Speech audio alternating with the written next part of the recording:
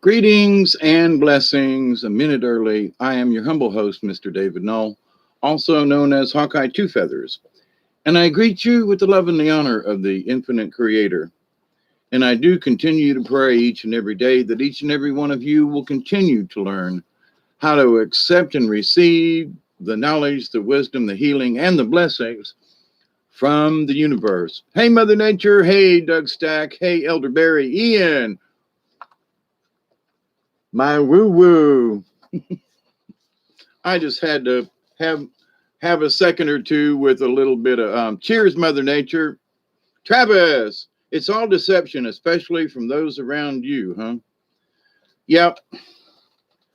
So you know me, it's 4:19 and I got a bowl ready. So those of you who'd like to participate, it's 4:20 somewhere right now. So smoke if you got them. I got my little red herring.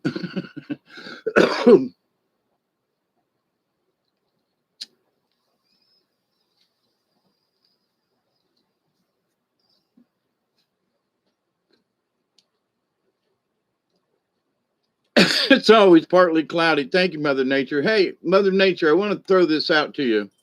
Spirit bugged me about a week or so ago, and hey, Lori, and said, "Why ask Mother Nature if she'd like to do a joint card reading night? You do readings, and if I'm with you, then if anybody wants to do a an animal card reading." So I just want to throw that out to you. Let me know if you do, and we'll it's workable. So, but they were like, it'd be interesting for someone to pull a card like you do, and then me pull a card, just to, what the similarities might be. Anyway, they asked me to hit you up with that, Mother Nature. I'd be interested. I'd be interested myself. It would be a lot of fun just to see how, well, to see the parallels between the cards, not so much the differences, but the parallels. So, but anyway, um, gratitude, much, absolutely. So anyway, put that on your agenda and let me know. I don't know if you've got my email address, but it's real easy. But I'm dwnull52@gmail.com. Hey Gaza, how are you? So Jody, we come in pieces. You mean peace, darn translator? Maybe not. I think we do come in pieces. Actually, I think that we. Let's finish 420 before we get too far along.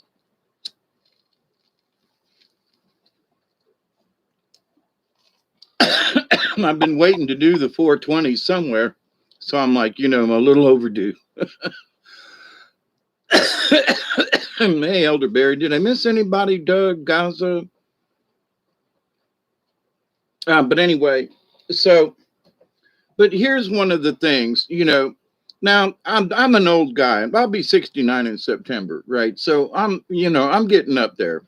And I was listening to some Jim Fetzer and some other people, not to, drop names, but Jim's been on this thing about conspiracy theorists and things ever since the 60s, like me. A lot of us never believed what we saw as far as the Warren Commission and all that. I'm not going to go into specifics, but there are literally so many holes in that stuff. David Castle, how are you? I got your email and have some stuff to send you an email this week, but I don't know when I will get time to figure it all out.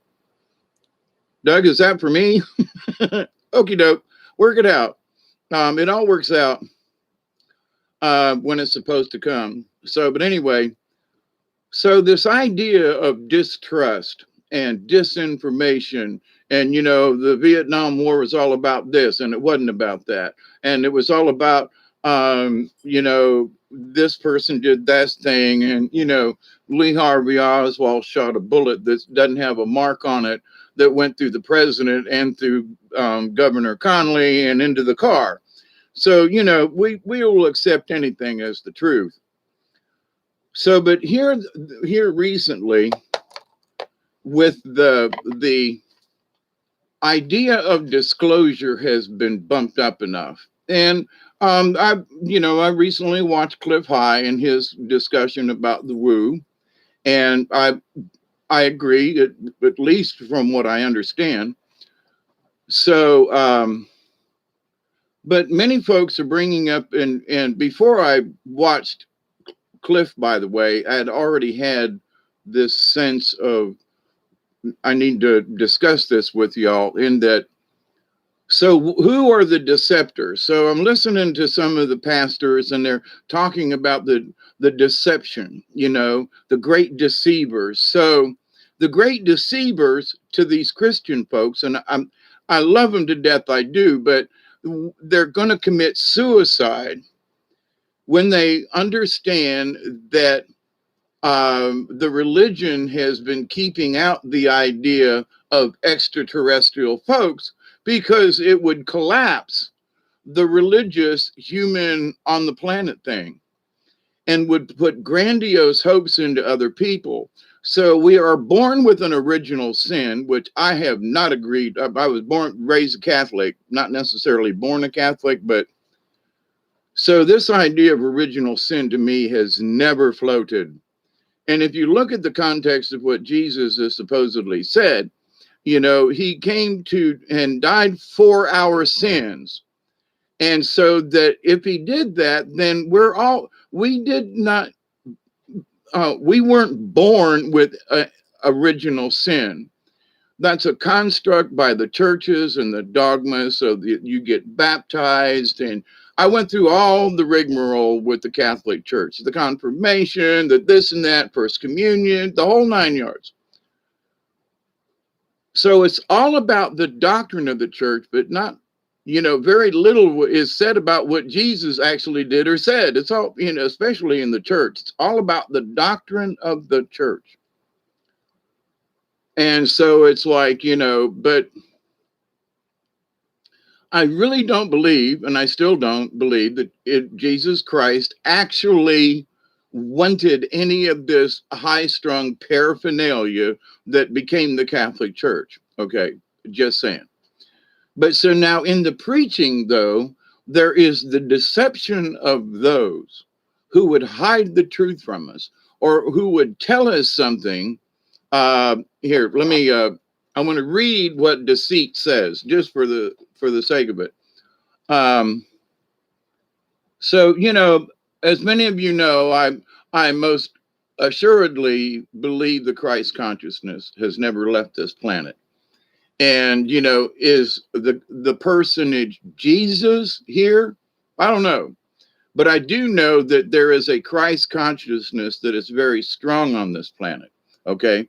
So deception, as Wikipedia says, is an act or statement which misleads, hides the truth, or promotes a belief or concept or an idea that is not true.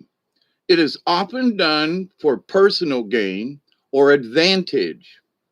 So it says it's often done for personal gain and advantage. Now, it doesn't say anything about, well, let me read on. Deception can involve dissimulation, propaganda, and sleight of hand, as well as distraction, camouflage, or concealment. There is also self-deception, as in bad faith. Now, deceit is an emotional roller coaster with many surprising twists and turns. So it's interesting that we have, they still say that Lee Harvey Oswald, was the sole person who killed Kennedy.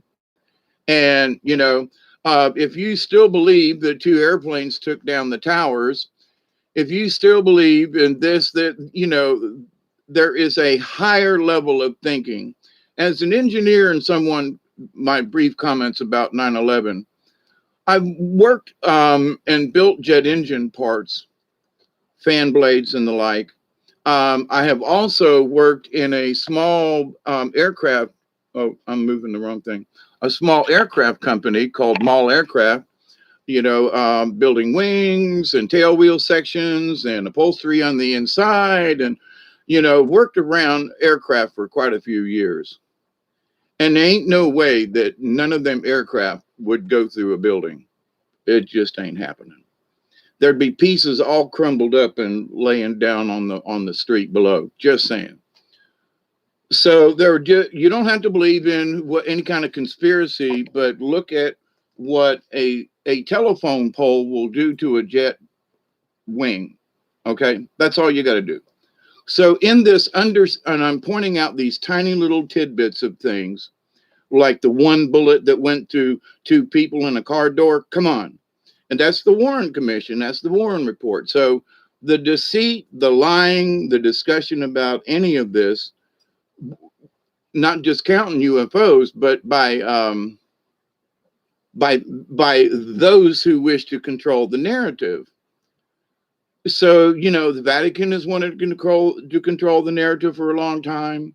I've talked about this ad nauseum at times, in that back when they had the Vatican Council II in the 60s, it was also the time when the third secret of Fatima was revealed to the Pope. And he said, oh, hell no, I ain't going to mess with this. He resealed it for the next Pope to deal with. Okay. And so this is all fact and stuff. You can do your own. But to the point, though, so whatever was in it, the Catholic Church, people say, no, I ain't, no, we're going to cover it up. So what did it say? Well, nothing much really. This is for a future reference. Okay. So even the powerful people on the planet have been making these decisions for us. And so the deceit has been, and the deception has been carried on all different levels, whether it's political or this, that, and the other thing. I mean, King James was so pissed off with the Pope because he couldn't get what he wanted. He created his own Bible because he was so full of himself. Okay. And anybody who reads the King James Version, excuse me, but you really should look into who the guy was before you put your faith in that Bible. Just saying. So the deception of what is correct, what is the truth, has been messed with all through time. Okay. The thing that keeps coming to me is like, the pyramids was a steam chamber or something. I'm like, oh, come on. Anyway, that people have to come up with theories. And so at some point somebody said, oh, wow, they lit a fire into the pyramids and it was a great big giant steam engine. Oh, stop it. Come on. That's really, if you understood how a steam engine works, you would not say that, but anyway. So here's my point about there's little pieces of deception. People say, well, they pick up on this. Well, the pyramids I heard could have been a steam engine, when those of us who understand water and steam and have ever done, drive a car without water and you'll understand what a steam engine is, right? The radiator pops off, and back in the old days, that was common for our older vehicles. The thermostat was always sticking, So the deceit of humankind, for those, whoever they were, whether it be the Greeks or the Romans, pick one. Okay. So the deceit has been on all levels. So the disclosure of these facts, we have to look at the deception first. And how much can we believe these folk? Okay, so I'm bringing this point up before the disclosure because so they want to say that ET, Lord forbid that Jesus was an ET. What if he was, he was from the planet Umpty Scrunch along with a lot of other people, and he was sent here to try to help save mankind from, following this blood sacrifice of everything. And he ended up being the blood of the lamb and the sacrifice himself, right? Not that I don't think he really wanted that, you know what I'm saying? And uh, there is evidence that there was a war going on above him.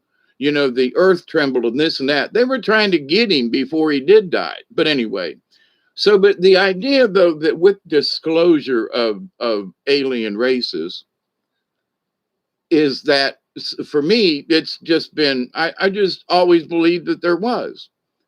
And that it was stupid to not believe otherwise. You know, since I was a kid, I just never believed this theory about how the pyramids were built, blah, blah, blah. So, but anyway, where we take this, so the disclosure. So now the people who were telling us that the Bible is correct, even though the guy that changed the Bible was a weirdo, King James, look it up, he was freaky. You know, and that the idea, though, that these are the same people who are going to say, wait a minute, if somebody comes from outer space and say that we're related, that we can't believe them. They're the ones who are the deceitful ones. They are the ones who are going to try to deceive us into believing that they're right. And that all these people on earth and all our history books has been concocted. You know, there's so many secrets that the Vatican has been capturing and doing and stuff. You know, it's really weird. So if somebody went down in the Vatican catacombs and started pulling stuff out and saying, okay, gang, here it is. These are the things they've been hiding. Take a look. You know, we can say, well, this and that and blah, blah, blah, but we're just going to start pulling stuff out of the, you know, out of the corners and the shadows. And we're going to just show it to y'all and say, now, who do you want to believe? They have been hiding these things from you for centuries, if not millennia. But yet at the same time, they're standing there with their robes on and the little pointed hats going, believe us, we're the ones who are telling you the truth. The people from outer space are the deceivers. Really? So the priest that pedophiled me and other people that I know within our own parish, and they're in Tampa, Most Holy Redeemer, and, you know, Father Eugene McCarthy and his, you know, I'm sorry, but faggoty ways, you know, pinching us altar boys during a funeral, you know, ceremony and stuff like that, and then giggling about it when you're not, you know, you're at a funeral, for God's sakes. So, you know, people used to get onto us altar boys because we weren't being reverent enough. And, you know, it's the priests that are trying to pinch us on the butts that are, anyway. So these are the people who deceived all the people in the parish that they were, you know, the emissaries of Jesus Christ on earth. As a priest, they took vows.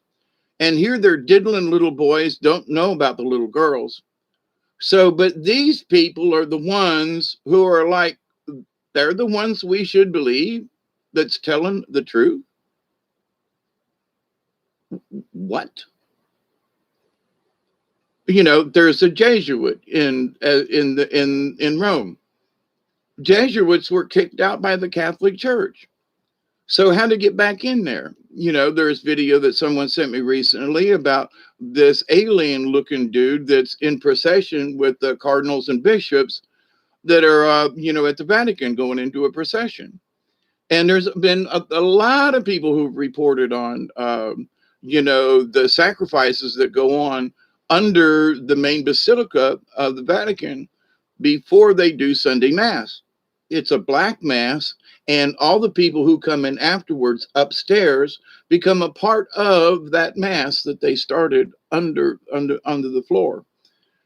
I can never remember the priest's name, but he died in 1999. He was on Coast to Coast all the time with Art Bell, and anyway, he was a priest that was close to the Pope, and he asked to leave the church. Well, he didn't leave the church, but he was released from his vows, but remained a priest. And he wrote a bunch of books. Um,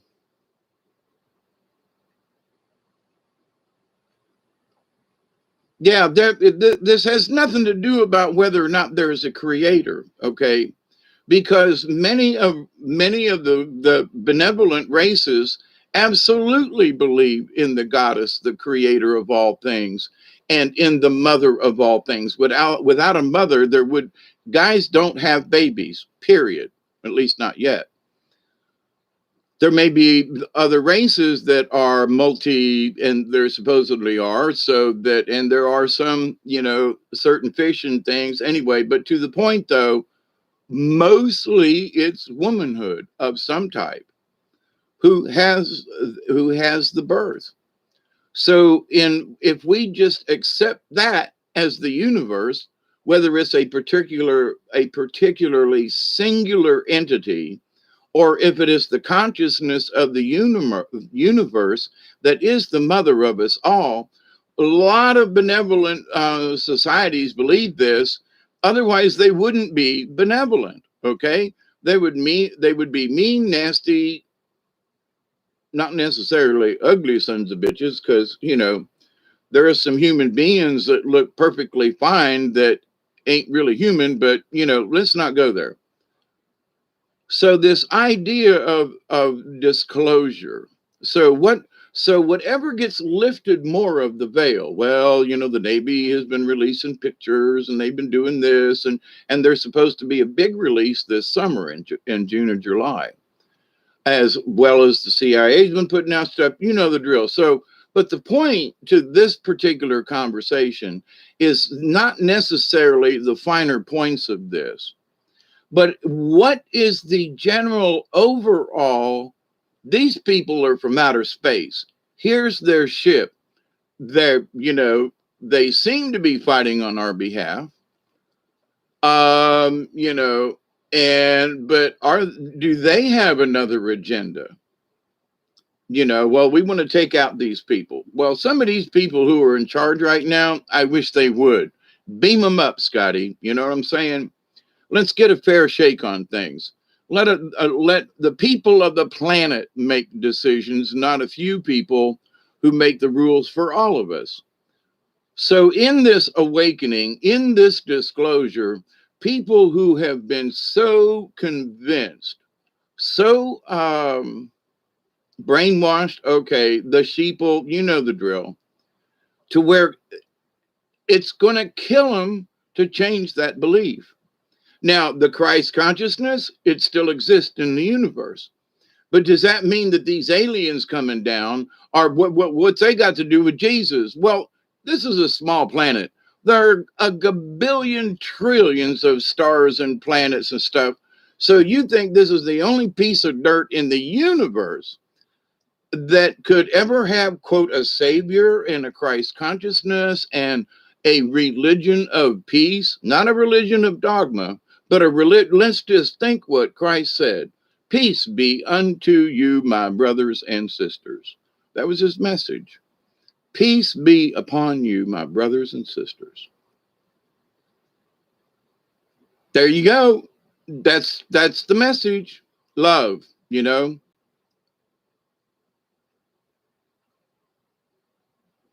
And for those people, especially the Catholics, I still have issues with it.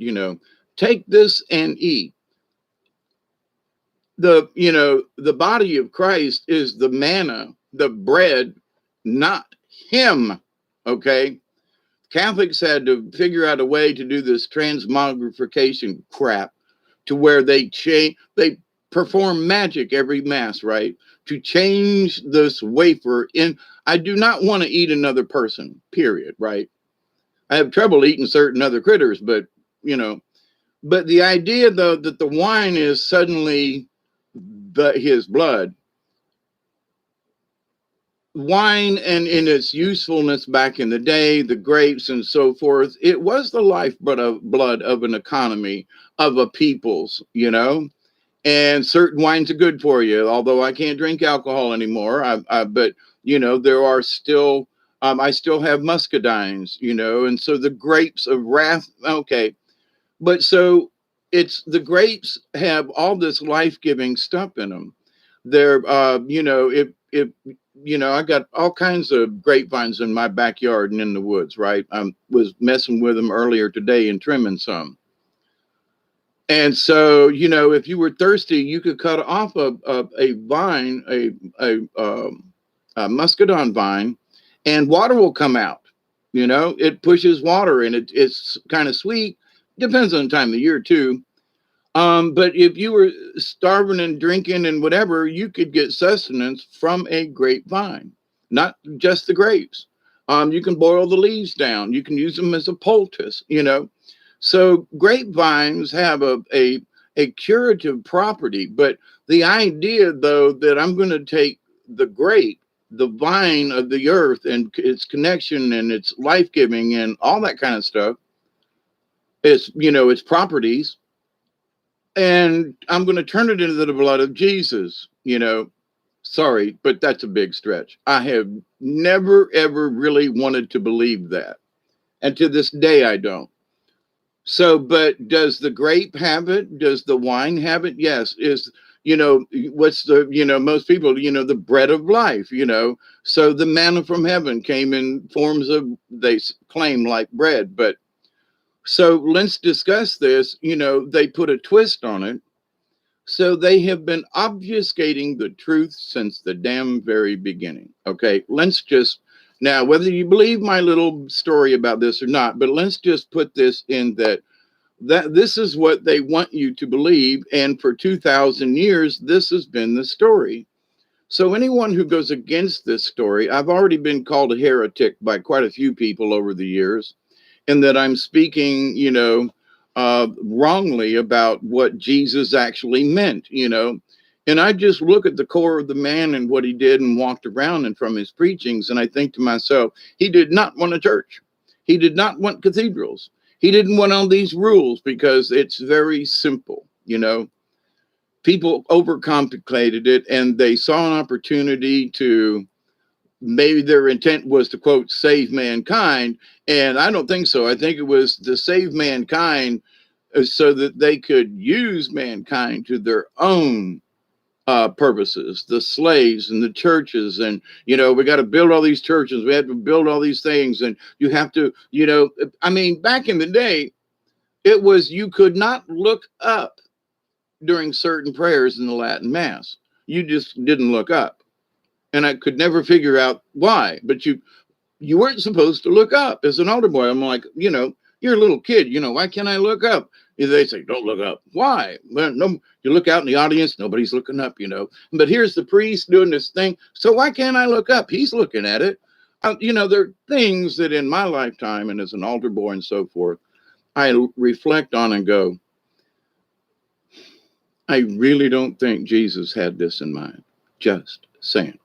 So there's going to be someone who's going to show up. He could say, I'm one of the Christ figures. I have the Christ consciousness in me. In a previous reincarnation, I think I might have been Jesus. Not sure. And people are going to go, oh, no, no, no, no. He's coming. Well, Jesus said he was going to come on a cloud, right? So he comes in the form of a cloud and a UFO. But who's going to believe it? If he was or wasn't, that's not my point. My point is, if it was, who's going to believe it? Where is the truth going to show up? And the people who have been deceived for the last 2,000 years are going to see this incoming event as a deception. These newcomers, which they're not new because they've been here before, these newcomers are going to set us straight. And I was listening to a channel, I don't want to mention his name, I have a lot of respect for him. Prophecy, paranormal, and supernatural, if you can figure that out.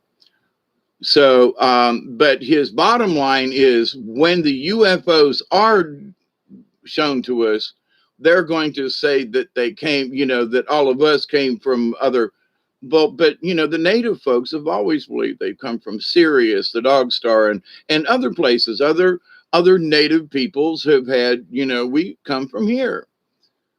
So, but white man, we don't believe that. No, God created us, and if you're Christian or whatever, this is the Jesus story, and and you have to believe in the dogma. Well, if this truly is the end times, it's also the beginning times. So, to me, it's the end of deception in whatever form, because whatever is still coming out. I mean, you look at some of the stuff that Bumbling Bee does now. If going up the stairs of the airplane, Bumbling Bee, okay. Instead of Bumblebee, it's just Bumbling Bee. We know who that is, right? So Bumbling Bee, has started and we all look at it and go, "Oh no, no, no, no, no! Something is horribly wrong here.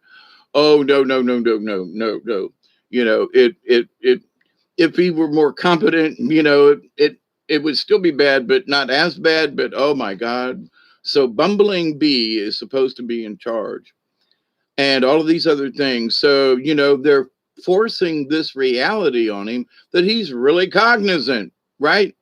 So anybody who's looking at the world stage should go, wow, the immigration thing, at southern borders, and Ted Cruz and 17 other senators were down on, showing pictures and had, oh, but this all happened because the Border Patrol said that on January 20th, their terms of what they do and how they performed it were changed because of Bumbling Bee.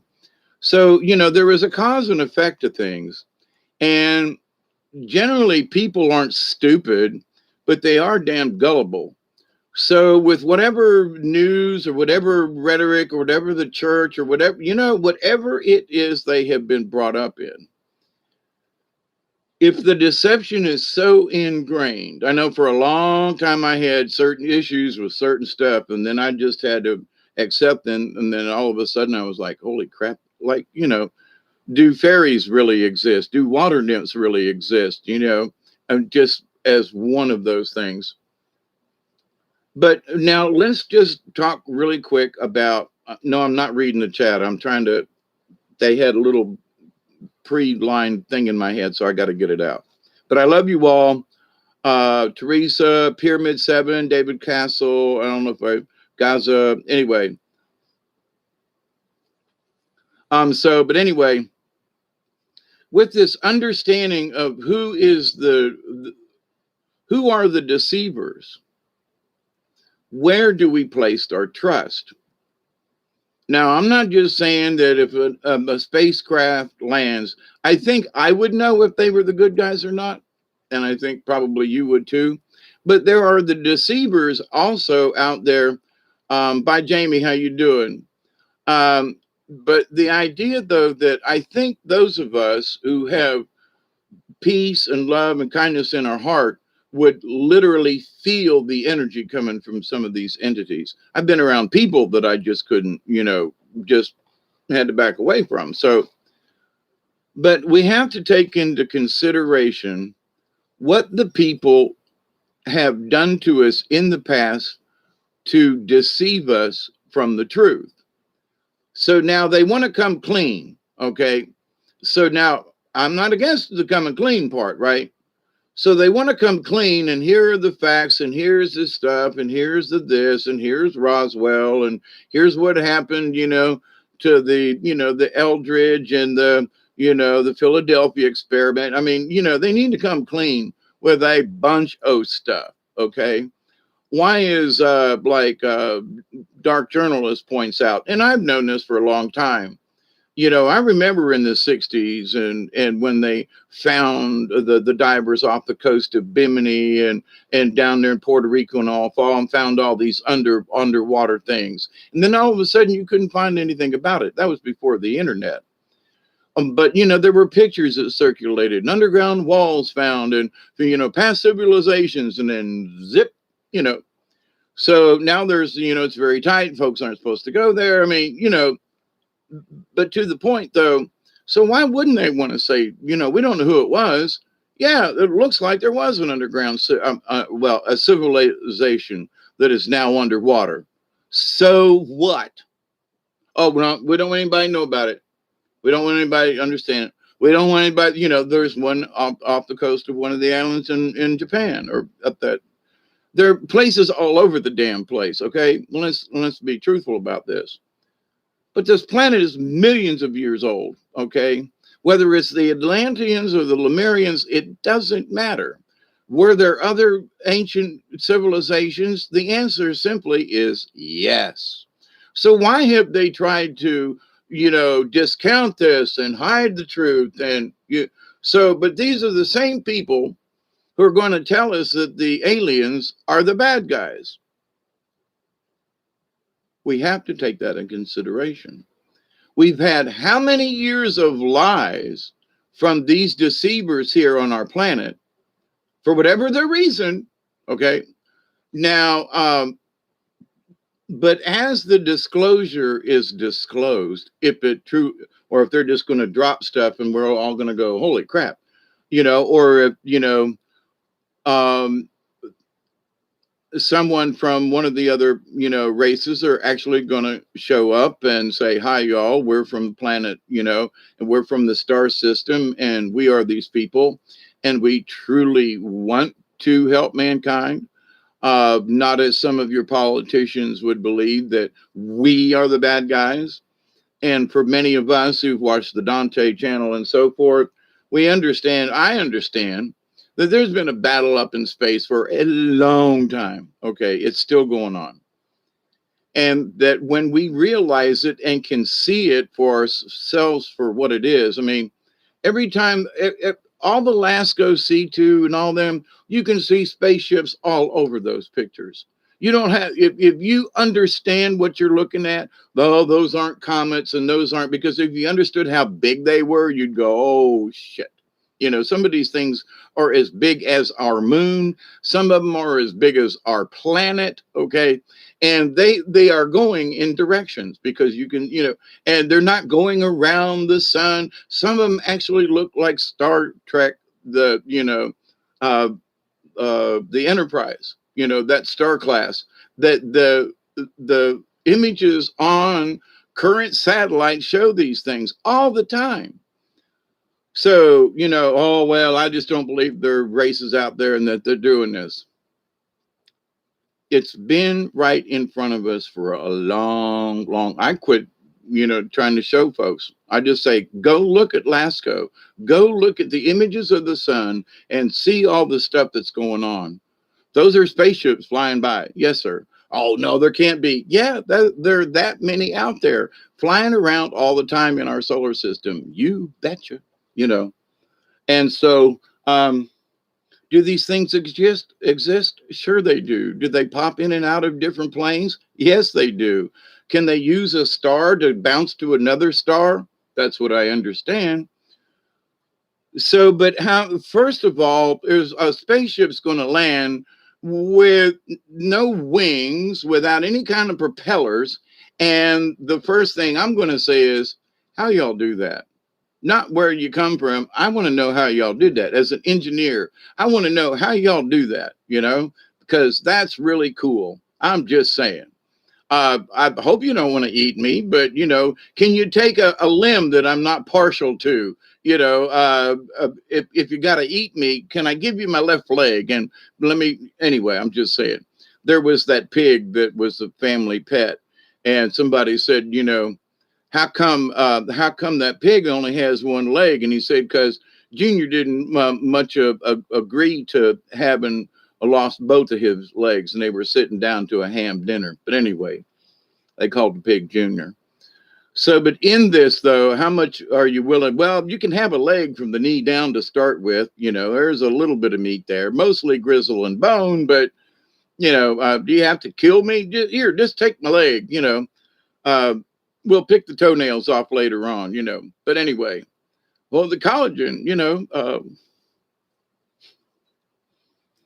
Jello is made from the hooves of animals. Okie dokie. Think about that. But anyway, the dirtiest part where they're in the, oh, but they won't. Anyway, but it's Jello.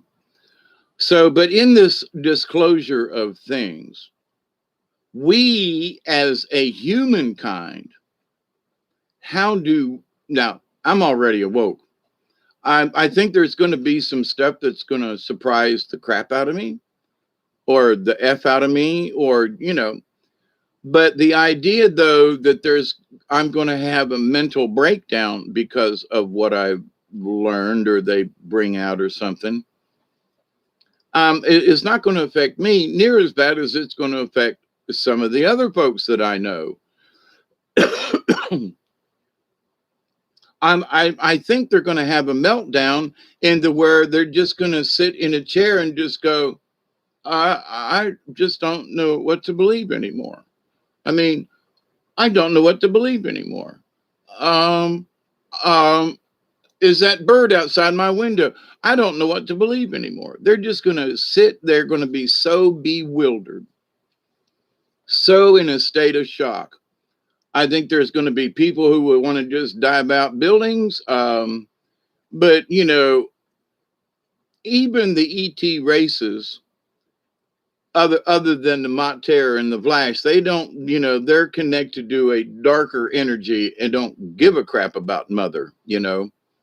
That's why so many people, try to avoid these nasty races because they have no belief. Their belief is the actual opposite.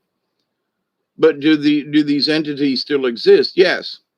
Now, I think you and I would know if these were the guys. Now, they're good at camouflage. And so maybe we wouldn't know, which is that other question. So if some of these beings are good at camouflage, then how are we going to know really, truly who the good guys actually are? So I think we're going to have to do a lot of discernment. Okay, they're going to spread all this big table out. It's going to be, just think of a really big banquet room and with all different kinds of food from all over the place, pies and cakes and, animals and pig brains and hog jaws and chitlin, for God's sakes, as well as, black beans and rice.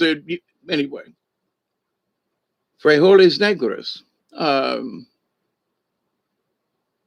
frijoles, the beans, and negros meaning black. So anyway, but so the idea though that, hey, Michelle, the idea though that who are we going to believe, right?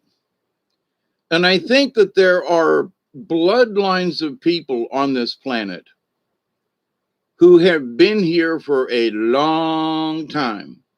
If you want to go back to through the Christian thing, okay, fine. But these bloodlines have actually been there longer than that. Okay, into the BC, back to the Pharaoh era kind of thing. So, and they're not just in Europe, in Turkey and up in the steppes. I mean, there are some bloodlines even on the western edges of China, and they are similar bloodlines of old races who knew who those our ancient ancestors were. And so there's going to be certain codes, if you will, certain signs that the good guys will know where the bad guys won't know what the hell you're talking about. So they won't be able to, to fake it. They'll just say, oh, just believe us, right? Where the other folks will bring us proof and go, here's our proof. Now, there are those guys over there. And Dante's done that. But I've found some other things on my own through other ways. But my point is that so if they bring proof and say, well, here's a picture, here's a document, here's a this, here's a that, here's a painting from, 1800, years ago. The things that Hieronymus Bosch painted, for example, from Dutch, Holland. Yeah. Anyway, um, you don't have to take a hit of acid to look at some of his stuff to go, what was this guy thinking? What got into his brain? Just saying. So I've been a fan of his for a long time.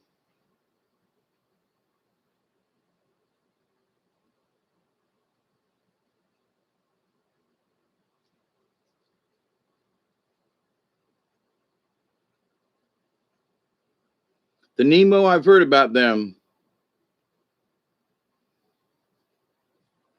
But see, by Jamie, here's my point to this. All of these things that we've heard, I'm supposed to be Palladian. I don't like to talk about it because there are the good Palladians and then there are some bad guys. The Palladian folk, there are planets within a solar system. So that'd be like saying, oh, you live in the you live in the Sol Earth area, right? Yeah. Okay, but you could live on Venus or Pluto or anywhere in between, right? And be from the Sol system. But you're welcome, Mother Nature. But the idea, though, that so we have to understand a much greater level of thinking. So if I'm from Pallades, supposedly because of my blue eyes and this, that, and the other thing, and things that I knew as a child, I would wake up in the middle of the night and would be stared out the window at Pleiades cluster and go, looking like this, and it'd be 2 or 3 in the morning and go, why am I doing this? I still wonder. I don't know if I was taken or I have no idea, but from me personally, but I don't like to talk about the Palladian because everybody, oh, well, I've got this Palladian contactor. They told me this and they tell me that. And some of my spirit guides are going, and some of these people are lying through their ass, They may be Palladian, but not the good guys. These guys have an ulterior motive. But we have to stop and think about this disclosure and the aliens and everything. Every one of them has an agenda. Think about it. Even the good guys or gals or beings have an agenda. Okay, so what is it? Well, these folks over here might be to free humankind from the threat of these damn reptiles that have been, eating us for eons and don't want to give up this planet. And, and they don't want to make a treaty because they always break it. They end up eating us and doing nasty things. So, I don't believe in extermination, but, if an anthill, I was out in the yard, doing some work and the ants are going crazy this spring. I just got to put that out there. So where there wasn't an ant bed or any ants a little bit ago, I'm now standing there just for a minute or two and I got ants all over my feet, I'm like, what? Anyway, interesting that the ants are so busy. But so inland,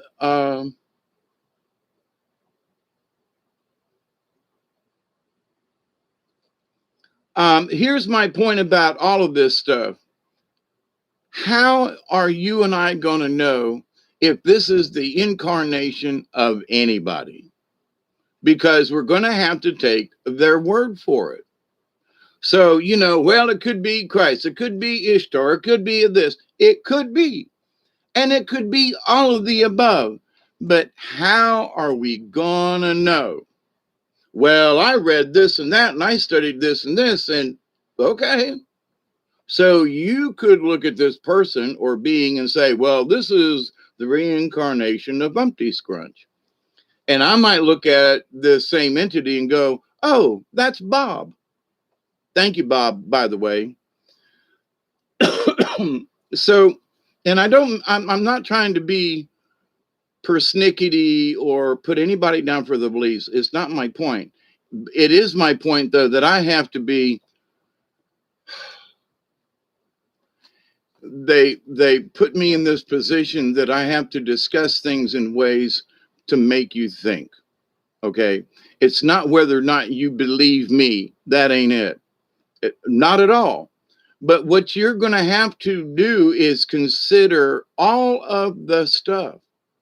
And nobody can make that decision up for you. So if you believe that this person or that entity is the reincarnation of Jesus or an avatar or King Tut, it doesn't matter. Because what matters to me is what I'm going to see, what I perceive it to be, not what you believe or the next person believes. So I have to take all the information that I've already accumulated here on the quote through humanity and then listen to their side of the story. And there's going to be several of them to have a side of the story. So, the beings that showed up, during in India, the Krishna and all that. So there's a blue being with four arms. Okay. So one of a blue being with four arms shows up back in India, or shows up here and says, hey, I'm one of the gods from the old days. I'm, his late cousin because of all the thousands of years, but he was my cousin, Krishna, and he was here and they were battling with the Vimanas and this other set of creatures who were trying to even then dominate and enslave mankind for whatever their purposes were. And so, well, I don't know if that's true or not. Well, what about all the folks in India who believe that and other places too? So we have to, if a blue person shows up, two arms, four arms or more, but that's not the point. So are you going to tell all those people who believe that now for literally thousands of years into, wait a minute, that's Krishna?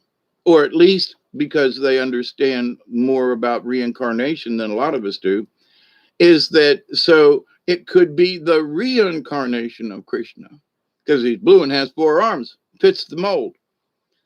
So that would be, to me, more believable. But so if Jesus showed up and said, hi, I'm Jesus, I'd go, okay, I don't necessarily want to see the holes in your hands or whatever, but so how do you prove it?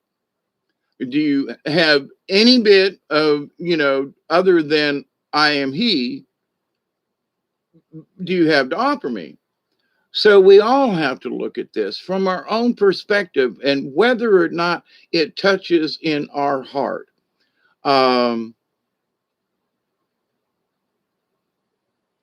Babylon confused. Hi, Julianne. And how does their side of the story feel to you there, Hawkeye?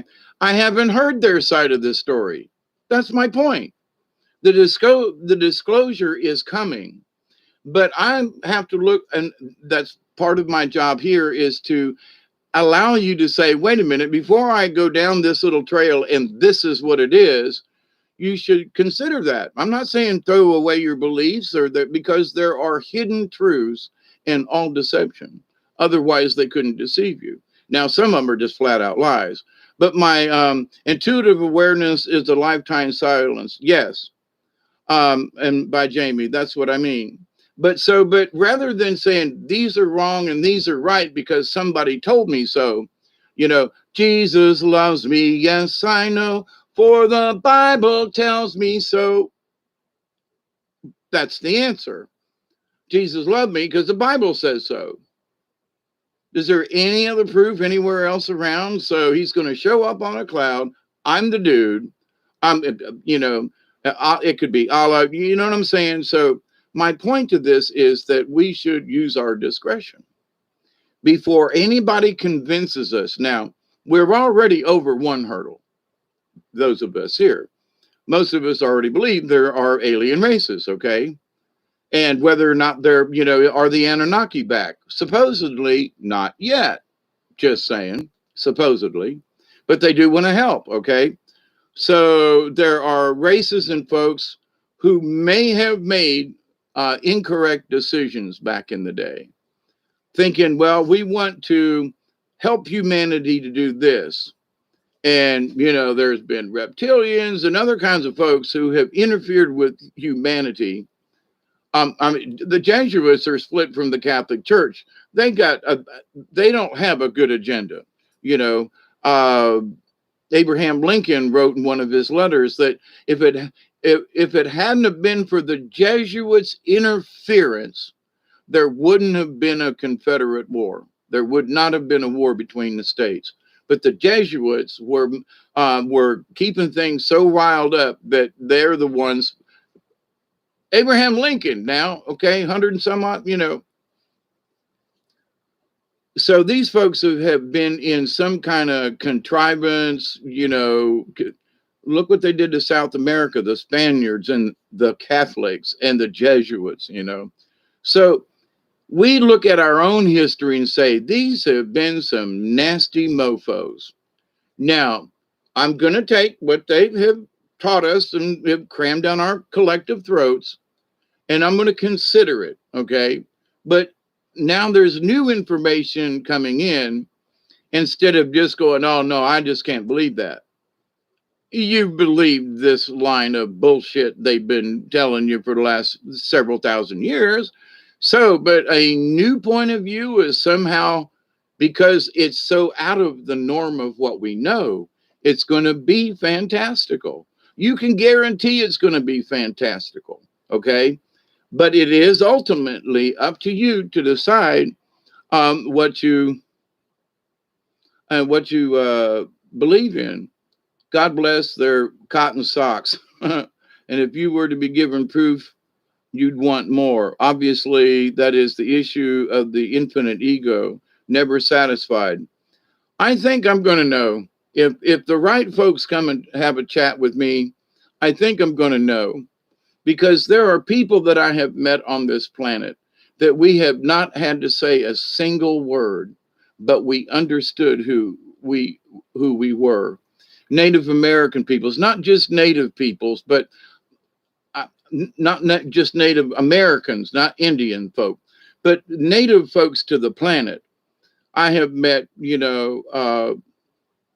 several hermits like myself, and we all have a very similar outlook, and it is called the nature of things.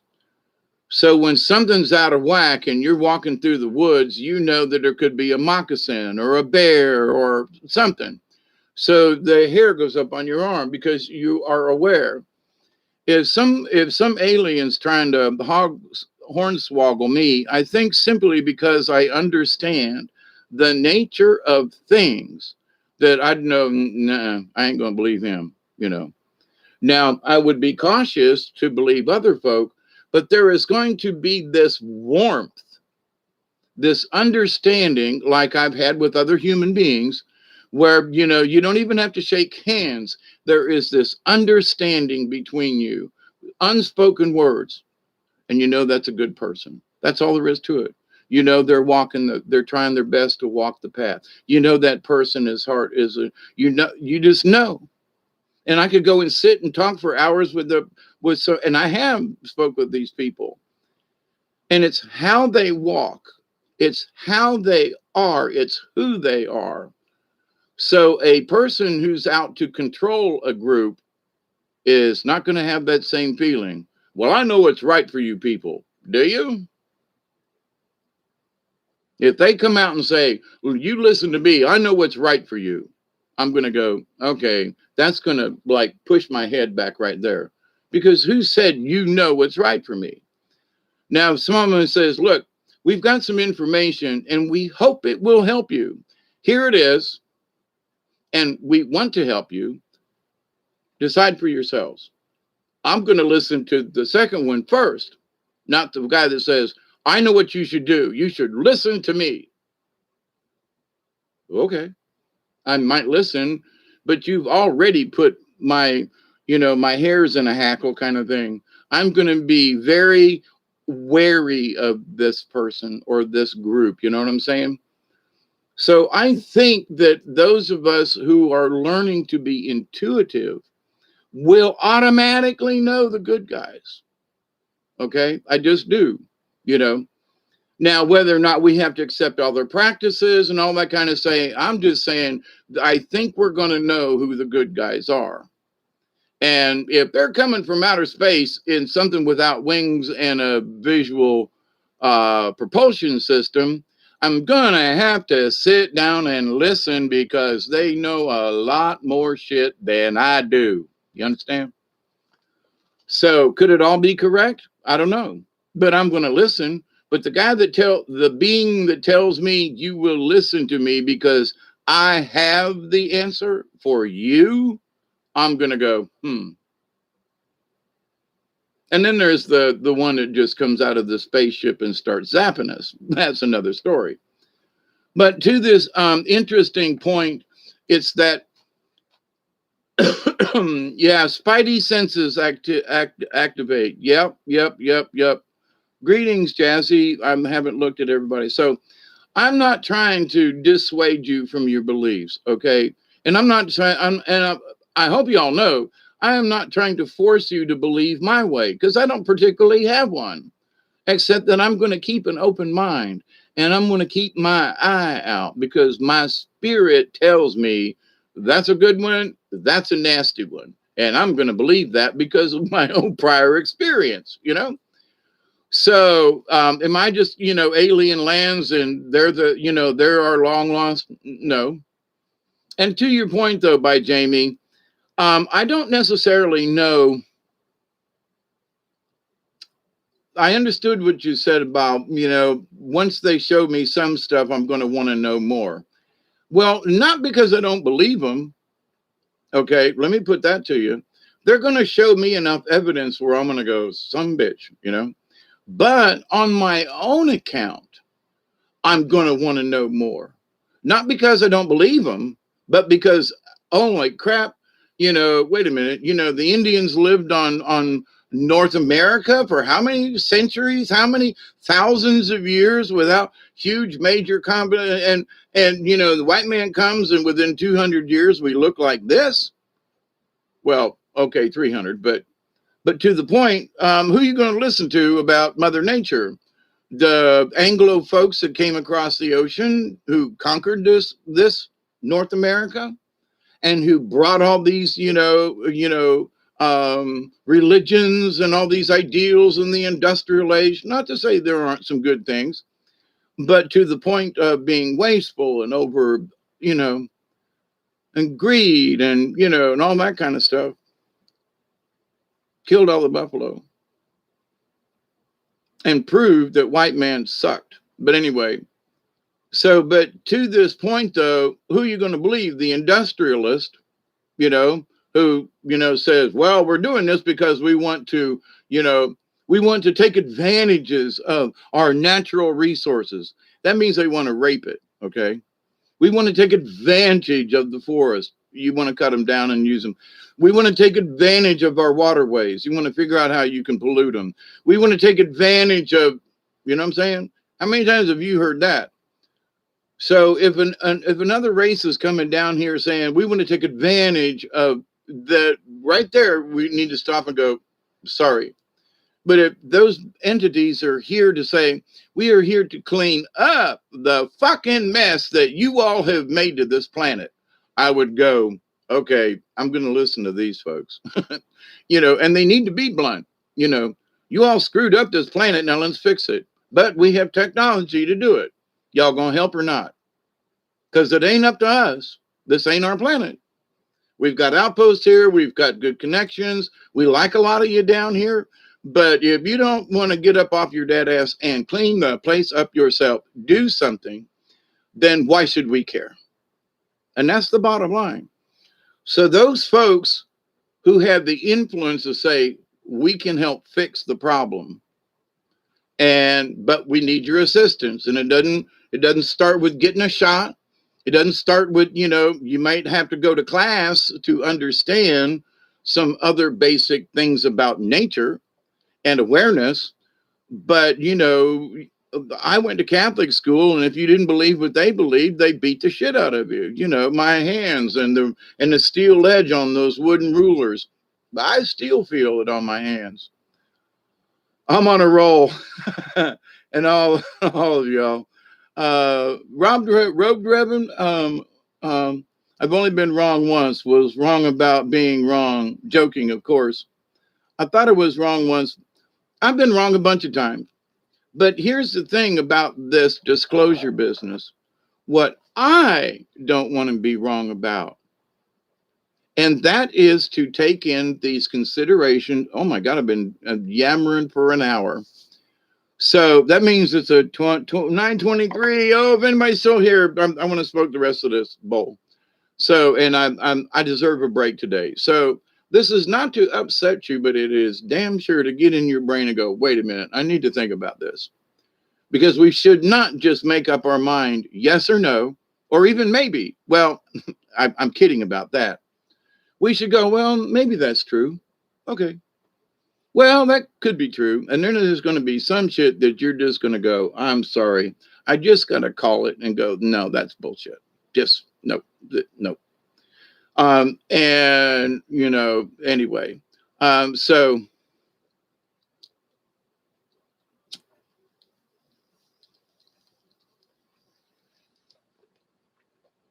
now,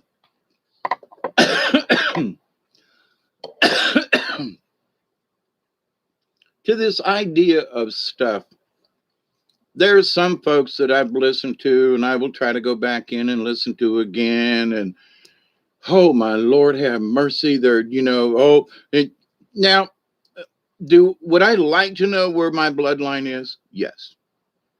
But does it matter to me at the moment in this time and place as to whether or not I'm from Pleiades or Pluto, which ain't a planet but is?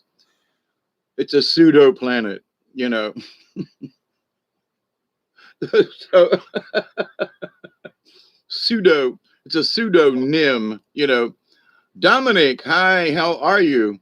I don't need to think about any of this, but I thank you everywhere. Yeah. But here's the thing though. In the next couple of months, as been projected by Cliff High, and if you just look at events, I believe that that he's pretty accurate with some of these things. He has been in the past, and at least as far as events and the way that the events are unfolding. Before I watched his video this afternoon, I was going to watch the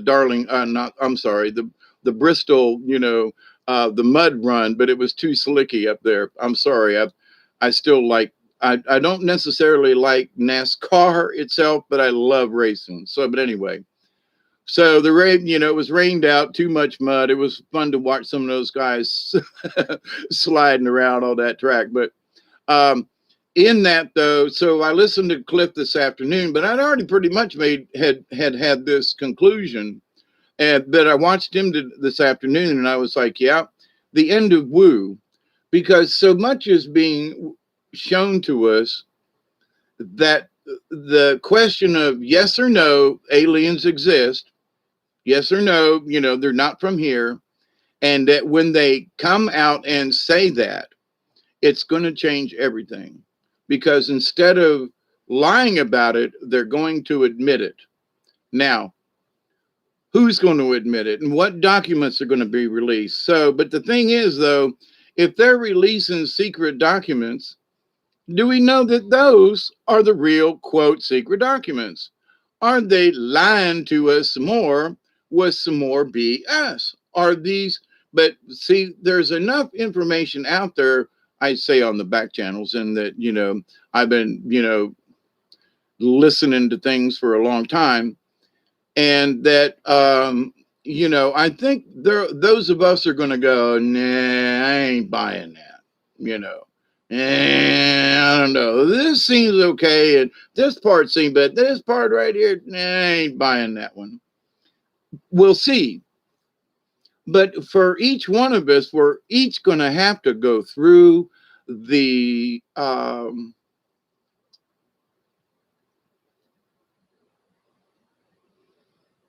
discernment phase. And it's not going to be like, this time tomorrow I'll believe. Nah, it's going to take a while, because there ain't just one set of aliens or two. There's a bunch of them. And each one of them's got an agenda. Each one of them that have been here before have had some kind of influence, whether it was to the southwestern Indians from the Dog Star, whether it was, on the other side of the planet and the Chinese and they came from here. It doesn't matter. It's that we all have a history. Our ancestors have been told for how long, told us that we have come from the skies and from the creator. We've come from the skies and creator. So the skies didn't create us. You understand? Our ancestors came from the skies, not God, the ancestors. So when you look at all the, oh, but did Jesus? Well, he came from heaven. Okay.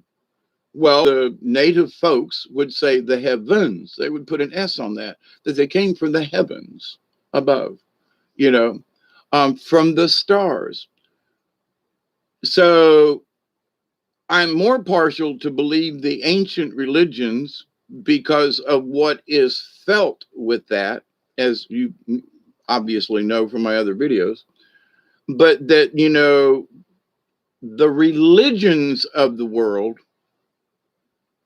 all state these particular facts that you must believe in order to accept their God, their Savior. And I go back to an hour ago when I said, I've never subscribed to this idea of an original sin. I did not come to this planet with some stain on my soul. And if I did, I came here to fix it, to try to do something. And that's between me and my God, me and my Lord, me and the goddess, me and the creator, not having to do with anybody else. It's my business. But the fact that a religion would baptize me, and they wanted to baptize me a bunch of times and for every different religion, because my soul needed cleansed by the power of the Lord. Well, I believe in Jesus, and if he died for my sins, then I came here debt free. Don't y'all push your stuff on me. Just keep that in mind. So a couple of words here and there, and all of a sudden this, he died for all of our sins, past, present, and future. So where's this original sin? So we have to stop and think. All right. Is it possible? Yeah. And so they have deceived us. They have been the deceivers. So when someone comes with a truth, and something in your heart is like, whatever they're talking about, I got this little thingy going on inside of me. And you go, well, I don't know whether they're right or not, but because I've been deceived for so long, it's hard for me to accept any other answer or any other possibility or any other truth. Maybe you have never heard the truth. How are we going to know? So I say that we stick together on this, in that I'm going to look at these folks like, I have listened to some of these folks that, saying, well, I'm talking to Commander Plataki or something of the Palladian Space Force, and this is going on and that's going on. And I say, and that's just bullshit. Because the things that they're trying to impress someone here so that they feel important. If I do a video, I say, spirits have been kicking me around to have this conversation like this one tonight. But I don't claim any, well, I don't even, as much as I would like to say that I have some type of a feeling that I am associated with the Charistus group.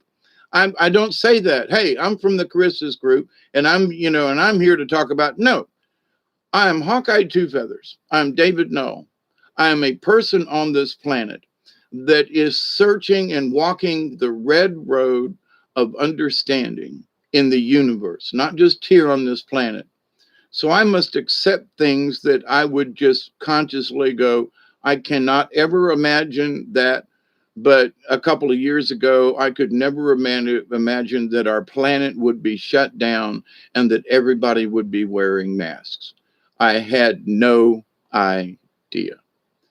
So you can say what you will, but look at past events and go, well, that can't happen. Well, it did. Well, this can't happen. Well, it did. Well, that's not going to be, but look what's happening. Look at Bumble and Bee up and down the stairs of the thingy. And, I would not run for an office because I know my brain doesn't work well. So for anyone to have agreed to what he's doing is like insanity in and of itself. Think about that. And think about the people who are behind the Kamala thing, okay? And remarks and so forth, and who she has ties with in the Obama section, So that's as much as I want to discuss. But if anybody's aware and awaking and being awakened by just the weirdness of what's going on, you got to scratch your head and go, So do you believe the other side now? If it was a Democrat, do you believe that, some of us folks that we're talking about, this is how it's going to be? And you go, oh, that could never happen. Here we are, right? So is disclosure going to happen? It is happening. Okay, so this idea that it's going to happen, we have to get over that hurdle. We're in the process of it and have been for a while. Watch the movies. There are signs and signals in the movies. I've been watching old sci-fi, and it's amazing what they said back in the 50s and 60s about certain things, dimensional travel and nuance and things. And wait a minute, that was in the 50s. And they claim, oh, this is all new science and stuff. No. So the truth about things needs to come out. How long have you known about some of this stuff? Well, in some of the CIA stuff that came out back several years ago, I was looking through some of the stuff under miscellaneous, and I've talked about this before, but I realized at the time I couldn't figure it out. It just boggled my mind, you see. So as an engineer and someone who's worked with molten metals and casting and that kind of thing, I've stamped all different kinds of stuff, with huge mills that come down and stamp out parts. I've built the parts, worked on the machines, so hands-on personal information. So I look at how things are made a lot of times and go, wow, that's a mold. And here's the separation line. And people look at me and go, how do you know that? Well, this is stamped out because here's the stamping line. What are you talking about? Who gives a crap where your silverware comes? Was it forged? Was it poured? Or was it stamped? But anyway, but in this understanding of things, I came across this quote document that came out that had classified all these new types of heat treating of metals and the compositions of those metals. And I looked at it and I was like, I had copies of it on an old computer that has since died. And I wouldn't know where to look. But the idea, though, that the fact that I saw in this miscellaneous, whatever WikiLeaks or whatever it was, this whole section was about the heat treatment of certain metals. Now, why would they keep that classified for 30 years? Because back when I was working in metal, they found out, I think it's still going on, it's called 300 below. You can take an item and slowly drop the temperature to literally 300 below zero. That's thus the name. And they use nitrogen to do it in basically a freezer, okay? Depending on the item, it depends on the size of the freezer. So they slowly bring the temperature down. And you can take a pair of nylon stockings, because that was one of their things, and drop it to 300 degrees. That cooks there for a little while, and then they slowly bring the temperature back up. And then they bring the heat up like you would put it on warm in an oven, and just kind of, bring things back up to normal. And a pair of pantyhose will not run. I've seen golf balls that with some of the engineers that it was so much for 5 pounds. They'd only have 2 pounds. So we'd send a bunch of crazy shit to see what happened after they froze it. And so we took pieces of brass that were forming stainless steel. Just think about that for a second. Froze them, and they worked. Whereas before they would barely work. We were spending $200-300 per shift per machine on some of these issues that we were working with. We froze these things, got them back, and they'd last 2-3 shifts, maybe even a full day before they had to be taken out. And before they were frozen, they wouldn't last one shift, 1 8-hour shift. So you say, well, what does freezing do to things? It would make a golf ball go 25% further. It would do unbelievable stuff.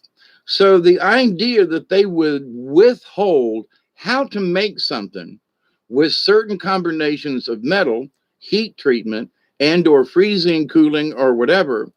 So the idea, why would they withhold this? Because that's how they're making their stuff. That's how they're making light components.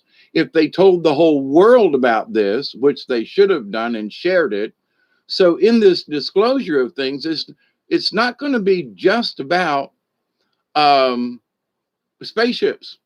It's going to be about technology. It's going to be, not just, well, here's a neat new technology. No, how to make a particular thing with current technology, because they obviously have been producing this stuff because they've kept it a secret for all these years. So why would they keep how to make it a secret? Because then anybody could do it. Anybody could copy what they're doing, and didn't want that. So, but to the point though, so disclosure isn't just about um, aliens, but it could be alien technology.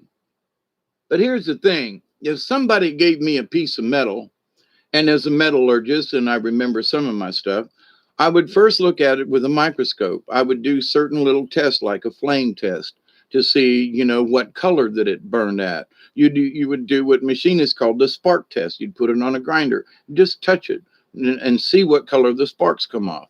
There are certain ranges of things. So if I got a piece of metal, first thing I'm going to do is do these certain basic tests. Then you might want to get into like a particular type of acid test to see, if it's permeable to any kind of, acids, or maybe it's salts. So, you would do a brine test to see if whether or not it rusted or something, So you would do these certain things that have been known for thousands of years. Okay, nothing really new in that.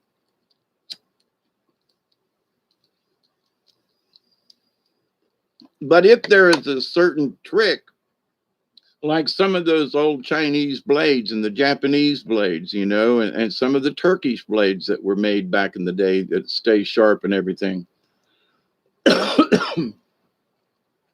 That technique, that trick is a trick.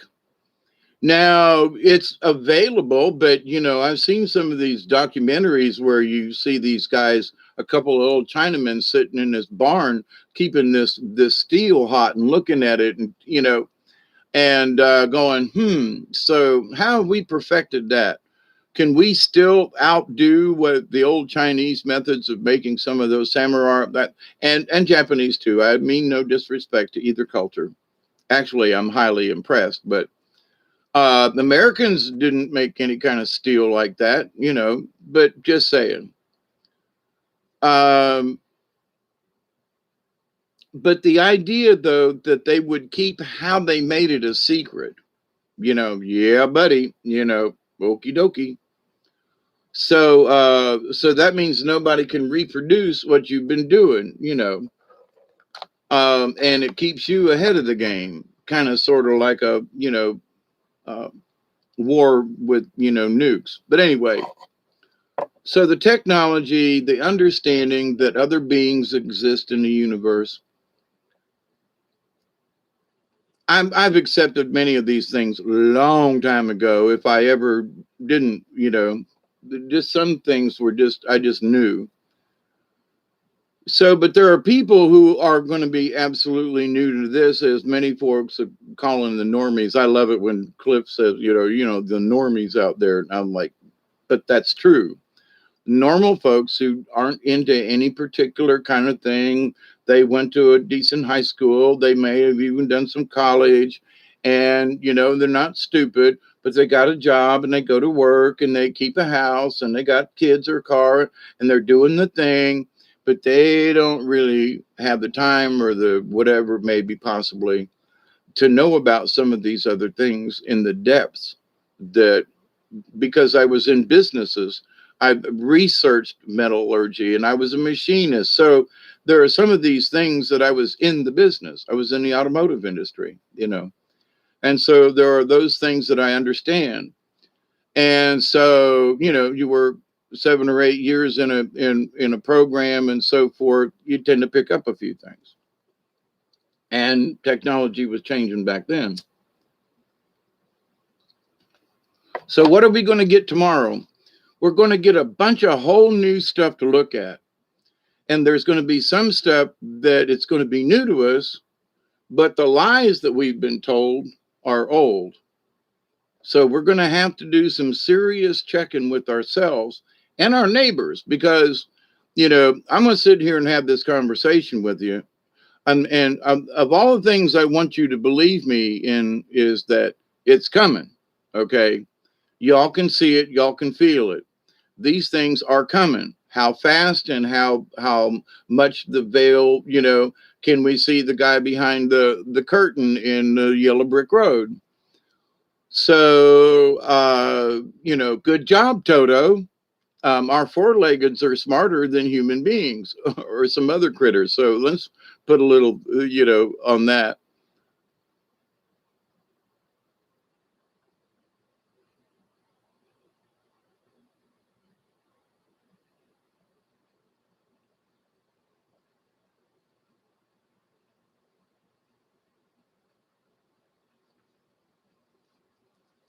Yes, there are fascinating things in our ancient history.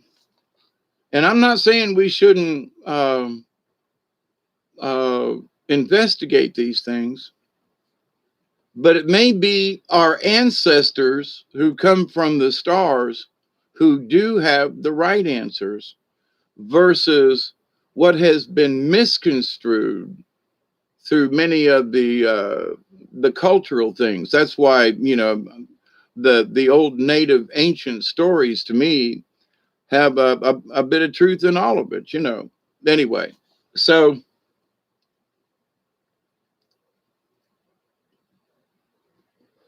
and here's a 2 cents on this too. Somebody made a statement the other day about it was a good thing that the white people came to the Americas because here was this whole big piece of property that wasn't being used for shit. And I want to go on that comment because the native folks didn't see the necessity. It wasn't that they were stupid. It wasn't that. It was their belief that the earth is sacred always and first most. So the fact that they didn't build great things and giant machines and all these things. Oh, the Native Americans, it was a good thing the Spanish came, and it was a good thing that it was a good thing. Really? Look at this nation now. And I think to myself, you mammy jammers, take that thought and shove it, please. It's different when a nation of peoples, regardless of they had intertribal. Fine, I'm fine with that. People argue, and some people take it to extremes. But the idea, though, that a whole nation was stupid and backwards and needed the white man to come and take and utilize this big country of ours. I just want to just take that idea and shove it. They ruined this land by all of this. Okay, I'm going to get off my little soapbox for the moment. But if there's anything that I want you to believe me in, that the more unveiling is coming, and it's going to be like onions. It's going to be in layers, and certain layers are going to affect other people differently. I mean, there's certain technology. I'm not so worried about who these folks are and where they come. I am, but my ancestors were these people, and you should check into it. How am I going to check into it? Well, do your research. Well, my research on this planet sucks. So I'm going to have to wait until somebody from that place comes here and go, hey, do you know anything about my lineage? Is there any way I'm related to you folk? Or am I related to this group over here? Just saying. But nothing that I do on this planet, all the stuff that I've asked of the universe, they're like, my answer to me was Pleiades is one of the places that I've been to. And then it was followed up by a question, Hawkeye, why do you need to know specifically? You've come from different realms, not just one place. And I stopped and thought on that one. Now, if you want to consider that your ancestors came from the stars and from the dog star, You aren't of a particular race of people. Your ancestors are from them. Okay. So, but now if I was if I was traveling through space, they'd say, "Where are you from?" I'd go Sol, Earth, you know, United States, USA, Georgia, Megs. I would, it would be in descending order. Yeah, to live as one with the earth is the goal. Absolutely, Delaney. And we've missed that point because of all the things that some of these higher races, they look at us humans and go, "Do you really see what you've done to this planet?" You've heard me talk ad nauseum about when I go down in the swamps, and tomorrow might be one of those days. And after a flood, there are piles of, plastic bottles and light bulbs and old shoes and man floating in these islands where they've gotten caught in the trees. And all the pollutants way down in the swamp there, it's even hard for me to get to. And I go in places where nobody else will go a lot of times. But no, I ain't going noodling. I'm just saying, ain't doing that. I've seen too many large snapping turtles, and I'm not losing an arm or a hand. Okay. But anyway, I've seen what they do to a paddle. Uh, but the idea, though, that um, in this understanding of the veil being lifted,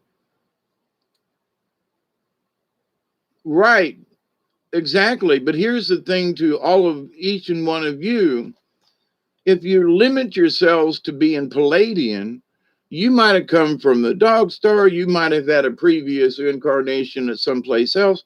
So to me, it's sort of like limiting your options. Well, I come from there. It's sort of like after death. You've heard my conversation about, going to the pearly gates is a gated community. And I don't want to, it's another prison. I don't want that. There is no box in my understanding of the, well, you're thinking out of the box. No, in my reality, and I've heard some other people talk about it, there is no box. That's the reality. It's our way of thinking that we're thinking out of a box because we have created the box. But if you disassemble the box, then you have reality. I mean, it's always there, right? So anyway, but this idea of heaven and sitting on clouds and all this kind of stuff, okay, fine. I'm going to be bored to tears in a couple of days or a week or two. It's going to be fun, but then I'm going to want, because of the nature of my being, I am an adventurer. I want to go I wanted to go to the river so bad today, and I was just like, but some thunder showers came in and I waited. So tomorrow's probably a better day. But anyway, so I really want to go to the river. It's screaming at me to come to the river. And it's low enough, it's time to go too. But the idea, though, that somehow in this, that I want to be from any one particular place, or maybe even any one particular race. In my previous time here on this planet, I was a white SOB, arrogant, uh, you know, the Indians needed to be killed. I was one of them folk. Okay. And I came back this time by choice because I looked at my previous life and went, wow, I think I miss something. There were these people that had this understanding of the land, and I wanted to come in here and and drive them off their land when they don't consider it theirs because they don't Mother Earth cannot be bought or sold or traded. We just live here. So when you understand that certain value, uh, where a lot of other folks just don't get it, well, they kind of sort of do, but they don't really. And no bother to them, but my choice of how I live down here as a hermit on the land and in the ground, and other folks are like, oh, I couldn't live like that. Well, then see, there's the difference between us. Not that I'm wrong or that you're right. It's just we have a difference of how we bond with the earth.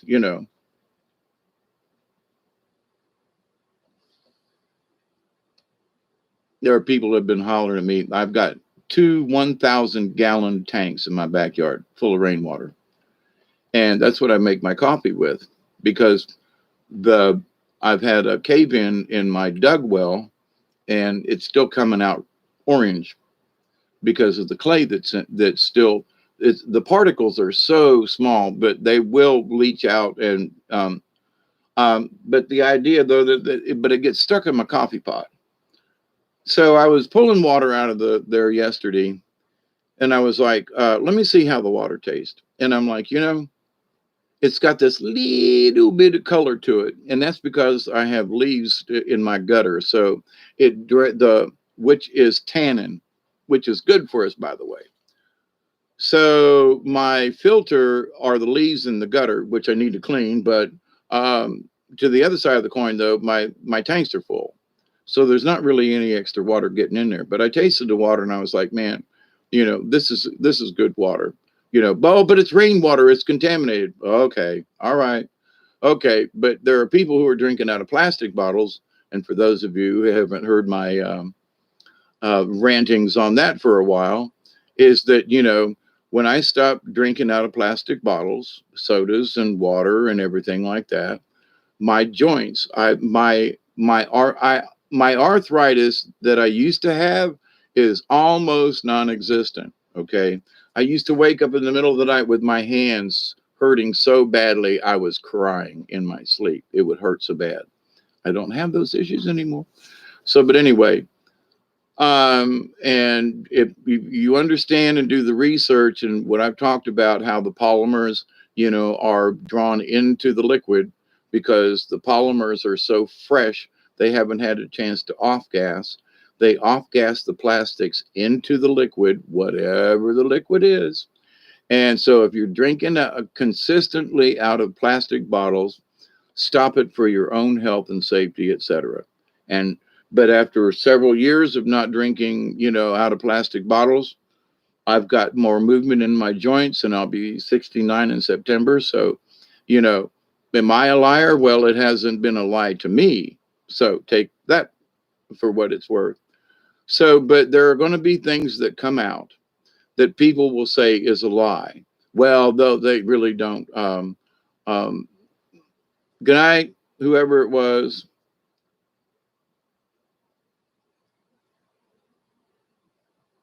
I know I'm from here. Click. I don't know about other lies. I can't access the information yet. I've always known of other places. Doug, that's sort of, really all you really need to know. I mean, and there are certain things, Doug, that I know you already know that are just sort of natural, that come natural to you. Those are things you've probably done somewhere before. Your mind can't make up some of this stuff you have dreamed. That's true, David Castle. You've never seen some of those things, so they aren't dreams, they're memories. Right. And here's the thing, a memory sometimes that shows up in a dream, because it's so outlandish, we want to discount it as fantasy when maybe there's a truth to it. But anyway, almost told Michelle, be safe. When I was Gaza says, when I was a child, we paid cowboys and Indian played. I got you. I was always the Indian. My skill at making bow and arrows was very good considering my age. I got you, Gaza. Yeah, there were certain things about that too. I know. Doug says, I know, David, but I have a very hard time remembering any of my dreams. They're so vivid while I'm in them, but as soon as I open my eyes, it's gone. Yeah. But here's something that I've learned, Doug, that maybe is because I had one of those today myself. That when I go, damn it, I there's a part of me that's like still in that dream, but I can't remember. And so the first thing I want to do is become frustrated. And I go, wait, so I've learned, no, can't do that. For whatever reason, my spirit had to reconnect with that dream for whatever it was. And for mine today, there was something so familiar. I was putting something up or whatever it was. I was like, this is just like normal for me, right?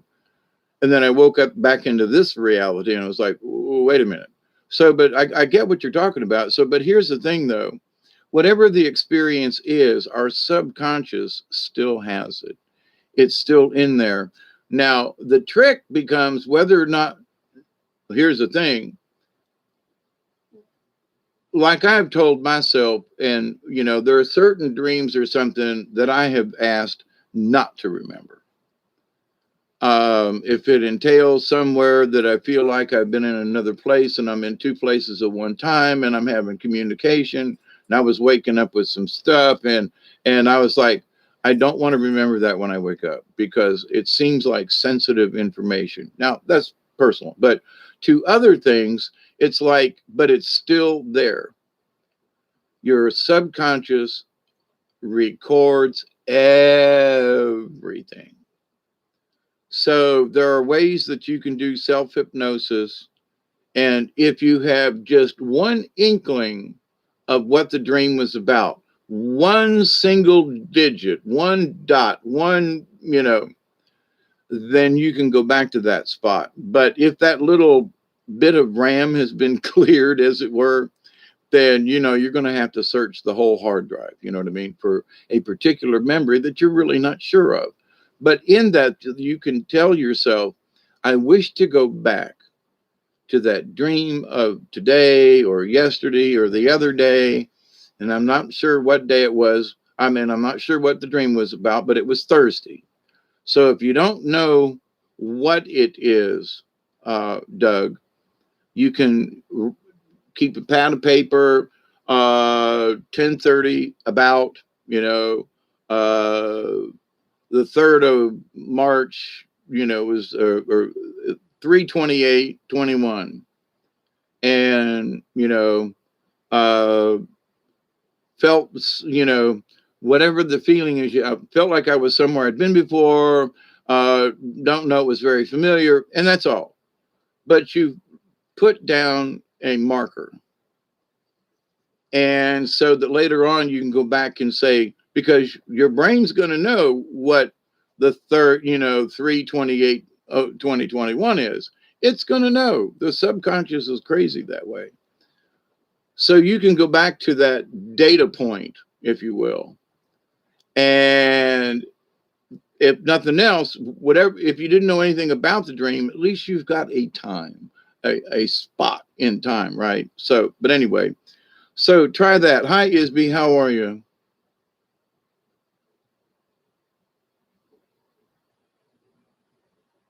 And favor upon you. And I meditate a lot, but can't seem to get that same feeling or dream. Then it may just have been a glimpse. And I mean this in all, uh, you know, it could have been just a dream. It could have been a future time. So, but anyway, yeah, I used to be all about the dream thing, but then have the last time I got my brain scrambled, it's like it's been harder to try to hold on to that. So in my meditations, my spirit guides tell me, listen, you know what you know, even though it's in the back of your head, you know what you know, and do you trust it? And it's like, yeah, because there's not anything evil attached to any of those dreams. And if it was, I don't want to go back there. You know what I mean? So they say, do you trust in the spirit? And I go, yeah. Then trust that the spirit knows what it's doing. If you're supposed to remember it, you will, but it's still there. So, and at the appropriate time, if necessary or whatever, it's not gone. And it may be for your own good that you don't remember it. Now, this is for myself now, but that I don't remember it right now. The idea of presenting it in a dream versus a vision or a thought or like consciously in meditation, they bring it up in a dream and they go, well, but it's there. We showed it to you. You went through it. Yeah, okay, well, what was all that shit about? Well, it's there. If you really needed to know, it can be frustrating as hell. But in the grand scheme of who we are as beings, we take that information, and for those folks, it would be that you trust in the Lord. You trust in the Spirit. You trust because, well, I can't get that dream at. And so you're so focused on what was that about? I can't get there. And it's like, so quit trying. That's what they told me, Doug. I'm not saying to you, but Um, Thank you, Doug. All right, you said it as I wasn't reading until just then. And I pulled the turtle card for somebody last week, and it has come to me several times since that reading. Don't push the river. And the river of life flows. Now, sometimes you can get caught in the rapids and go a little bit too fast, or sometimes you can tie off to a tree and not go anywhere, and the river passes you by. But all things go by on the river, So, and having sat on the riverbank many a times, and there was I've talked about it before, but Siddhartha in the book Siddhartha, I think by Herman Hesse, was that Siddhartha and his friend went off on many journeys. They became monks, they became priests, they became acolytes, they studied all these different religions. And one day, after many years, Siddhartha goes to this river, and there's a ferryman. He's got a little raft and a rope across the river, and his job is to take just people back and forth across the river. That's what he does. And Siddhartha meets this guy, and he saw in his countenance this simple man that was glowing with life, glowing with the spirit. And so he was so enamored. His group he stayed on the riverbank with the ferryman, and his group went on without him and his studies and everything. And he sat and talked with the ferryman, and he said, "May I become your apprentice?" And he was like, "Sure."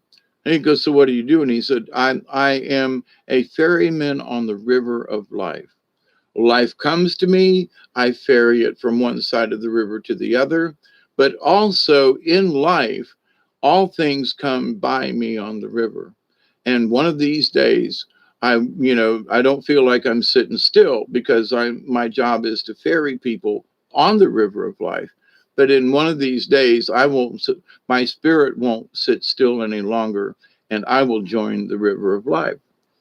So he just sat with this man, this old gentleman, who was the ferryman, and his understanding of life, the natural order of things. The river, no matter whether it was high or low, always had energy in it, and it was always connected to and your connection, your job on the river is to protect other people so they can cross it. And so there is a very noble job in that you are a ferryman, and the water might be treacherous, but you're there for, regardless of who it is, to carry him across to the other side. And so many years later, the ferryman dies, and Siddhartha takes his place. And then a few years after that, one of his old buddies shows up, that they'd started out on this life journey. And he goes, "Siddhartha, I hardly recognized you." He said, "Your countenance is glowing, and you've found it. It seems as though you have found this inner peace. And I have walked all these roads and have studied all these different people and monks and religions." And he said, "But I look at you and I can see, that you have found this peace." And he said, and what is it? What religion do you follow?" And Siddhartha says, "None. I simply follow the river of life." And his friend was astounded, but to the point though, so that in this understanding of things, the river of life, if you try to push up against it and force it in any way, it just ain't going to happen. So there are times when I want to remember something, that I will say, "Okay, now," and I will look up and go, "Y'all know what I want to remember, but I'm not going to think about it." I know that sounds stupid. Well, I want to remember this dream, but I'm not going to try to remember what the dream was. I'm going to allow my brain, if it's supposed to be that I see it, in a waking time, then I just allow it to come. And so I just say, "Okay, that's why I said, Doug, if you at least write down the day, it doesn't have to be the exact time. Just, I had a dream today, this afternoon, or early this morning, and blah, blah, blah." That's all you got to do. So your brain will have a reference to go to only in that there was a dream I had on that day, and will you show it to me? You know, not I want to see it, will you show it to me? And that you're talking to your brain. So will you show it to me? Can I see it? So you ask permission to yourself. He's trying to start a party. I have an owl sitting in the tree 30 feet away. He is trying to tell me something. I saw his eyes in the light. And he screeched at me. Yep, there's some good information there.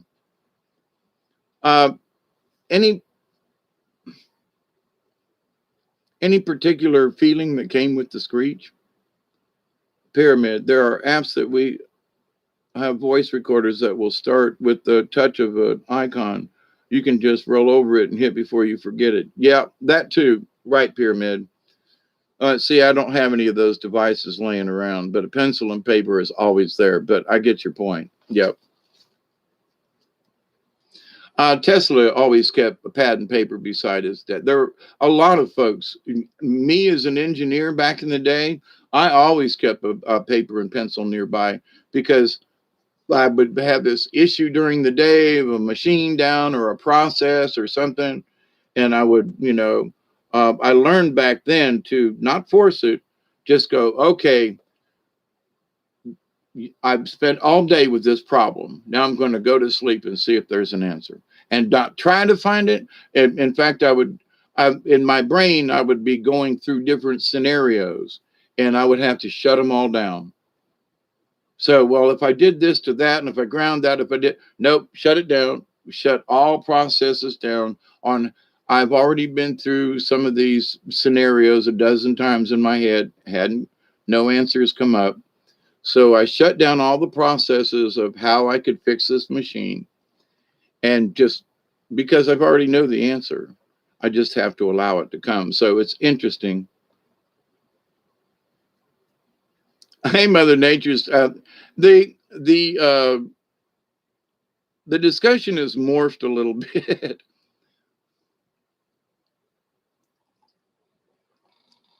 Speaking about dreams and consciousness and connections, but that all of this is still related to past lives and whatever. Some of us may not have like a glorious past somewhere, but I think Doug and several of us have talked about this before. Where are my glasses? Right here.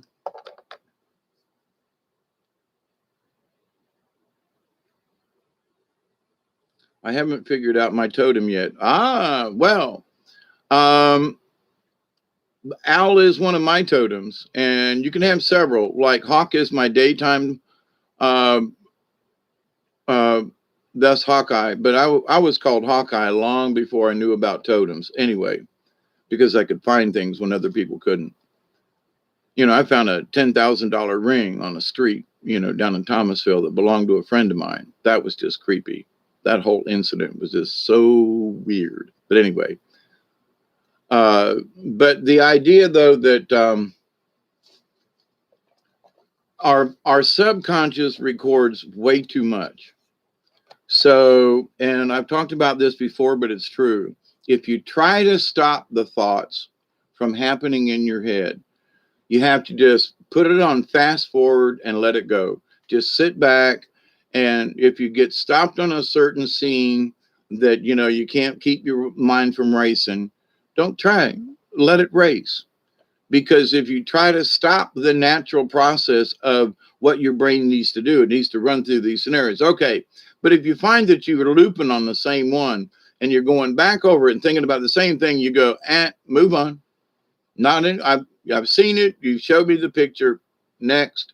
So it's just like you're flipping through your thing, well, I don't have a tablet or whatever, but, people show me their phones and they're flipping through the, pictures. So it's like that. Let it go. Don't try to stop it. And because there might be an answer to something that's in that jumble and garble So, and once you learn to allow it to run, I learned that there were certain scenarios that I was running in the back of my head while I was driving home from work or something, usually when I was driving. So I learned when I learned the process to let the shit run and now if it was just really horrible or something, there's certain things, but if it's day-to-day stuff and worries and stuff, you just got to let it go by. But I realized that I could let it go by before I ever got home. That was part of my meditation on the highway. And I could be listening to tunes, or sometimes I would just turn the radio off or the CD or whatever. I'm sorry, I didn't have a CD cassette. But to the point, though, that I would just allow my meditation to be while I'm driving. So when I got home, I'd already let all that crazy shit flow by my head.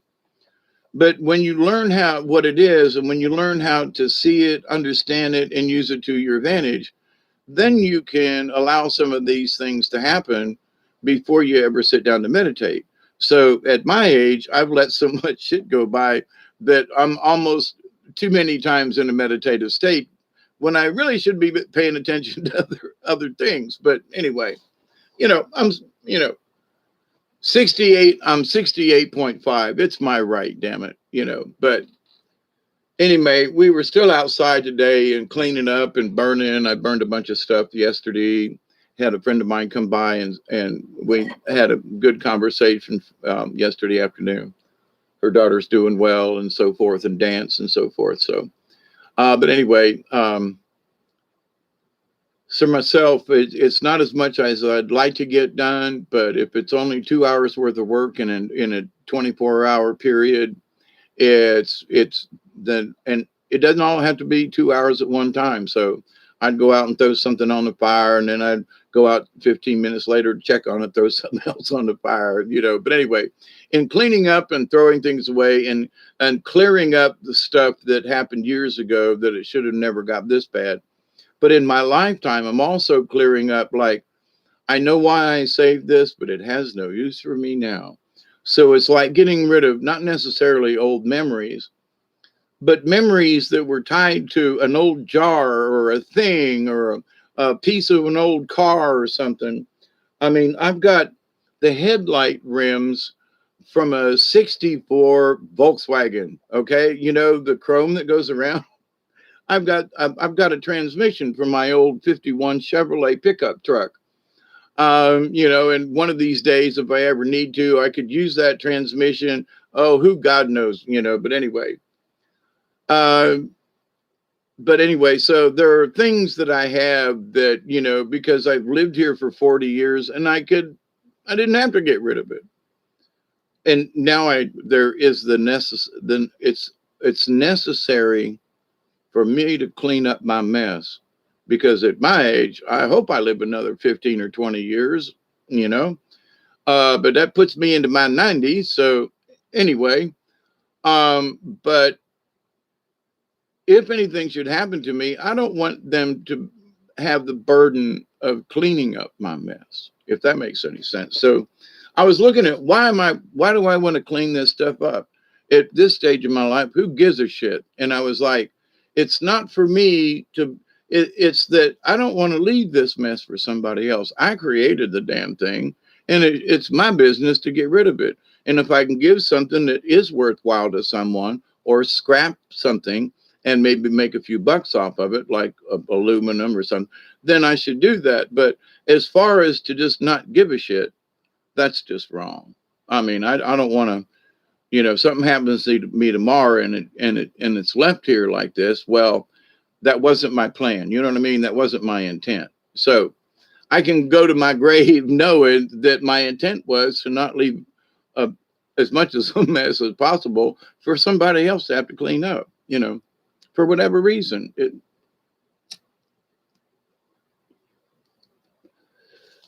Now, I know there are a lot of people that don't have this problem.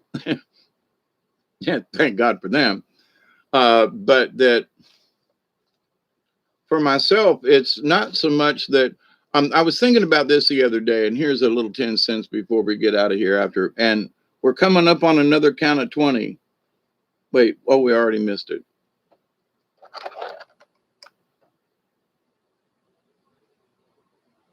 No, it's almost 10. It's 10:18 right now. So 2 minutes. We got another, it's 4:20 somewhere. So, and it'll be my hour. I was thinking of this, and I've had this thought a couple of times, but I was like, there are people who have they're cremated. I know several friends of mine that were cremated. Okay. But here's something that kind of crossed my mind. And years ago, when I ran across this little saying that I wrote in one of my books, do tombstones anchor our souls to the earth? Now, just out of, contemplation of bullshit at this point after 2 hours, um, 2 minute warning, yes. So, and I'm going to have to find my, I won't be ready in 2 minutes. And that's okay.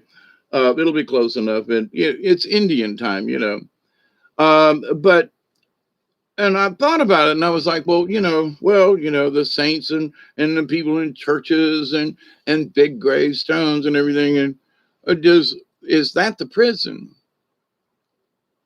And where certain native cultures believe more, like the Vikings and some did, that, to burn the body and to allow the ashes and the smoke and to become a spirit again, right? Versus being planted in the ground with a, hey, Jody, yep. So how am I going to know until I go? You know what I mean? If I'm tied to the ground or not. So in my latter years, I'm considering, do I want cremation or do I want to get buried or do I want a tombstone or do I,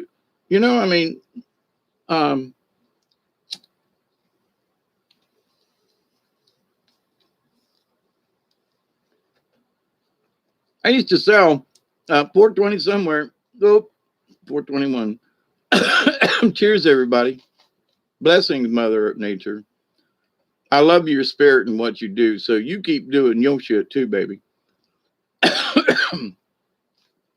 But in this understanding, though, of spiritualism and the release of our spirit, and what do we want to, there are so many people that are so focused on their personal things that would their spirit actually go off into the universe? I'm the adventurer. I would look around at my place, I think, in the spirit realm and go, look at the fucking mess I left. I wished I could have done better. And that might hold me back, but there wouldn't be a damn thing I could do about it in that form, right? So, but I would say the adventurer in me would say, where's my cosmic kayak? I'm going for a paddle, And that, what a great metaphor, because, the river of life with a good kayak, or a decent one. Hell, I don't know, but so when I go, I don't know who would be able to inform y'all, but to the point though, y'all think of me being in my cosmic kayak, paddling through the universe, looking for another adventure. That's how I perceive it. And where I might end up, or what beach on the river, or I might paddle all the way to the ocean, in terms of kayaking.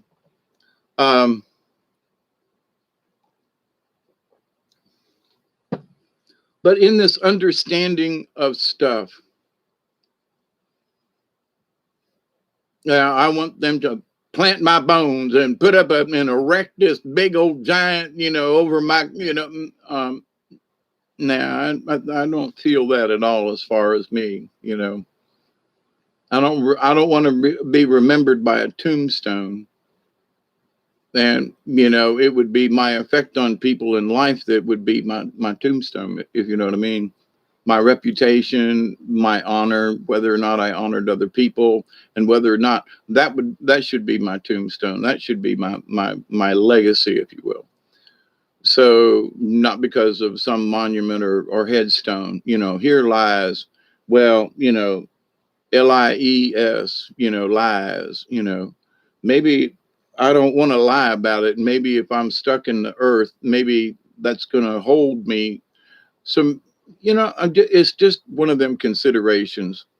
I used to want to be buried in a casket for selfish reasons.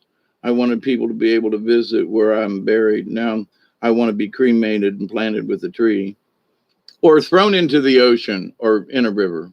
You know, that's where, I understand being part of the ground, but my association more with water, and because I think I'm a water dragon, being born in 52, that's one of the dragon years on the Chinese calendar. So I am a dragon, and my being drawn to water as much as I have been in my life. And, the many times they've tried to drown me and I've still made it out, and I'm not testing them, I don't mess with them forces anymore,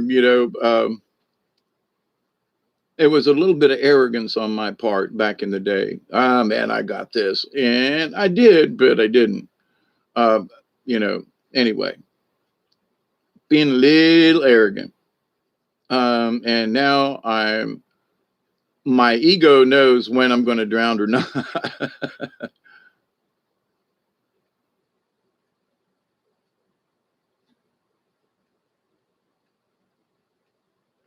Yeah. The having buried so many family members, my pops and everybody, born in the year of the sheep, huh? Does that mean you're hairy? I'm kidding. uh, you know, having shaved some of my beard and cleaned up and got my hair sort of not necessarily in braids, but I've never figured out how to do braids. But anyway, the worm moon is showing nice tonight. Yeah, we've got thunderstorms here and cloudy skies. So, but I was going to go out here in a little bit and check. And oh, by the way, this far into the and watching the moon and so forth, it seems like, and it's supposed to get cooler the next couple of days too, but it seems like the Earth is rolling. So with the moon, I reported, a week or so ago. Look at the moon; it's like straight overhead, right, in compared to my house. And now it's off at a few angles. So it would seem to me that the Earth is rolling from my vantage point towards the north a little bit, because it was 92 degrees here yesterday, 90 again today. It's not even April, okay, but it hasn't broken a high. Just saying, it's tied it. So it has been this hot before. But I'm like, but then we had a nice rain shower this afternoon. It didn't last as long as I was hoping, but it got the ground wet. And I have been amazed that in the last 2 weeks we went from swampy, gushy to now you can't hit the dirt with a shovel and it goes clunk. It is hard packed. And so, you just don't go out and dig somewhere. You have to pour water on the ground first before it's soft enough to be able to use a shovel. Uh, yeah, the worm moon. But anyway, so it seems like we're kind of rolling uh, from southern. We're rolling up towards the northwest, I guess, from my position. But I would be able to. I haven't been able to see Orion, so. And Scorpio's coming in, and I'll have to get bearings on that. But it's been cloudy the last few nights and so forth, so I haven't been able to get a celestial, point of view, because if the moon is in Orion versus Orion's where it's supposed to be and the moon's overhead, that's a different observation. It's freezing there again. I was born in '69. The rooster, they've tried to snuff the rooster a few times now too. I understand, David. Yeah, '69. I graduated in 1970, so I was 17 years old, 16 years old at that time. Yep. I remember some of those days. That I spent a whole year in a cast in the year of 1969. So I remember that year well. But anyway, so to kind of sort of wrap things up with ET and everything, Understand this, in my lifetime, I have witnessed so many things that were lied to the press. There were events that I was at in Tampa, they lied about those. There were events here in Colquitt County, they lied about those. I mean, so the newspaper reported the absolute opposite of what was witnessed by those of us who were at these events. And, the anger of the people of Colquitt County was squashed by the newspaper. When there was 150 of us outside ready to lynch some of our county commissioners, they put two lines. There were many people that were there at the county commissioners meeting, and several who voiced an opinion about such and such. And that's all they said in the newspaper. And it took up most of the councilman's time. And there were some of these guys that were literally feared for their life, because of the underhandful, deceitful things our county commissioners did here. But there was no violence, but there were a lot of people who were pissed off, and some of them still are. But many of them are dead now. But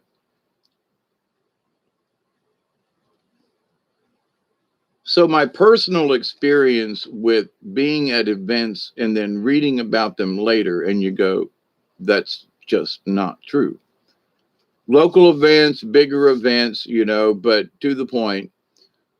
So the deceit and those folks who want to cover up the truth are at every single level, having seen it, locally and personally and so forth, having been in the jail system and all that kind of stuff. And those stories that I've told you that are true, that these individuals, were being deceitful, not only to the people of the county or to their subordinates, or they were lying all these different levels up.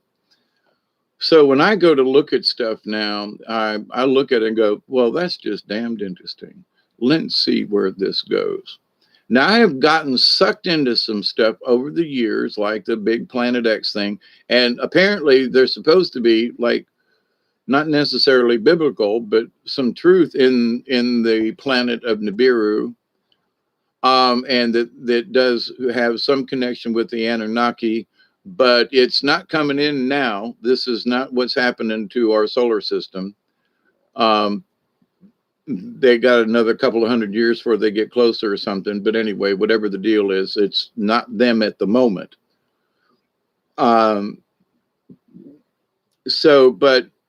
there are cosmic events that are always happening in the universe. So we just have to keep that in mind, So our discretion in the matter, are these people lying, or these entities lying to me? Yes or no?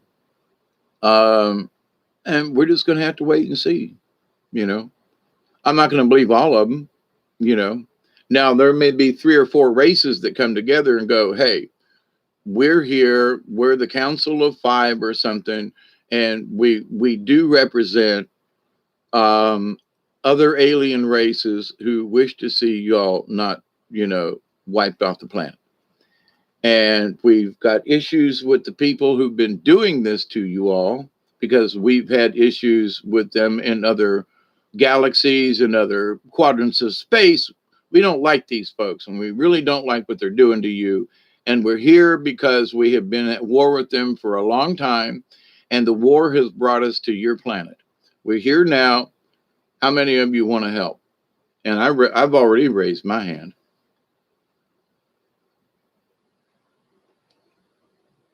So I know that I've stuck my neck out by, and there are times when I wonder if I'm not being, I don't even want to go there, that somehow there might be some kind of something that's trying to, I'm going to leave it right there. But I cannot focus on it. I can't allow that fear to come within me. And I have to stay connected with my higher spirits who are saying, just stay calm. We got this,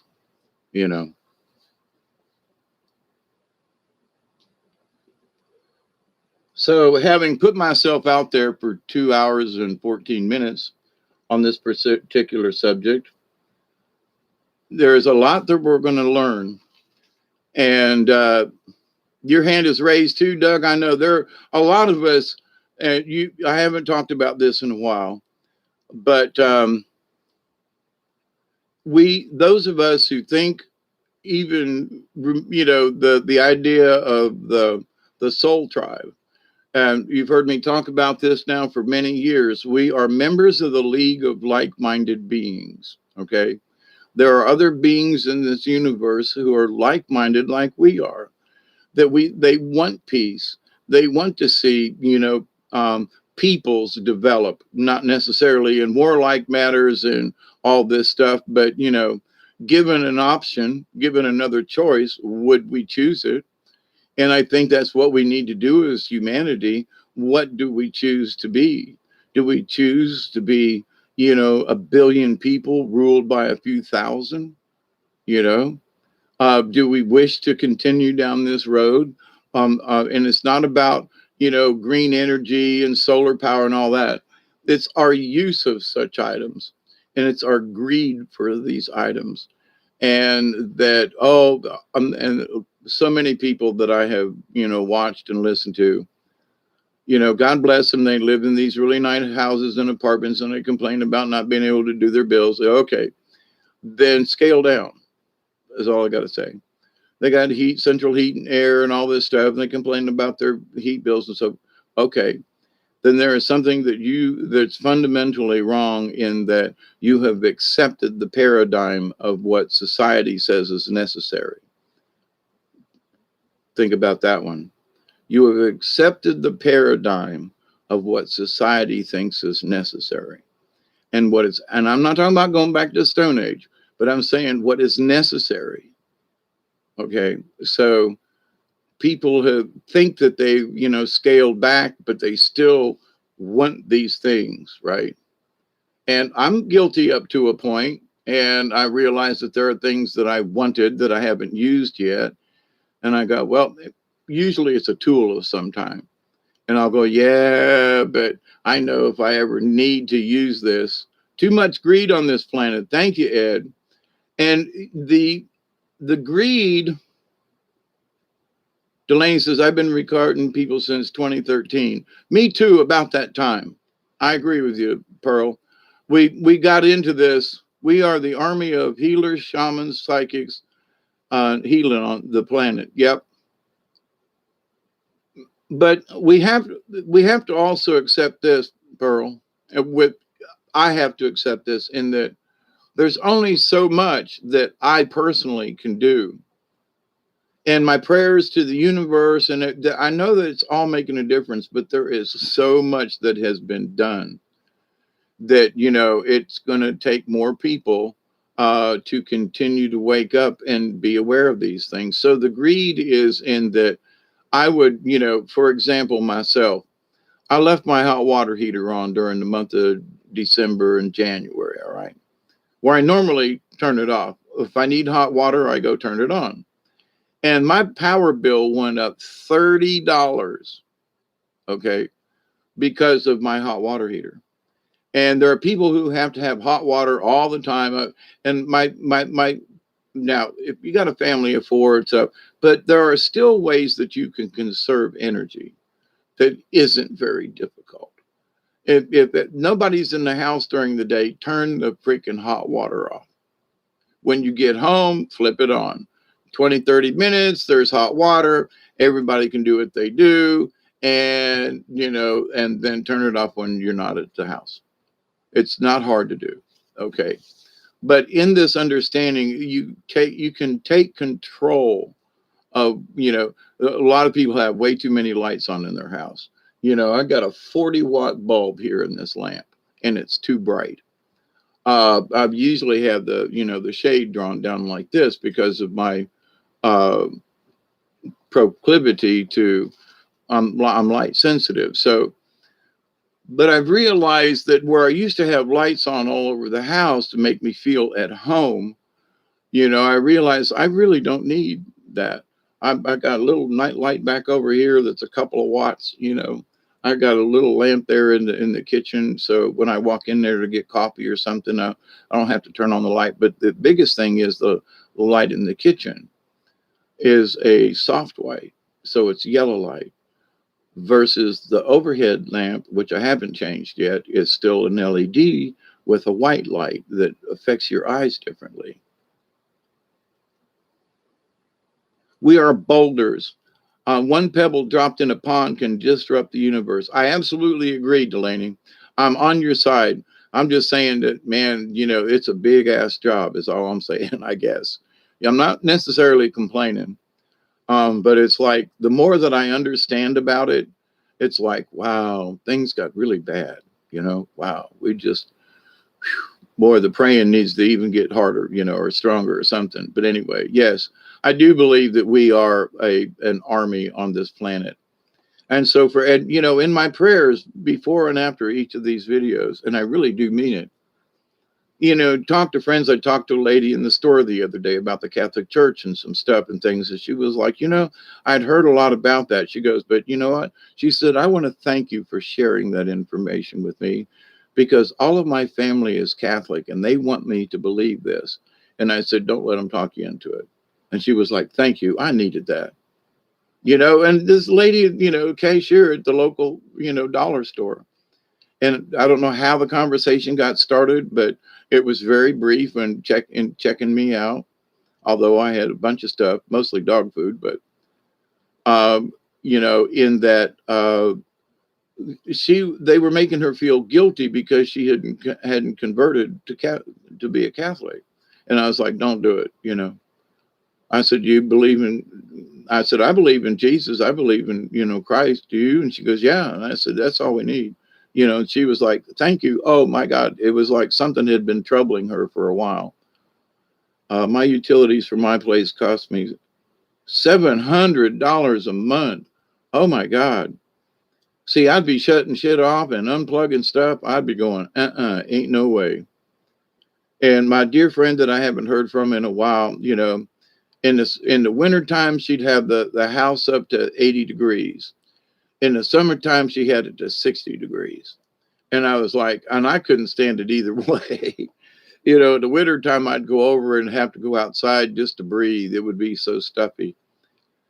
But anyway, it's like, and this year I've got firewood outside that it hasn't been cold enough for me to use up the rest of this year. So, and I was getting to the point where if it was only going to be in the upper 40s, I didn't even light a fire. I didn't even plug in the heater over here because my body was acclimating to the cooler temperatures. And I love it, and this 91, 92 degree, almost 94 yesterday here at the house in March is just like, but anyway, it is what it is. But it's not the first time.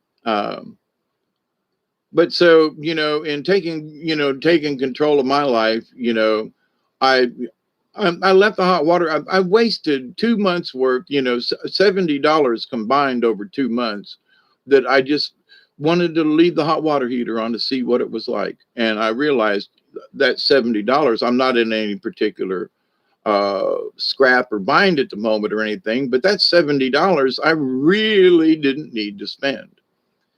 And so, for folks, the greed is not necessarily, let me put it to you this way.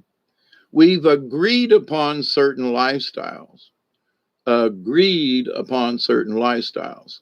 So in that there is greed, right? So, but, having a central heat and air and having a this and having a that, there's nothing wrong with it in and of itself. But there are people who've become so used to this temperature control, regardless of the spikes of temperature. And, it's like they're not human anymore. When I decided a long time ago that I would not air condition this house. And last few years, it gets close to 90, but it's 102 outside. So, and it cools down in the evening. So there's a couple of hours every day in the really worst of summer, much like there are a couple of days in the cold of winter that are uncomfortable. But I've managed to make it through every year that goes by without a central heat and air. I got my pot-bellied stove. I've got my fans. And I know at nighttime to open the windows to let the cool air in and cool the house down. So I draw it through the house and take all the hot air out. And then early morning, I shut the windows and keep the air from the nighttime in the house. So I don't open windows up during the daytime. I keep my doors closed, try to stay in it when it's really hot. So, the concrete and everything in the house absorbs that cooler air and gives it back to the without doing anything. So I just recirculate the air during the daytime in the house. And then at nighttime, when the sun goes down, open up the windows. And, there's always a breeze from the swamp up the hill due to natural convection. It heats up the hill, it draws the cooler air out of the woods. So there is this breeze, if you will, even when there isn't, simply because of natural convection. So understanding these things and the properties and where I put my house, I planned on this 40 years ago, you see. So there are people though that aren't living the way I do. This isn't, that everybody should live like me. That's not it. But in the choices that I made, my light bill this month was $40 versus 75 or 69 the one month before. So simply by turning off the hot water heater, and I got hot water when I need it. I just don't have to have it on all the time. That's all. So when you understand certain things within your own life, if you take more participation in them, well, I don't want to go shut off the hot water heater. It's too much trouble. Man, it cost me $35, for being lazy. But I really did. I wanted to see what the difference would be because it's been a year or two since I've left it on all the time. Just wanted to see, right? And I realized that there's just no point in wasting money and wasting electricity too. I mean, so it's like, so in my own life, in that I know that I have control. I know that I have lower wattage bulbs, most of it because of my proclivity to bright lights, but also in that when I need a bright light, I got them. So, but it's not necessary all the time where other people have gotten accustomed to having their house lit. There's, kitchens that are lit up, and I've installed lighting in these kitchens. Okay. So, as an electrician and a carpenter and so forth, I built houses and worked on houses and retrofitted houses for brighter, I'm there. So, but at the same time, some of these people will also want a smaller, like a nightlight kind of thing, like the light on the stove in the kitchen. So it's a lot less lower wattage, but there are people who got used to like cooking with, without having the overhead lights on. Or in some cases, there are people who asked me to install a dimmer switch because it was too bright in their kitchen. They wanted to be able to tone it down. So but in these things, though, these same people who are trying to save a little bit in their kitchen have got every light in the house on in the rest of the house, 1,400 square foot house, and there's lights on everywhere. But, they're worried about the light in the kitchen. I'm just saying. So, but with this understanding that we are participating, but have we agreed to the greed simply because it's what everybody else does and it has become acceptable? Just saying. I'm not saying it's right or wrong. I'm just saying we've gotten sucked into these things. And I just knew years ago when I decided to build a solar house that, I'd already taken a point of action in my life for the long term. And here I said, even though my house isn't done, it's cool. When it was hot outside, I came in the house, it was a lot cooler. And when, for this winter, when the sun was out and it wasn't too cloudy, I got a lot of nice warm air. The house warmed up really nice, and I didn't have to build a fire until late in the evening. Saved me firewood in the long time, saved me the trouble and all of the things simply by the orientation of my house, period. No moving parts. So my point is that it's possible. There are solutions to existing houses. There are things that can be done, but people have become complacent in that it's acceptable because it's been agreed upon by society that this is how it goes. Anyway, there's my 2 cents on that.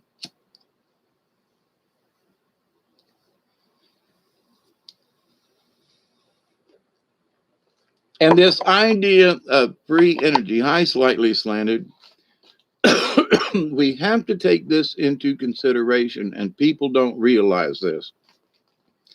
As a person who has, I've worked with moldings and building stuff, and literally take a block of, metal and turn it into something. You mill it, you drill it, you tap it, you make it, you take a block of metal and turn it into something. And it has to be right on the money. So this idea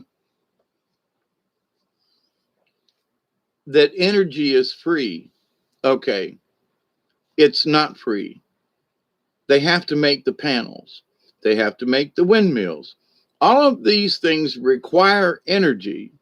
They require a lot of energy in a lot of cases.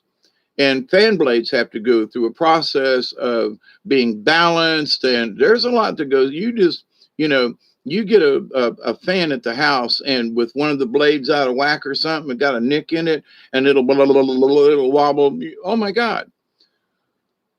So, to keep things harmonically balanced is difficult in the machining world, which costs money. Okay. So people say, well, this free energy, no matter what you build, is going to cost money. It's not free. The energy that it produces, quote, may be free. But if you're going to make a motor, I don't care what you make it out of, you're going to have energy to build that thing. You're going to have people, machines, all these things are going to have to, none of that is free. Okay. Now, until we get a replicator, that's how it's going to work. So if they show up with replicators, then, but that's kind of out of the thing. But the idea, though, that energy is free, the only free energy is the sun, just the way it is. The only free energy is earth energy, earth batteries, but you can't run a normal refrigerator off of earth batteries. No, but you can get refrigerators that run off of natural gas, or that could literally, you could burn a candle and heat, or to create enough heat with an ammonia system to freeze your refrigerator and freeze your freezer in your refrigerator. So there are alternatives, okay, without having to have, my friends just bought, get this, I love them, I swear, a $3,000 refrigerator. And I said, what? Well, they got it for half price because there was a couple of dings in it.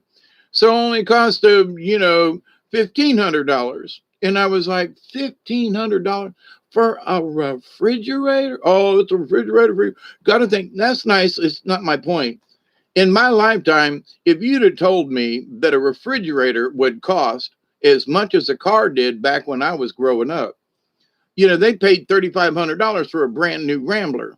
It was stripped, but it was a brand new car.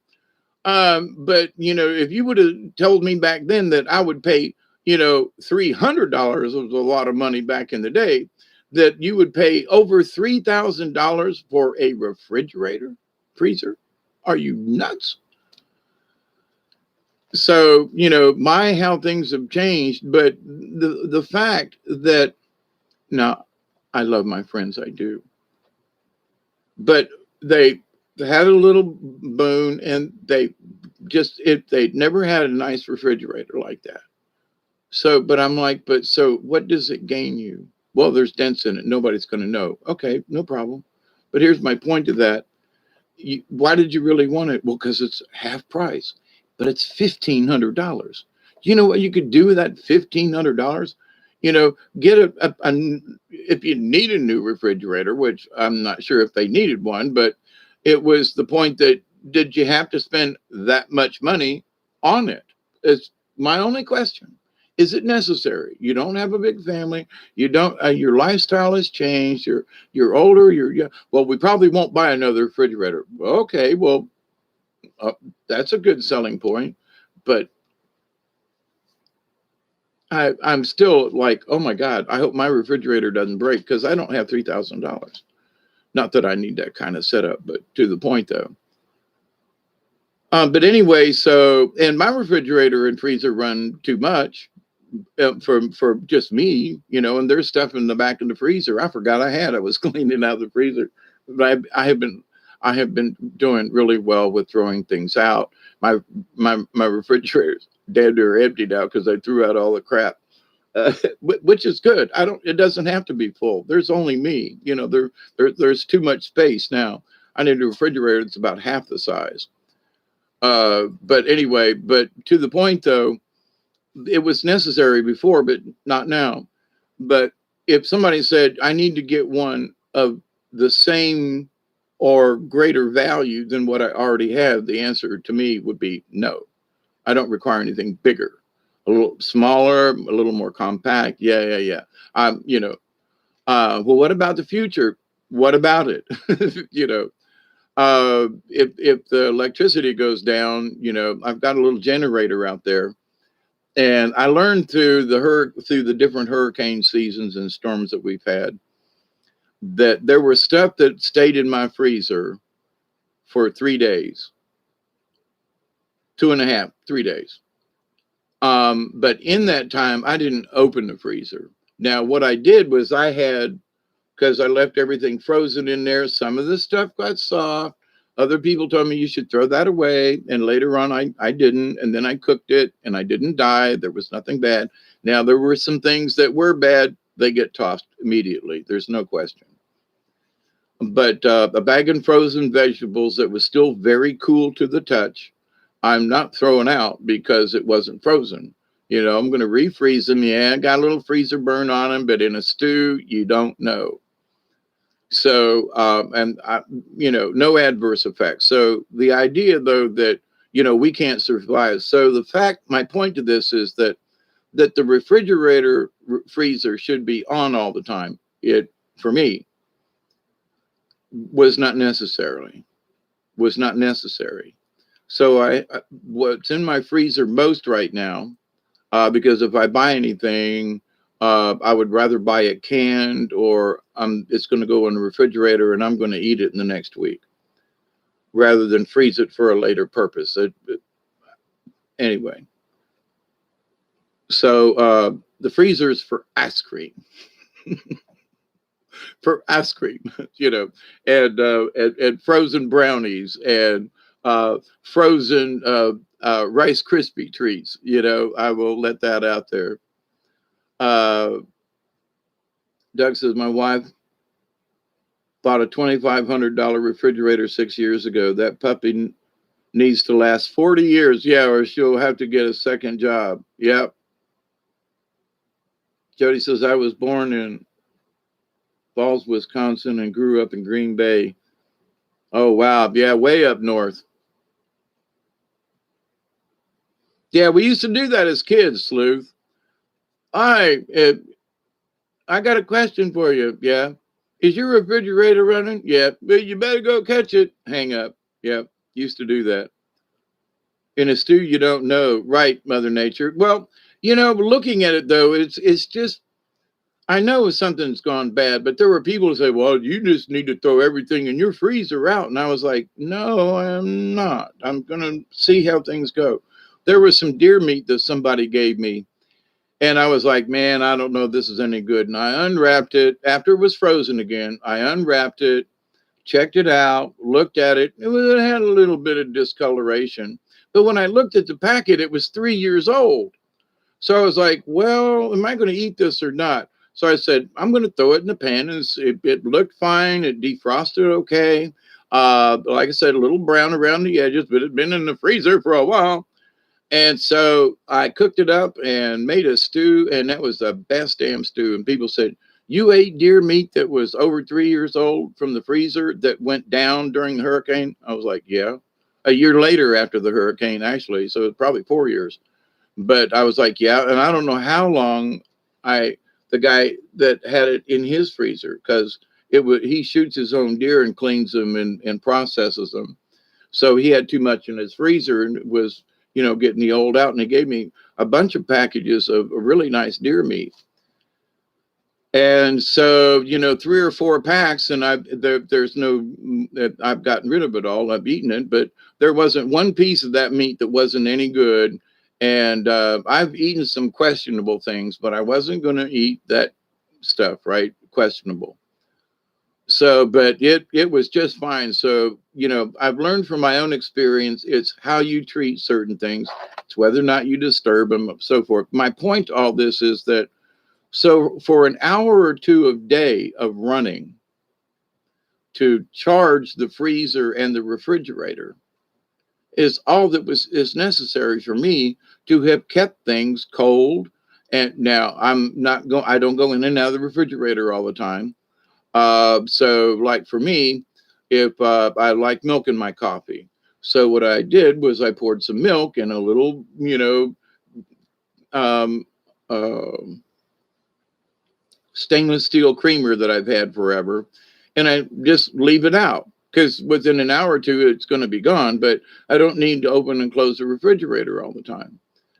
So also with sodas, if I put the sodas on the floor of my house, which is cold in certain places, they would be naturally chilled. Now they wouldn't be, you know, uh, they were still a little warm, but when you've got no ice, no nothing, no electricity, and you can't, nobody's got electricity for 50 miles. The fact that your drink is cool versus, that's one of the things when I was in prison that I learned real quick because I always used a lot of ice. Uh, Gaza says obviously wasn't just a Kiwi thing because that's what we used to do in New Zealand. There was no caller ID, so we quite funny when you rang. Yeah, yeah, yeah, yeah. Bart Simpson or whoever does it on the, But we used to do that as kids. And back in the day, for those of us who remember what a party line was, it wasn't something that you called in and paid money for. The party line was there were at least 2 or 3 other families in the neighborhood, and it would ring at our house, but if our neighbor picked it up, they could listen to the conversation and vice versa. So there were sometimes 4 or 6, and in some cases 8 different families on a party line, even though it rang. But the next door neighbor, if you listen, um, uh, if the neighbor got a phone call, our phone would just kind of like go brrr. It wouldn't really ring, but there'd be this little brrr, there'd be this vibration. You'd have to be sitting by the phone, and you pick it up and go, "Oh, sorry, not for me," and you'd hang it back up, or you'd listen in. But anyway, and there you'd get on there. When you gonna get off, Miss Johnson? We need to use the phone. But anyway.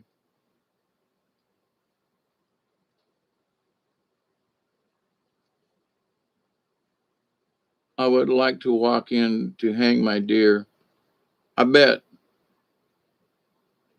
I've been hearing a lot about party lines lately. Now from the old days, but these party lines, and ever since party lines went off, then you had to pay for it to get on a party line. That's just interesting, Mother Nature. But anyway. But so, this conversation has, morphed into many different, segments and stuff. In a lot of ways, it still is, related to the original topic and to disclosure. So those here's the thing about greed. So it's part of that spiritual thing. So, and like I said, I'm not, please, I'm not trying to decide what everybody else should do, but I made my choice a long time ago with Mother Nature, not this Mother Nature, but with Mother Nature. So, but with that said, I said, here's my promise to work with the land and try to live on it and not be, own it. And, so the landscaping that I've done, it's amazing how many azaleas are blooming up the driveway. I forgot.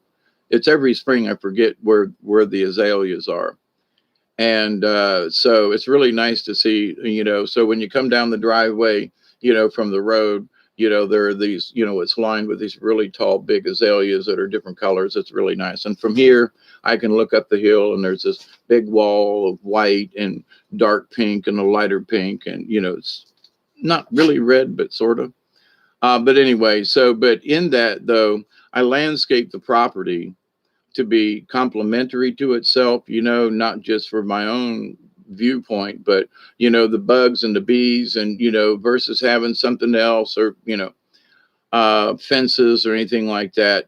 I landscaped it. And so after all these years, there's all these, they're still here after 20, 30 years of, what I foresaw what will this look like? This tiny little plant of an azalea bush. What's it going to look like in 20 or 30 years? And it's even nicer than what my imagination was. So, but in that, I've made up my mind about a lot of things where some people are just now starting to come to grips with some of this. Yeah, it's not so much a pat on the back, but at the same time, I'm really glad I did what I did 30 years ago, kind of thing. I'm like, nice job. Agreed. Uh, and it pains me when I have to cut things down. Like there are too many. I got these little pine trees up all over the place, and they can't grow where they're at. And I don't have the time to try to figure out how I'm going to dig up 30 of these little pine trees and where am I going to put them, and so they're probably just going to get mowed down. But they can't live where they're at. That's all there is to it. There are too many trees that I've allowed that to happen to over the years, and it's gotten me in trouble. So I have to be pragmatic and go, here's all these little saplings that Mother Nature has put out for me. Creators dropped them here and they're growing in my field, but my field needs to stay a field. My hill turned into a forest, but I still need a field. I still need an open spot.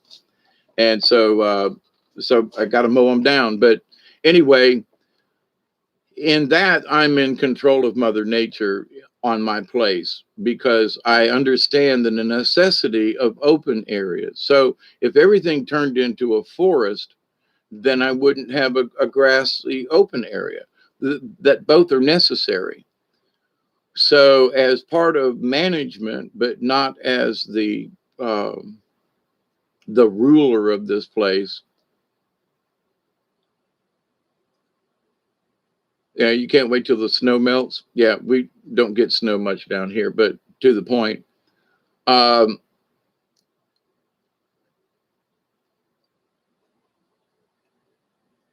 the idea that I have to take such drastic actions in that I can't save all these little pine trees kind of thing. But it's interesting where some big pine trees that were 30 years old fell during the hurricane a couple of years ago. There are new shoots of pine trees coming up. They're, foot and a half, 2 foot tall. And so I had to make arrangements so they can replace the ones that were damaged or fallen or dead. So it's like in that respect, I'm not going to cut those trees down. But out in my field, up here in my field, they got to go. I can't have more of my land intruded by forest.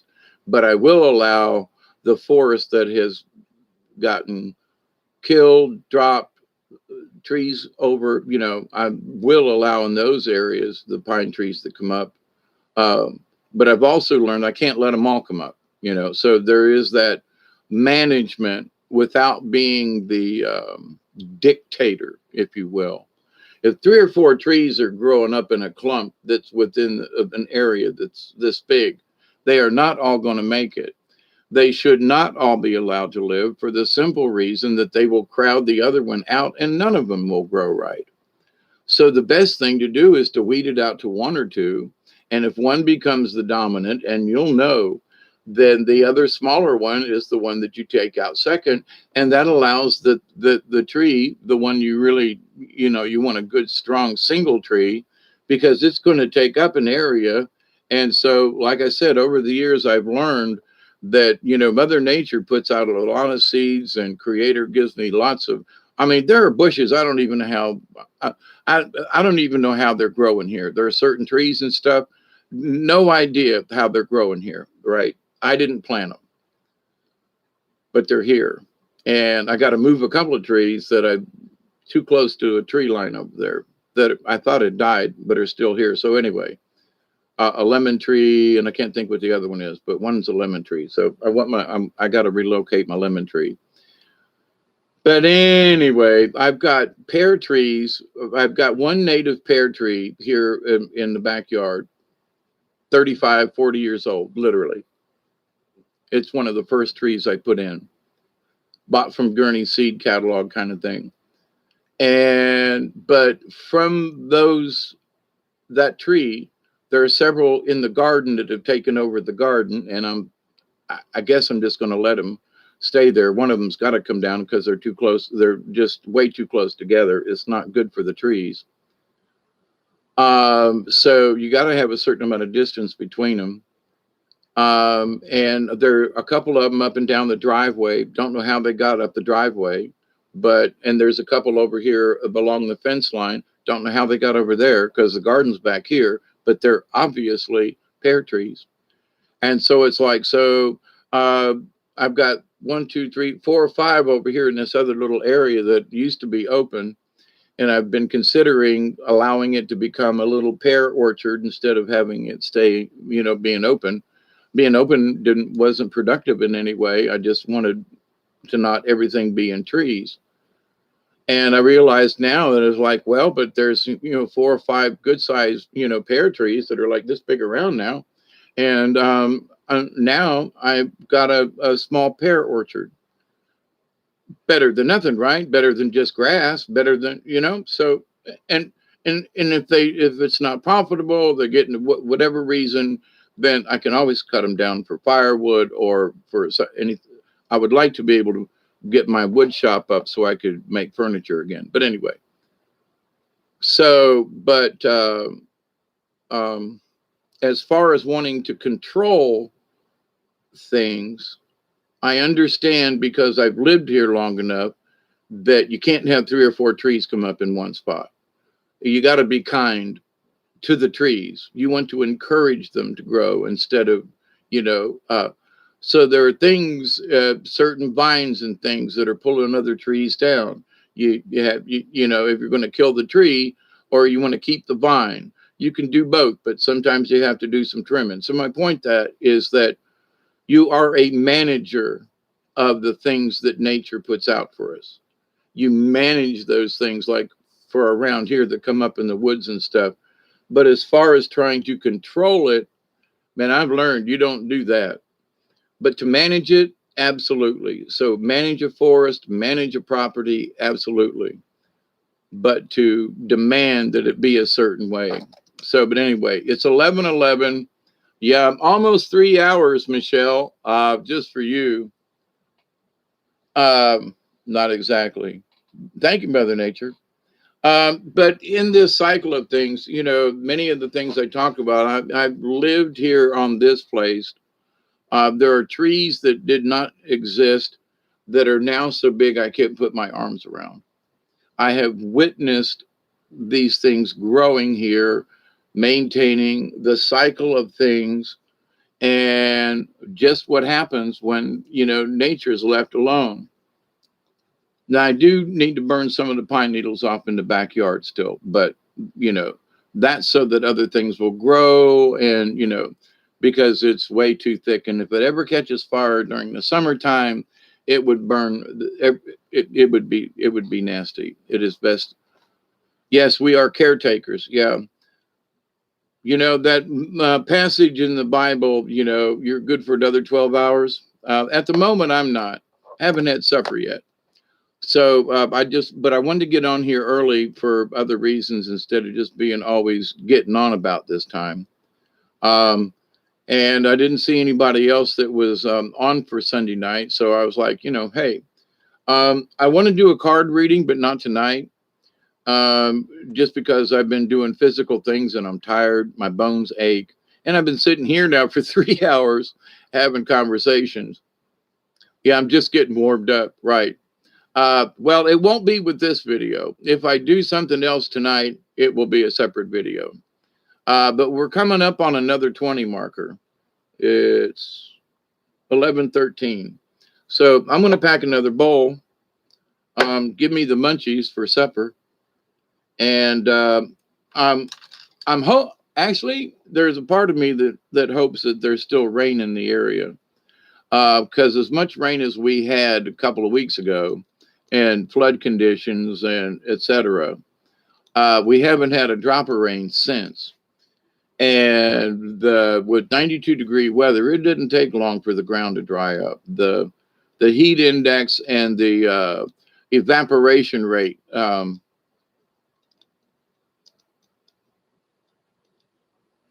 Yeah, send me an email, Mother Nature. Absolutely. And the spirits was arguing with me about this, and they said, you need to get with Mother Nature and see if the two of you can do card readings together at the same time. And I was like, well, wait a minute now, and so I've been arguing with them, Mother Nature. I don't bring it up. And I was trolling your channel one night and couldn't stay. And I was going to interrupt and ask you then. I thought, nah, no, now's not the time. I chickened out. But anyway, but yeah, send me an email, and I would it'd be interesting to see what comes up. Our two energies doing a combined, but not. That would just be interesting. So, but anyway,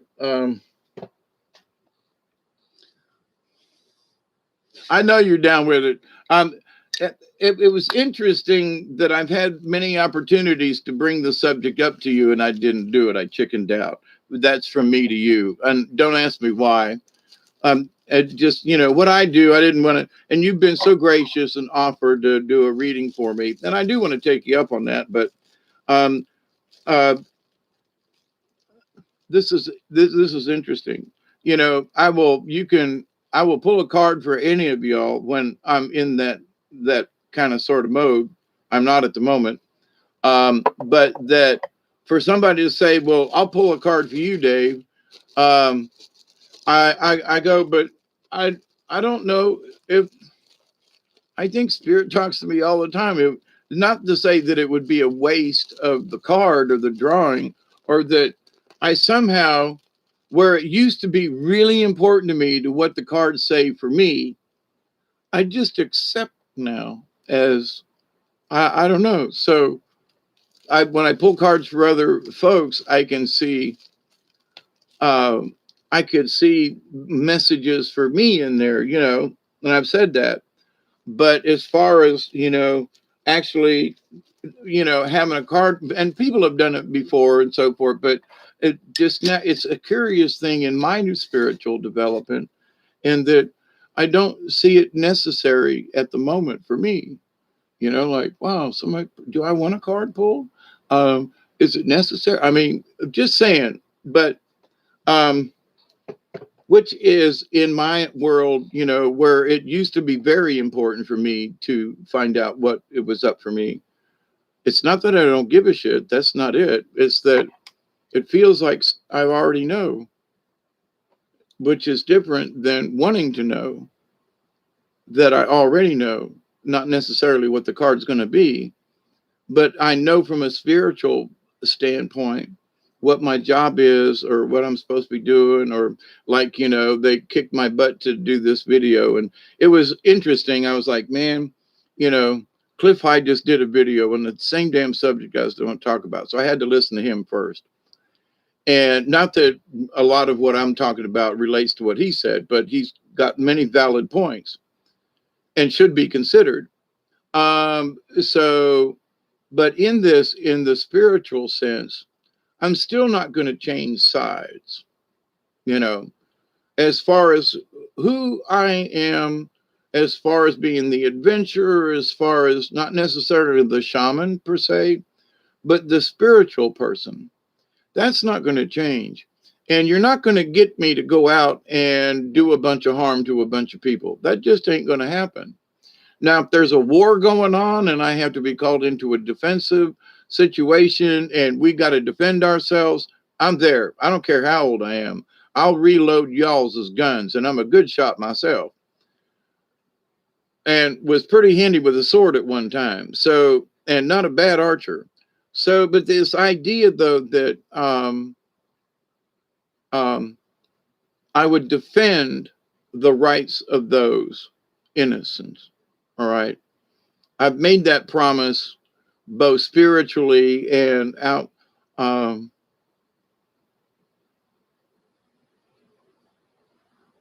Mother says, I got you. I don't get cards for myself either, nor do I do readings for myself. Yep, I understand.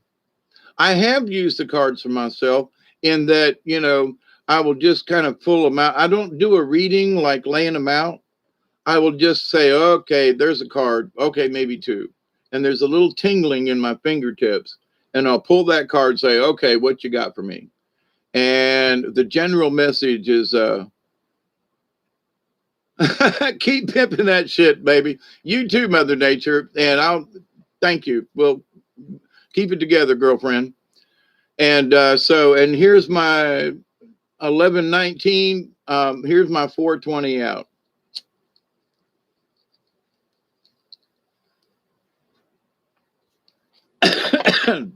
10 for good buddies.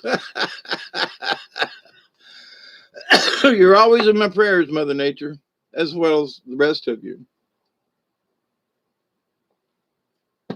But I know that those of us that are members of the Soul Tribe, who are members of the League of Like-Minded Beings, and when I say that out loud, I mean that there are beings elsewhere that are in because I, have met and heard some of these beings before, like my trip to Ohio there at the petroglyphs and having taken pictures of all those, uh, sapphire orbs and everything, and having had the conversation with the being that was there and so forth.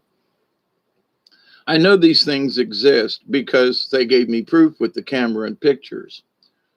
So, one could say, well, yeah, they were, you were just hearing voices in your head. Then how come I knew what the settings were to take pictures of these things? Is whether anybody else understands it or not, it's the understanding that I got. So, Hawkeye, you want some proof, and it's valid, and the proof is do your settings, turn around and take a picture in this direction. We're all going to wave at you, kind of thing. And so when that happens, there are realizations that are like, holy shit, right? Should I be scared? Should I be thankful? Should I be grateful? And most of all, humble, right? Because I'm hearing this. Now, for me, you have to have faith in yourself and what you hear. And then, okay, so I'm going to turn around and take pictures, and holy crap, right? So when you learn these things and they become, this relates now back 4 hours ago, 3 hours ago to the original topic of ETs and so forth. When the elementals show themselves to you, when these other dimensional beings show themselves to you, and Delaney, if she's still in the house, she gets this. But when they show themselves to you, whether for good or bad, and I've seen some really horrible, critters that like killed the batteries in my camera, kind of thing. I mean, dead, killed, fresh batteries, killed them, put new batteries in, killed them. So, but then in certain places that one I have been to in almost a year now, is over on the Flint River. And so the last few times I went, the many times that I've went, I've always taken my drum. And by the way, I went outside and called this storm in too. I was outside drumming when it started raining. I was like, "But you better not pass us by. We need at least a shower." I was out in the yard drumming. But so I, having had these thoughts or conversations with some of these um, orb beings on the river, that I realized that something horrible had happened there for all these beings to be there. And being on the Flint River, Native Americans, the whole bit. And so the beings was like, so what I did was I took my flute, but I also took my drum. And so I would sit and just do a very quiet drum on the the bank of the river leading down to the boat ramp. And I noticed that for every time that I did that, I would drum first and then ask if I could take their picture, ask if it was all right if I could, take a couple of photos versus, and by doing that, over the course of several years that I've been taking these pictures now, I mean, for the last 15 years, I've been taking pictures over there of orbs. Well, yeah, 15 years. Okay. So, but the idea though, that by drumming and by honoring the spirits there and just, I'd light a little bit of sage, I'd do an offering of tobacco there, and a simple drum, nothing fancy, no big fire, no, just quiet, drumming there. Don't want to upset the neighbors kind of thing. They're not real close, but a drum will go a long way. But anyway, so, but just being honorable to the spirits there, regardless of who they are, right? So, but where I used to have a lot of these, like you can see the red on this coffee cup, that deep color, their eyes, the thing, and I mean, you look at them on the pictures, and it would be creepy, and they'd be hiding up in the tree, and it would come across from a field because I'd take a picture and then wait for the flash to recycle and take another picture as quick as it would recycle, right? 10, 15, 20 seconds later, and you'd see this thing off in the distance, and in the next frame, you'd see it moving closer, and it'd be this red orb. And where there used to be different color shades of blue and, some little orangey, they would all disappear, and this red orb would just be in the center of the camera view, and everything else would be dispersed. Now, when the red thing disappeared, and there was always this sense of, when I saw it, I'd go, "Oh, wow, there's something not so good, and holy crap, I don't know what that is, but go away." But that's when the batteries would die. But when I would sit on the side of the bank, I don't know, 30 feet away from this particular tree I'm thinking of, and just do a drum and do an honor, and I quit seeing the red beings. They quit showing up.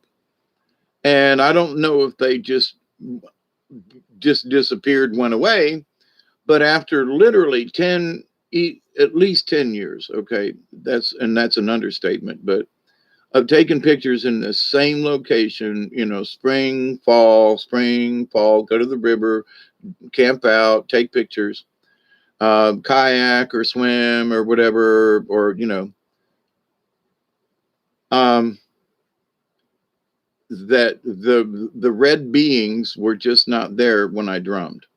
So all I can say is that I've proven to myself that when you give honor to the spirits, regardless of how negative, now in my prayers I have asked, any negative spirits, you're welcome to hang around, but if you intend evil, you're not welcome. So rather than telling them to go away, you can't be here, I just tell them you're not welcome. So I'm not going to antagonize you. I'm not going to piss you off. I'm just going to say, if you have the right to exist over there in the shadows if you want to, but if you want to interfere with a simple prayer of honor to the other light beings that are here, and there are hundreds of pictures I've taken and hundreds of different, orbs and fairies and things that we've taken pictures of. And that the simple fact is, though, it always seems appropriate to honor the local spirits. I mean, just, good or bad, it doesn't matter. You honor them. So whatever the evil was that made him bad, in my transformation of understanding about this from a shaman's point of view, is that all things have to be considered. Even if it's the devil, it's not necessary. You have to give them a chance to change their evil ways, kind of thing. Now, the devil's going to sit over here off to the side all he wants to anyway. And nothing that I can do is going to be able to change that. But by understanding that he has the right to be where he's at, he doesn't have the right to be over here with me. That's the difference. So, devil be gone. Well, be gone from me. You just, go do your thing, but I'm not agreeing with it. So, but anyway, um, and by saying the devil, there are just some, scrawny beings out there that for whatever reason, and I've, what has come across to me in these times of being on the river in these places, it's almost like the anger was put there by society, if you will. And in my previous incarnation here that I'm aware of, is that I was one of those really bad white redneck some bitches from the 1870s and 80s. And, the Indians were scum because that's what we've been taught and all that. So, and the Indian wars and all that back in those days. And I was not a nice person. So, but I wasn't necessarily a bad person all the way around, but I was bad to a certain particular group of peoples. And and that is something that I decided that I need to learn about on my own, that I failed and had the opportunity the last time and I screwed it up. So, but in the realm of understanding things as a shaman, so I could exist here before as a not so nice person. Not necessarily evil, but some of the deeds that if I look back on them now, I got to say they were evil deeds and harming other people for no reason because they were Indians, right? And, having that kind of prejudice and bias and so forth. So, but anyway, they were hanging a bunch of folk back in them days. Alex, how are you? 13 more hours till 4:20 in England. And the purple ones just showed me things, whether a face, a shape, an image in the form of purple. And it was an agreement that I had when I was little. Whenever I get stressed, I start to see red and sometimes orange, but mostly red. I've always associated as particular negative or just not the kindness. Well, here's the thing we need to understand, Jody. There are reasons for the phrase seeing red. So I've seen some of these orbs within a couple of pictures. You see them over here, and then in the frame, you wait and you get a couple of second view. The light is recharged, and I point it in the same direction and take another picture, and then observe it. See, so there are some things that will hang around and they'll float around, and there's been some things that you can tell we're here, but are just have moved off into the distance from that 10 or 15 or 20 seconds from the recharge. So, but in some of those frames, though, some things that were like red backed up, they came in red but backed up and kind of sort of turned orange. It was almost like the energy released itself some. So I consider anger because your blood vessels, and there's just a lot to say about red, right? But in that, just think about the human body and the blood rushing to your head and to your eyes and so forth. Anyway, but seeing red could very well just be a warning, get this, to when you redline something, right? On a tachometer, on a, so you don't want, you can redline it a little bit.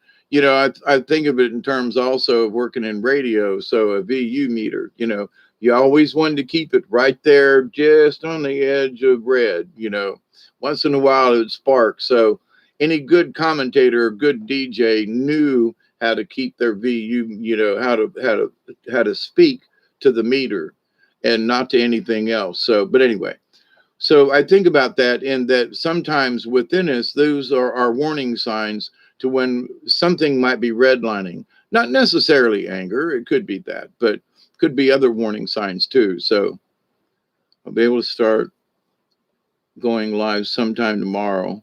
I don't think I will do this. May need people to help. Good for you, Doug. And I mean that. Cheers, Delaney. Red orbs mean they are guardians, protection. Really? Some of these ones that I've seen, they weren't guardians. They were some evil, wicked, mean, and nasty, Delaney. But I've seen some really dark blue orbs. I mean, just like uh, navy blue. And they felt like guardians. But the red ones, not to me. The red ones around here have never boded well, if you know what I mean. I have an altar Wolfgang. He goes on for me.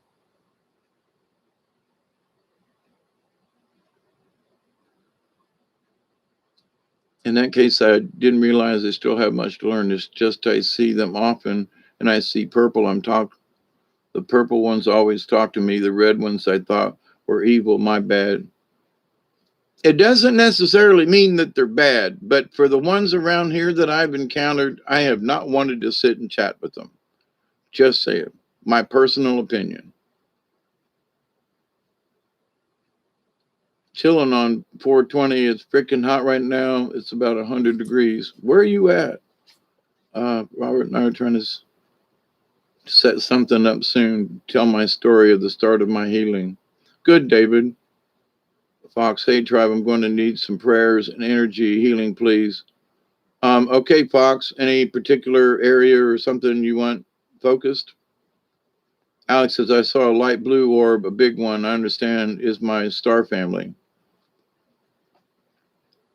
Yeah, some of these orbs that I have met, for whatever reason, through the action that they were in, from what I can pick up after my years of meditating in the same spot all the time over the years and taking pictures of the orbs, I realized that some of these spirits are here for a purpose.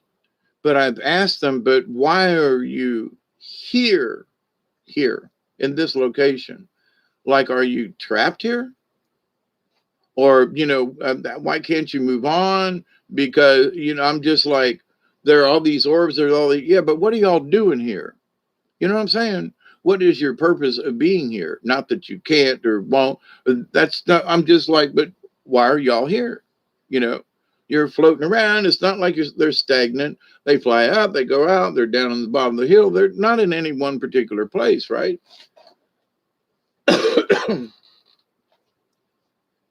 So it's not like they're stuck. But my question has always been, but are you stuck in this plane? You know, or am I seeing between the two because of the flash and the settings of the camera? Because they don't always show up. You just can't just take any old picture. They come out. Anyway, it has to do with the timing of the flash and the setting of your exposure.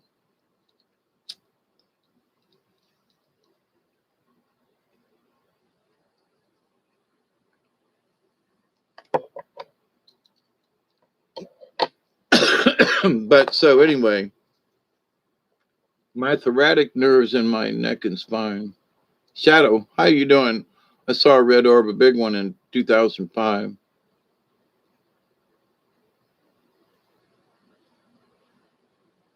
Yeah, I got all kinds of fractures on my spine and neck. I got a big scar right there where they redone my neck 3 times and they failed all 3 times. And on my lower back, I have stenosis and some very bad issues with lower spine. But you know what? I was in a wheelchair, but I got out of it, and I'm still like today was me and we went up the hill and trimmed bushes, and I've been burning old wood and stuff. So, at almost 69, screw it. I ain't done yet. I refuse to give in, Jody says, I've only seen one blue orbs a particular rare number of times, but mostly I see a clash of red and purple orbs surrounding me. So I try to keep my stress low and find happy thoughts or calm mind. Yeah, Jody, have you ever asked why they're there? If they are entities, who are they and why are they there? Or is it possibly, now I gotta say, I have seen orbs, but it was a manifestation of my own physical condition. They weren't orbs. Okay. So eyeball, you can, play with your eye like this and see weird stuff. And, here's the thing. So if you see an orb, was the orb, and I don't mean that it wasn't real. Don't get me wrong, but is it an orb, a spirit orb, or is it an orb from an optical disruption? Okay. There's Duggar for you. And I don't mean it. I'm not. Doesn't mean that I don't believe you. That I want you to understand that, because I have had these ocular things, and I've had to blink and blink and go, wait a minute, was that physical? It happened, and I saw it, but I've also seen orbs and things that weren't this optical confusion. So there is that too. Of course, I've had a bunch of head fractures, so I'm crazy in the head. But anyway, that is something that you just, and so when anything like that ever happens, and I've had some issues with the color, and it's not really green, it's sort of an aqua green, but it's more green than aqua. Anyway, so and that, I mean, I can be staring straight ahead and there will be this ocular vision of green bluish thing, and sometimes it'll start out as a dot, and then sometimes it'll expand to where it's like this in big in my field of vision, to where I can't see around it, but I don't want to make it go away. So, and if I try to look at it, like analyze it, then it wants to shrink and go away. So I'm still learning this. It's been going on for a while now, but talking about this. So is it an ocular thing that's happening with my brain to whatever's going on around me? Where am I seeing this color from? You know, uh, and is it my brain that's expanding it and shrinking it? So it takes a lot of effort just to watch it and observe it. And what's going to do next, and you want to flicker your eyes from one side or another, and you have to I've learned I just have to be still. And so I've seen it do its thing. It's almost like some kind of little void into another place. It's really interesting, and it doesn't just and I could be outside working or taking a walk or bend over, or I could be laying on the couch looking out the window, in the wintertime, it was chilly, and me and the dog was sitting here just snuggling up, and I'd close my eyes and open them, and then the green would appear. Now I've learned to, if I want to, because I wanted to figure out, and it's usually the same color, but sometimes it gets a little more bluish, and then it gets a little bit more greenish. So it's doing this in and out kind of thing, and sometimes it's almost like smoke, but not quite. And I've observed it many, many, many, many, many times, and it's always usually in the same color. But I will, whenever it happens, if I'm not walking or something, I will close my eyes to see if I can focus on just the color of the light. Will it stay? What does what does the color have to do? Why is it showing up in my mind's eye, or whatever it is that I'm seeing this? Also understand about the third eye, the mind's eye, because the more And the cosmic jolts are, last week or so, we had some really funky looking Schumann res. And when I looked at it, I took a picture of it. Unfortunately, I can't share with this format. But in that, the end of it looked like a spine. I took a picture of it, a screenshot, and I was like, wow. And that's just been a few days ago, right? And it was off the charts and everything, and been really busy. There are more blank spots that I've seen in a week, maybe 10 days period, than I have in the years that I have been watching this. So people said, ooh, there was a blank spot. Yeah, okay. And you've heard me talk about that once a month or so, it's normal. But there's been 3 or 4 blank spots in their charts here within the last week. I mean, like 100 times more, you know, uh, increase of activity, these big blank spots on their charts. So whether they're having trouble with the machines, which is entirely possible, or that we're getting slammed so bad that somehow it's off the charts. It's, whatever the issue, it's happened more this last couple of weeks than has happened. More has happened in the last couple of weeks than has happened in the last year. Just saying, from my observation.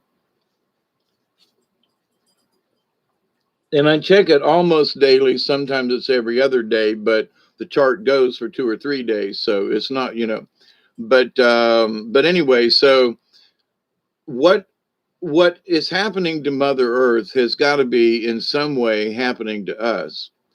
In the last couple of weeks, I've just some kind of strange change.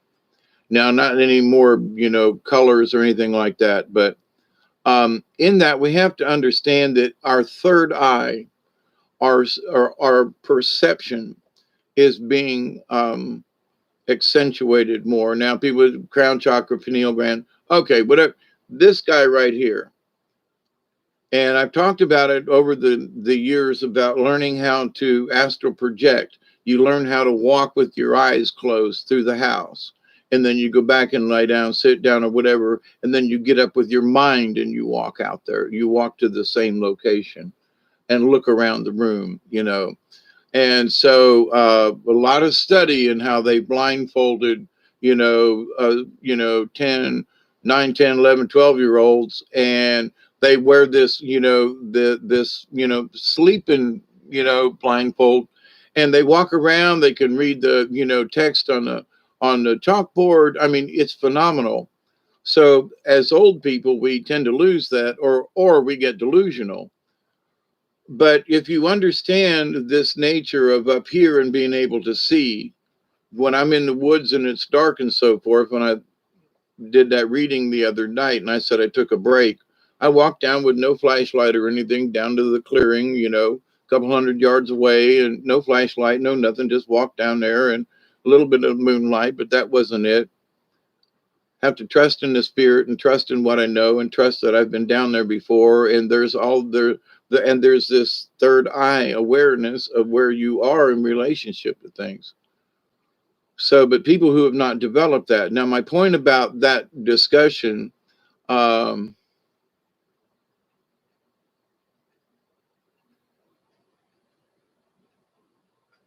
we have to understand that it could be the development of your third eye making, how do I say this?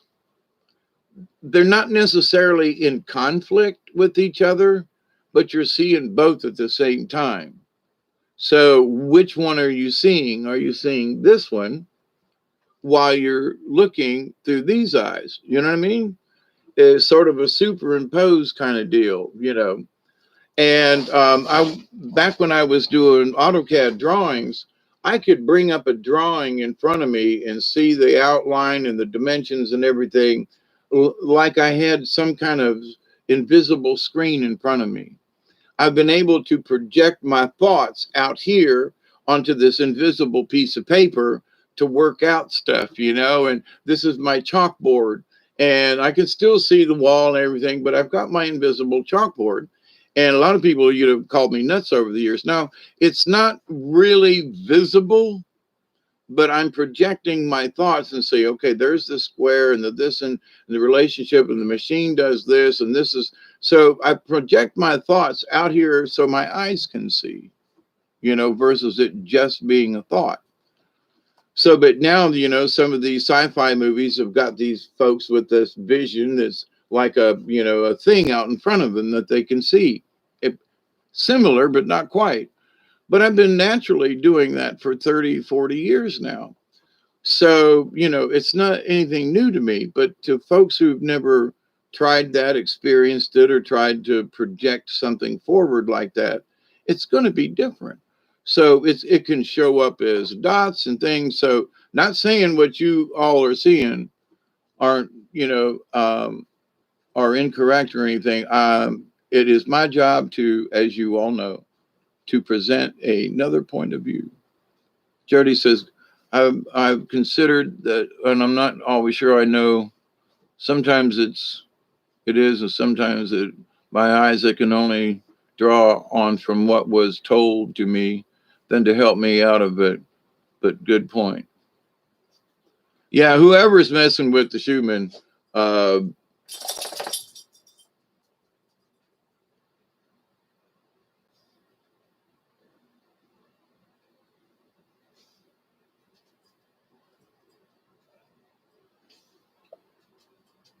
sorry, my thing went crazy.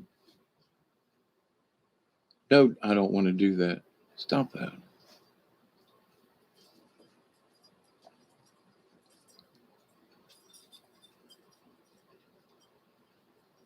Aruba.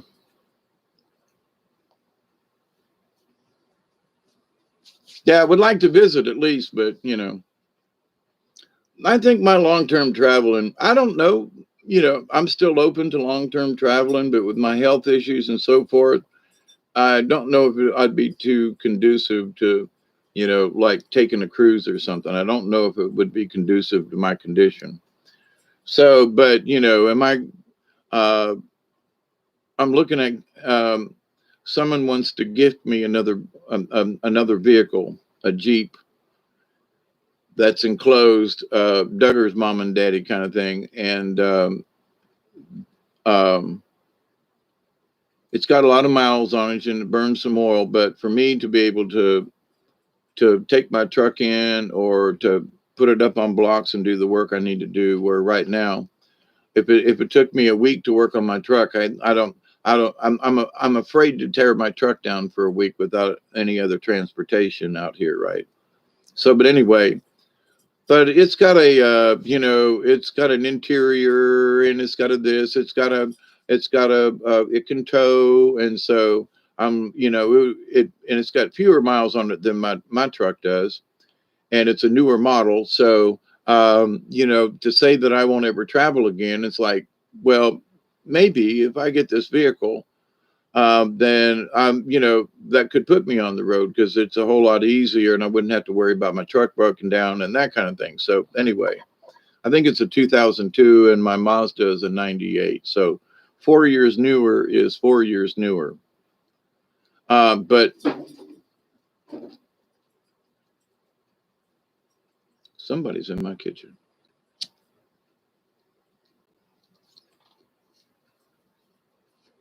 What is it? Is it the mice?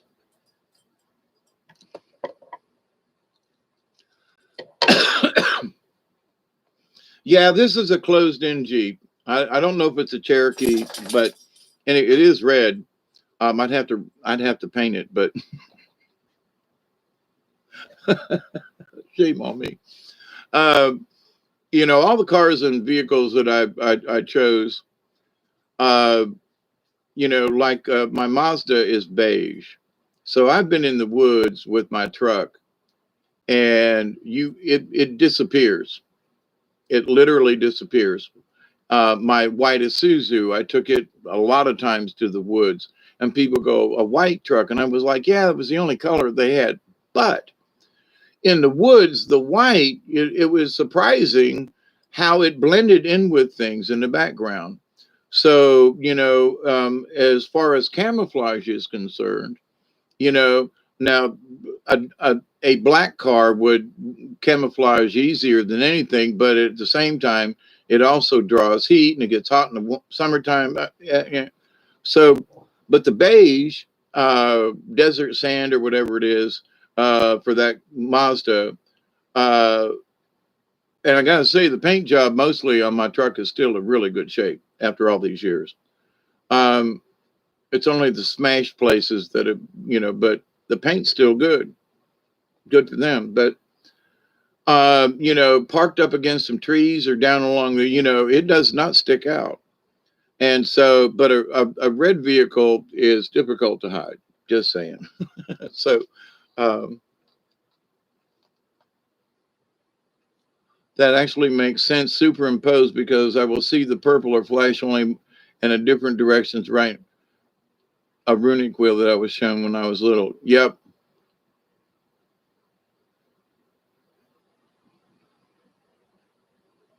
That I would draw and make you so when I get older as a training wheel, basically. Duggar was getting the late night munchies. Yeah. Not quite yet. God, I can't believe I've been with y'all for almost 4 hours now. It's been great hanging out with y'all, and thank you for letting me vent with some of this stuff. But in the spirit of the stuff, you know, they hit me with these topics and will give me information, and they say, okay, this needs to be explained. Now, I know we've talked about a lot of different things and went into different orbs and stuff, but when my point to you all, so when you experience these things yourself, though, whether anybody else believes you, you know it to be true. So in this alien thing, and who do we believe? And, there's going to be that point where you're going to understand that when you see it, you're going to know it to be true. And you say, well, how are you going to do that, Dave? Or what's going to be that tipping point for you? Or they all, even the bad guys deserve a chance. But, if I have to, I know how to use my machete. And I do have a bow and arrows. So, it's not like I'm going to give up to these bad son bitches. They might catch me off guard or something. But to my point, though, um, um, I'm not looking to fight them. And in my world of shaman stuff, they have the right to existence, but they do not have the right to kill me or harm others. And, just because they want to. But at the same point, a lizard is a lizard. A snake is a snake. A shark is a shark, period. We have to understand these things exist in the universe. And we can't get pissed off if there's a shark in our ocean. I'm just saying, so the more years ago, I used to have a totally different opinion about this, but the more that I see that even the evil has its place, just not around me, in desired places, but if there's a place where other evil beings like to, and you want to call it hell, I don't mean down below, but to the point though, if there's a planet hell and they all want to go there, fine, but don't make my planet that,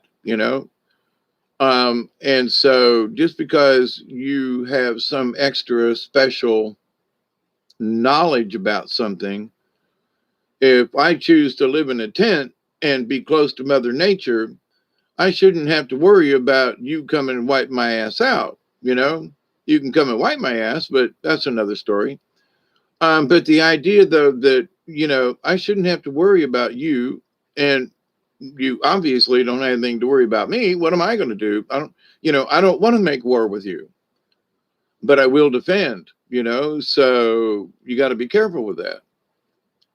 And I don't think I was a Three Musketeer, but there was some swashbuckler I was watching the other day, and I just loved, a good sword fight. I'm not talking about clang, clang. No, I'm talking when these guys get into it and they're, there are two or three guys and they're all slinging their swords too.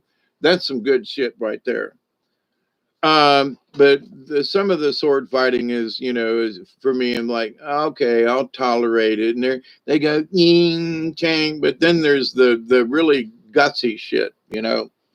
And so there was one particular scene, and I was in it, and then I got right back out of it. And I've always talked about this thing in me in medieval sword fighting, right? And I can't remember what show it was or whatever. And I was like, at the moment, I thought, now that was just plumb interesting that I could feel the sword in my hand. There was this feeling for that, and it was more than just a deja vu because it wasn't like I'd been there before per se, but that I was a character like that per se. Anyway, so I know I'm getting old and crazy as hell, but in having the lifestyle that I do where nothing's really stressing me or anything like that. And, I'm living off my social security check and I've learned how to buy only which is necessary and to save that which that, and I'm getting rid of stuff, that I've had for too long because I had this, I'll use it in the future thing. But anyway, uh, and it could have been possible that it would have been used, but times change and we have to change our points of view on what's available to us and what's necessary and what isn't. So I know people live in apartment buildings and they, live in suburbs, and I understand all that. But you can also make sure that you know where your heart is, regardless of where you live. So if your heart is in a teepee on the plains, but you're living on the second floor in an apartment building, make sure that your heart stays in the in the lodge, you know with the elders, if you will. Now there are folks who talk about the elders like from a standpoint from biblical terms, possibly in the elders, or like gods, the elders. And I have to say, and I have to make this distinction for people who use that terminology, the elders. The elders could be very well a group, but that group are all of our ancestors who've come before us, not just like five or six folk sitting in this little thingy having a chat. They might represent, and that's probably more possible than not in the grand scheme of things. But in that, if there's a cosmic issue, I would want to go and have a chat with the elders. What happened back then? How did y'all deal with some of this stuff? What do other planets feel like? I only know what I know from being on planet Earth. So tell me what the galaxy thinks about this. And you say, well, what the hell? No, seriously.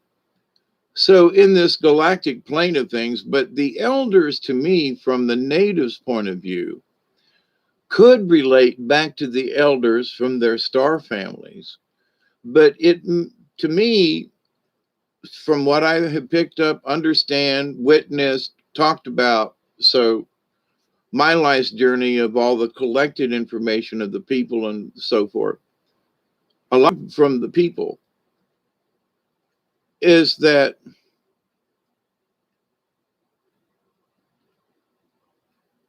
we all come from the divine.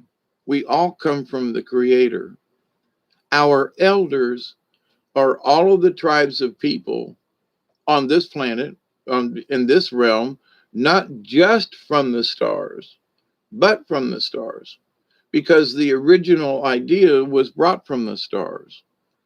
So where the Eastern, the European folks built castles and things, the native folks in the Americas were taught a much different thing from the ancients, from the elders, from the sky people.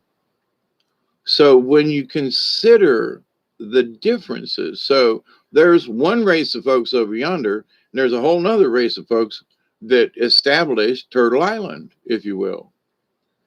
And so with that, they maintained their connection to the planet. And one could say, here's all these peaceable people over here with basic technologies, but Native Americans weren't stupid, okay?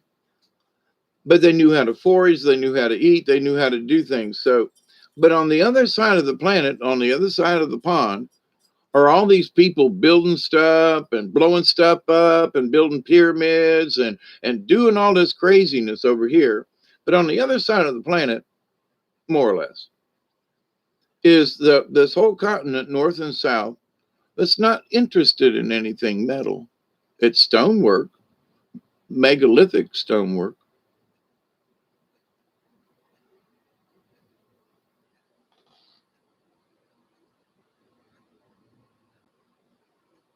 Is that Duggar? Anyway.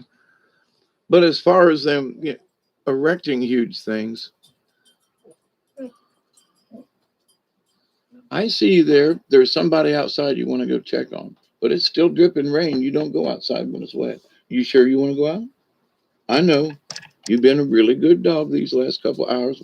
Well, I've been sitting here chatting with all these people. Yeah, I know. I know. Are you sure you want to go out? What you say? You sure you want to go out? Huh? What?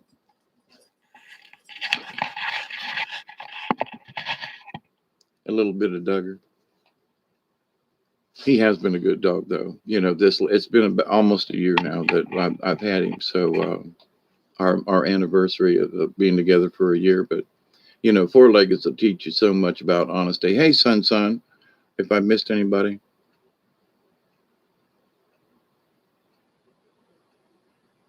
Honestly, being old and crazy sounds better than being young and conformed to the world of everything else, like a sheep. Yeah.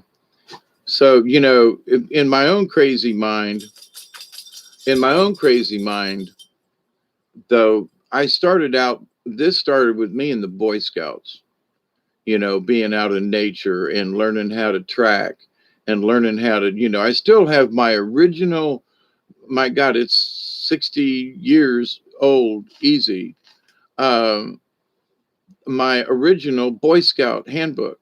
And there is still stuff in there that if you take that handbook, you will survive. There's tricks in there. How to set a trap, snares, how to use natural things. I mean, how to survive this one little handbook. Now, I haven't seen any of the new ones or anything, but my original one, and it's still invaluable, in that respect. And it's upstairs, but I've thumbed through it because I know most of it, or at least the basics. And there'll be some stuff I'll go through and go, I forgot about that. How many times have I literally read my Boy Scout handbook and studied it and practiced it. So back in the days, the early hippie days and the Back to the Country movement, the Mother Earth news, I had somewhere still in the house is supposed to be a small stack of, some of the original Mother Earth news when they were a great big magazine, right? And they didn't get all slick and proper and everything. But, so in 74, I was helping a guy here in South Georgia cut down logs on his property, cut down pine trees on his property and build a log cabin. Now, it was only partially, and then he finished it off, but we built it out of scrap. And so years later, as I was working with people in the weatherization program and getting materials and barn wood and stuff. So when I bought this piece of property finally in the 80s, so I went around and contracted with people to tear down their old tobacco barns or an old house or something. And so now I understand that if you're building something, now they don't know I'm building, but like the wood that I've got in my yard, I got from tearing down different sites. It's used lumber, but a lot of it is pressure treated. A lot of it's, some of it's some ancient pine. And I noticed that one of my beams has got termites in it today, which pisses me off. I did my best to try to preserve it, but anyway, and it's off the ground, but they got to it anyway, little bastards. Uh,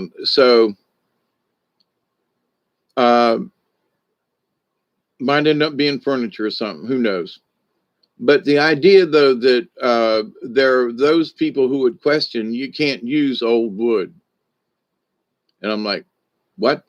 My house is built from, tobacco barns that's over 100 years old now. I mean, the wood's 100 years old, right? Because it's 2021, and some of these tobacco barns were built back in the 20s and 30s. So, and and but the idea that if somebody said, well, your house is, it's made out of old wood. Yeah, I know, on purpose. Now they won't let you do it. You have to have special permits. And I'm like, what? So, if you have lumber that you're building with, and even though you might have a permit, your lumber must be permitted. In other words, if it ain't got a tag on it from Lowe's or something, then your lumber might not be any good. Even though it's perfectly good 2x4, you can do all the banging and jumping and all the stress tests you want. They won't let you use it. Now, we don't talk about it down here on the bottom of the hill because they don't want to come down here, and I don't want to tell them about it. So whatever I'm building is on the side. It's built correctly, but it's on the side.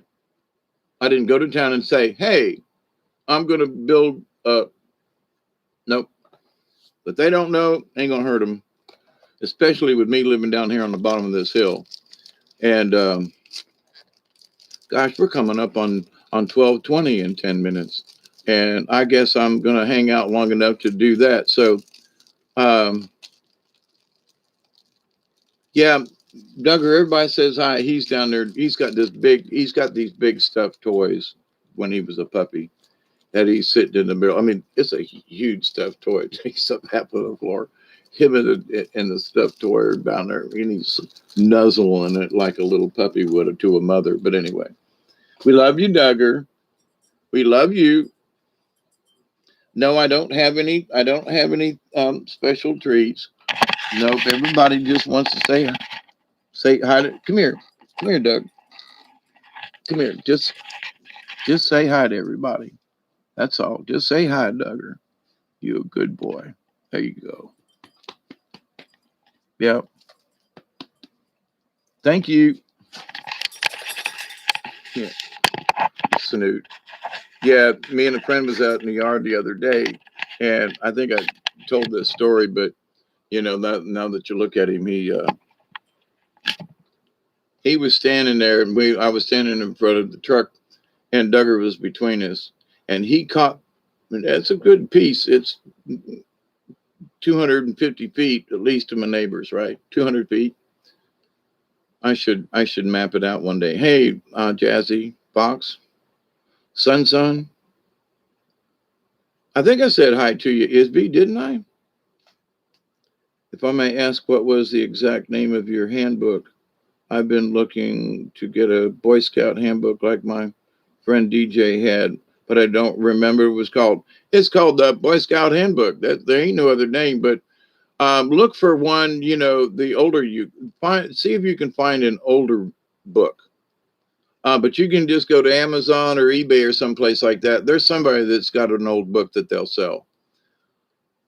But it's just a Boy Scout handbook. It's got a Boy Scout with a thing, and he's walking, and I think he might have a handbook in his hand. It's on the cover, and the background color is green. The next time I'm upstairs, I'll bring it down because it shouldn't be upstairs. It actually should be in one of my packs. Because not so much for myself, in that I need the book, but if I was somewhere where maybe I got conked out or something and somebody else didn't know what to do, I'd say, here, on page such and such, look right here and read that and look at the pictures, and so it wouldn't necessarily be so much for me because of my years of experience in the woods, but it was the Boy Scouts and camping out because we didn't have these, so we didn't have mosquito nets and stuff. We were in World War II shelter halves back in the 60s. We didn't even have floors in the bottom of the tents. We had to bring our own ground cloths and all that kind of stuff. And we were camping in the sands and down there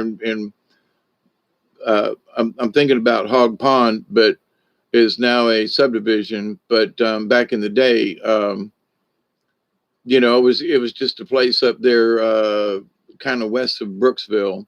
We camped a lot up in the Inverness and the forest up there. Up there where Silver Lake is, we were camping up there where there's a big campsite there now and a boat ramp and all. But as they were building Interstate 75 across the river there, and so we were playing on the banks of the river, but it was close enough. We'd find cardboard and stuff and good sized banks. So it was we were skiing the slopes and cardboard back in the days on the grassy slopes of the interstate. So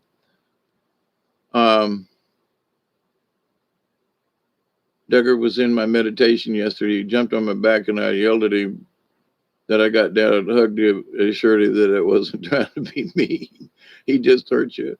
Yeah, understood. Yep. Oh, anyway, talking about him being out in the yard, but he saw this cat 200 feet away up on the hill. And by the count time you could count to 2, he was already lickety split gone. He went from 0 to 50 in like 1, 2. And me and Rob were both there. I said, did you see how fast he got up? He didn't gradually get to that speed. He took 4 steps and he was at speed like a gazelle. Oh my God, he's fast. But he's getting better about listening. He's, has followed me up to the road every day to, put out the garbage or some excuse for me to walk up to the top of the hill. But he never tries to go out on the road or anything. Now, the other day, the dogs across the road bark, and he got on the road, and I shoot him down and pointed my finger, but he went back down the driveway quick and didn't try to come back up. So, in that respect, other dogs that I've had and the wolf would cross that road without two squats to think about it. So he's learned on his own in this last year that he might go up around over there, but he knows not to go up there. And I'm hoping he understands this because of the cars on the road to come. I've had 2 dogs killed on that highway, up top because they wouldn't stay, quote, in the yard. They wandered up there for whatever reason. And it's because of curve, and it comes around the curve and down a hill. So you got 2 things right there. So there's this blind spot when folks come over that little crest up there, and they're always going too fast. So they take that spot, and then they're in the curve, and now they're down the hill a little ways, so their field of vision has changed. And oops, there's somebody standing there. They've almost hit me one time, and I was there when one of my dogs got hit by the back of the truck. Anyway, so yeah, it's bad when you're standing right there and your four-legged gets smacked. It's happened twice to me. The third animal that got killed up there, I wasn't here when I got hit, but I had to go find his carcass. So, but anyway, yeah, it's a good thing when four-leggeds learn, that it's not that you're trying to control them, it's for their own safety. And it's like a little child, kind of thing. But I'm grateful for Duggar, even though he's a pain in the tail end sometimes.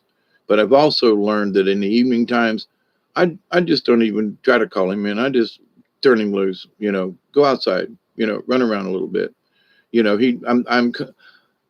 I'm confident that he's not going to wander across the road, and so anyway, there's got to be trust both ways. Okay, 3 minutes, y'all, and then I'm gonna head out of here at 4 hours, because I really haven't had anything to eat today much.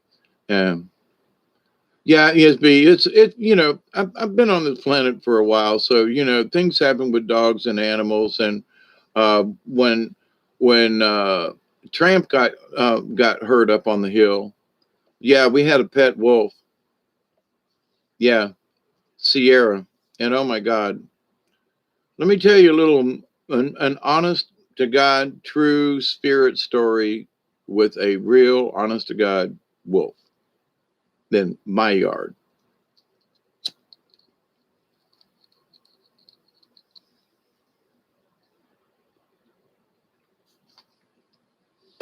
So at the time the wolf here was at the same time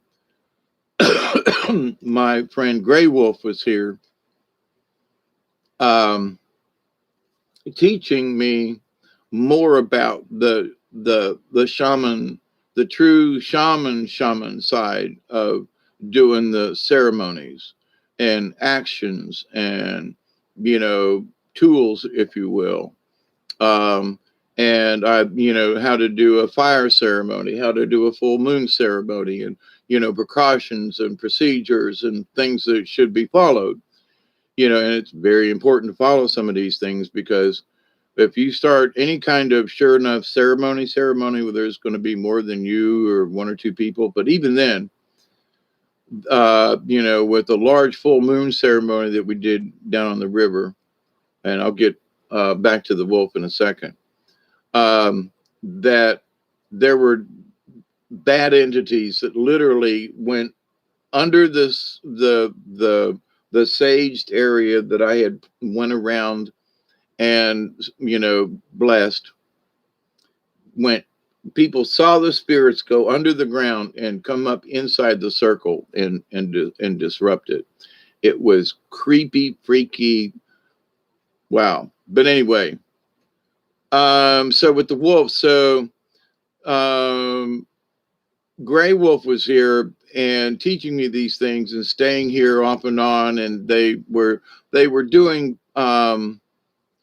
they would do weekends at different craft fairs and different places with the Native American stuff that he made and they made, so forth. But anyway, jewelry and just other stuff, potteries and certain things, trade this and that. But so he got stranded here. Him and his wife split up, and she went one way and he stayed here, which was okay. I agreed to it at the time. And so, because he was teaching me all of these things, but at the same time, the wolf was here and growing up. Well, she was going from little puppy to sure enough about a year old wolf, and fast. And at the time, I had my little poodle dog Sasha. And hey, Susie Q, how you doing? So, and my little Sasha dog, and somewhere I've got these little video clips of Sasha and the wolf playing on the river down there on one of the sandy spots and chasing each other. And so something happened to Sierra, and we would make at least one or two trips down to the river every day, if not three or four. Walk down in the early morning, walk down later on, checking the different, um, watching the river to see, different times of day. There are certain critters and things that come out. But anyway, so, but we'd go down there and maybe go down there and, take a sandwich and build a little fire and just sit by the river, and meditate and have conversation and and maybe drum, but not necessarily as a ceremony, but just as an honor to the place back there. So that was back in the time when Gray Fox was teaching me how to do the ceremony to bring the land and the water together back there where I did. So underneath my little platform, I was asking Spirit, well, is this okay? Right. And Al showed up right over my head and gave me one of the big barred owl. Hoo-hoo, yep. And the next morning, actually it was 24 hours later. It was the following morning because I went back down there. And this is relevant. And that's when the otter showed up during my water land ceremony. So I knew. So these two things had happened, but something separate happened to the wolf. She got sick. And I mean, she got sick. I mean, she was throwing up, couldn't hold anything down. And, was laying here in the house, and we were ministering to her and everything. We were having to take her outside to poo and stuff, wouldn't drink. I mean, within a couple of days, and it was like, oh my God. And Grable was like, what are we going to do? And I said, we're going to take her outside and see what she does. And he was like, but, and I said, listen, if she's going to die, then let her pick her own spot. So she went outside and stumbled, and she did this weird run that was sort of like it was a ghostly run, is all I can say. It was side to side and drunken, and sick dog that was real thin and everything. And she ended up in the same place that I did the ceremony. Right, like right there, just a couple of days before. That's why it was important I talk about that. So I took blankets down. I had already had some stuff from ceremonies that I'd left down there at the place. And so I got her, and I set candles out around her. And, I got her up on just off the ground. So she was laying on one of my Indian blankets. And I did sage. I sat with her, and I drummed, and I laid down with her and just hugged her. And I said, Creator. And I mean, her breathing was so shallow. I said, Creator, if there's a life to be had, and if she's to have a life, then help this sick animal to overcome this. If it is to be, let it be, And I hugged her, and I had my head on hers, and she was a full size, at least as big as Duggar is, if not a little bit bigger. And a wolf, not a dog. Now I'm talking about a wolf. So their traits and everything, and she was a grayish black mix, beautiful animal. And so I would get up, I'd have to pee. I'd get up, check her. She's still breathing. Her nose was was warm, but she was still breathing. And so I'd, do another little bit of sage. I had a crystal or two, and I just sat and just prayed, Creator, if this animal is going to live, and if not, let her spirit be taken. And, and that's that. So it was all night long this happened. Okay. So I prayed with this wolf, and I got tired, but wasn't going to leave her. Right. So I got tired and laid down with her, put one arm in between her front legs, had her head, resting with me, and she was breathing, and it was steady, but it was shallow. And so I went to sleep. Well, a couple hours later, I was like, what? And my brain was kind of sort of still, I want to say, in that dream state there where I was still in the ceremony. Because I sat up with her all night. It was just starting to get light. And I noticed she was gone. And I was like, oh, holy crap. She must have, I was so tired for, all those hours of caring for her and everything. And I was like, maybe she wandered off and died. I don't know. And so from down at the river, there are certain areas where it echoes through the woods, and it's a holler basically.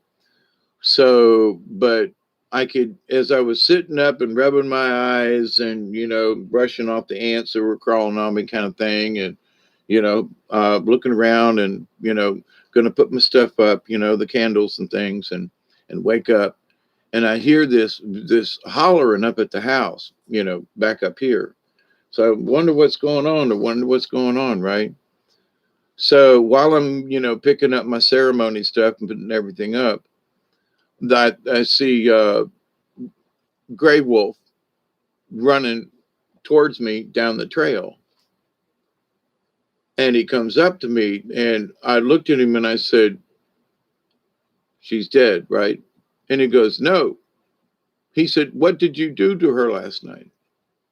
And I said, I sat up and prayed and, and meditated and ceremonied and, and drummed. And why? He goes, she's up at the house eating and drinking. He said, she just came up to the house from out of the woods and she's all chipper and running around in the yard. He goes, what did you do to my wolf? And I said, exactly. Because he knew me. He said he had snuck down there and saw that I was sitting up with her. And because he had other things to do that day, he couldn't stay up with me. And I told him, I said, look, I got this. So now, like nothing was wrong with that dog the next morning. And he looked at me and he said, you've got something, Hawkeye. He said, I don't know what it is. He said, but I had that. He said, that wolf should be dead right now. And I said, well, I presented the case to Great Spirit, and here she is today. Now, the irony of this story, which breaks my heart to tell you the rest of this, about 3 weeks later, maybe only 2, I was down on the river, had been, doing ceremony and some cleaning up and meditating and whatever down on the river, learning more lessons from what Gray Wolf had been teaching me. And I heard this high power. Now, the wolf had been with me down at the river, okay? And she ran back to the house. And less than 5 minutes later, I heard this high-powered rifle go off. And I went, oh, no. And I dropped whatever I was doing. And for my nappy ass, I ran back to the house. And by the time I got to the house, Gray Wolf was up the hill and just screaming. And Sierra had gone across the road to the neighbor's backyard who has chickens. I had chickens here too, but she didn't bother them. She just liked to look at them. But she was on his property, and he had, quote, warned us to keep the dog out of his yard. And we explained to him, she's a puppy. Call us. We'll come get her. I'm right. You live in front of my drive. We'll come get her. He shot her dead with a 30-30 and some come get your fucking dog. And we sat there right across the street from him in his on my front, right at the road, and drummed for 2 days. And I mean loud, middle of the night, drumming. Me, Gray Wolf, Jamie, and a couple other of us, we went up there and kept the drumming going. Middle of the night, middle of the morning, didn't matter where. One of us was up there drumming. And we had taken Sierra up there. It's where the old Zion Grove, the original Zion Grove, I actually own part of the roadbed and the ditches on both sides. And there is a power line that comes through there. And we were under the power line where they keep it mowed. And that's where we built a big fire and put her in it. So we, cremated her there on the hill where the other Native American arrowheads and things were found within 20 feet of where some other sacred thing. So it was interesting in that I took this wolf from the edge of death. And I'm telling you, I knew she was, and I just kept saying, you've got the strength that's in you. And then less than 3 weeks later, she was shot dead by the neighbor. So, and a beautiful, beautiful wolf, beautiful, friendly, not mean at all, playful and, beautiful. Ran with my little Sasha dog, this little poodle dog, and Sasha would growl and yank at her. Oh my God, And then I heard it, well, like I said, down on the river. And I just knew. And she had just left me. from the river back up there. And I just knew that shot was, she was dead. And sure enough, I got back to the house and I was like, man, it is so bad to be right sometimes, you know? So knowing the future, knowing what's coming, I would rather just see it when it gets there. Too much stuff I've seen before and too much heartache and all that kind of.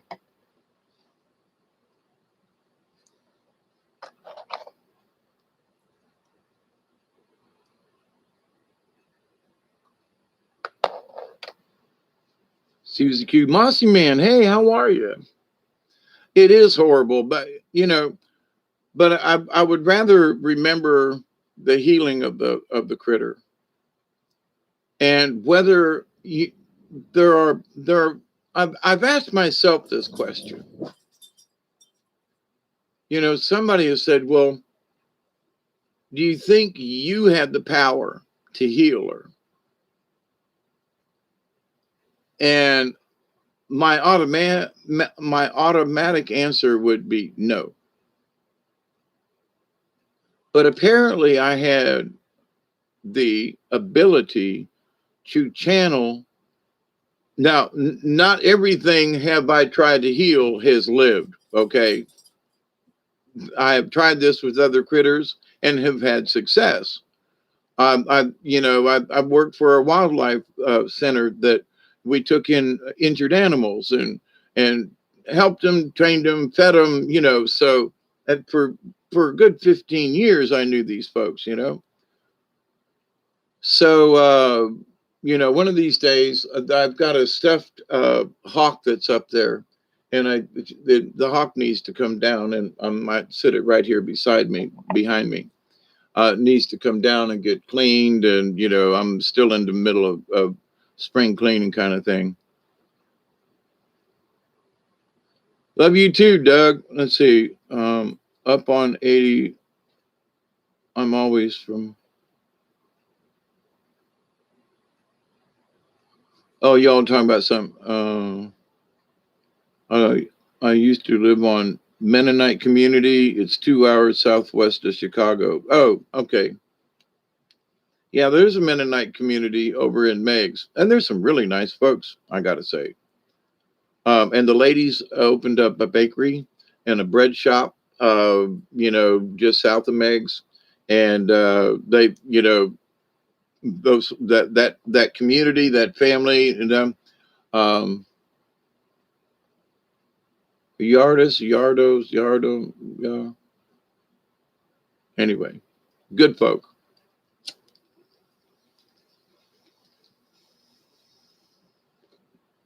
Years ago, I got to know through working with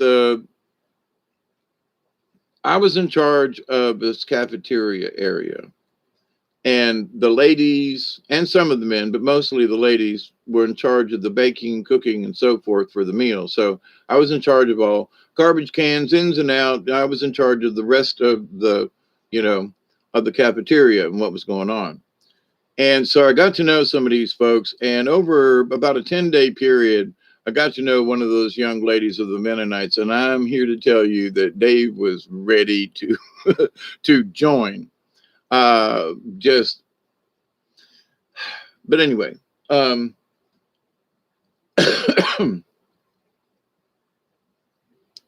the idea, though, that with all of my experience, I know that there are other experiences I'm still just remembering. And so after having missed 420, I'm going to hit this and say good night to y'all, because Duggar does want to go out, and I do want to have some supper. I got on here early to be on here late. 4 hours and 18 minutes. Michelle, so how am I doing? Are you still around? 2, 3 bars at night. Don't remember being.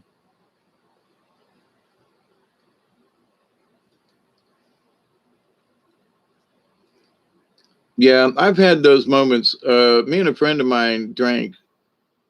Well, we're sharing it with other people. It was a bottle of Jose Cuervo with the worm in it, and Hey, Elderberry. Uh, but after the party, there was still a good half a bottle of tequila left. And I looked at my friend and I said, listen, this is my birthday. And it was. And I said, we have partied in the past and we might not ever do this again. So help me finish this bottle. And we have discussed this in the past. We were so drunk, we had gone beyond drunk. And I, of course, drank the worm. So I was in a mescatal type moment, for those of you who might understand that. Um, Mescaline, mescatal, oh my goodness. Some of the strangest, cleanest, weirdest trip I've ever had has been with a mescaline type peyote thing. Whereas acids, now mushrooms are like that, but the intensity of the mescaline peyote mix, whatever that we had back then, was so unbelievably, and I say clean, in that certain chemicals and even mushrooms, if you get too much of the purple ones around here, and they like to put the green on the stems is a strychnine in them, so you don't ever eat the stems. We learned that long time ago. Don't ever make tea with the stems from these things. Now the spores and stuff that you buy and grow yourself are not quite the same variety. Just saying. But with that said, though, but you only eat the caps and you never pull them up because that which holds it up, there will be more mushrooms grow from that fungus. So you would ever only pop the tops.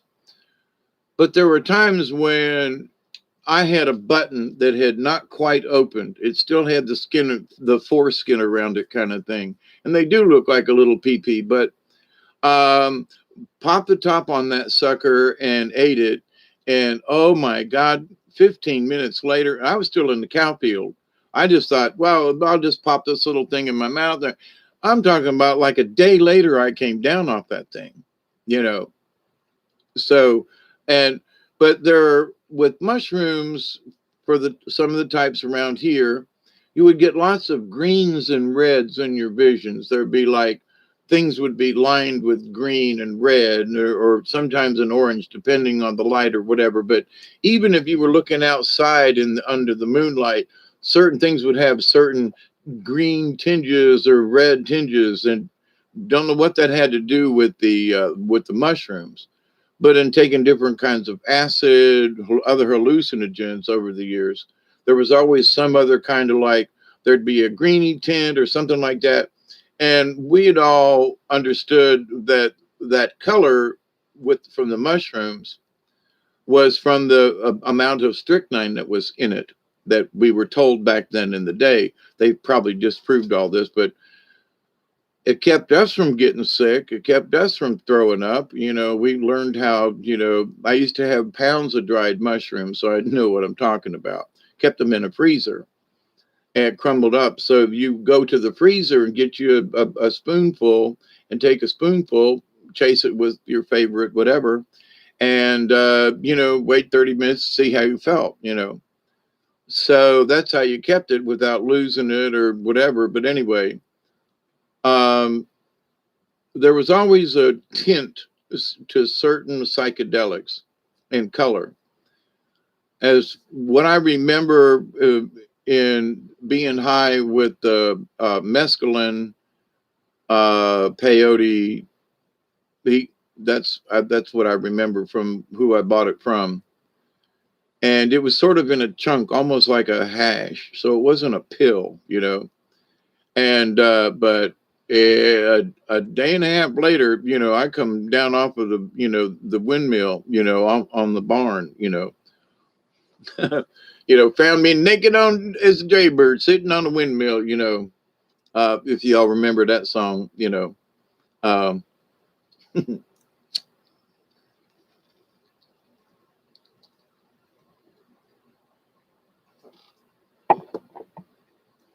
yeah, I need to go too, Mossy man. Susie Q, everybody.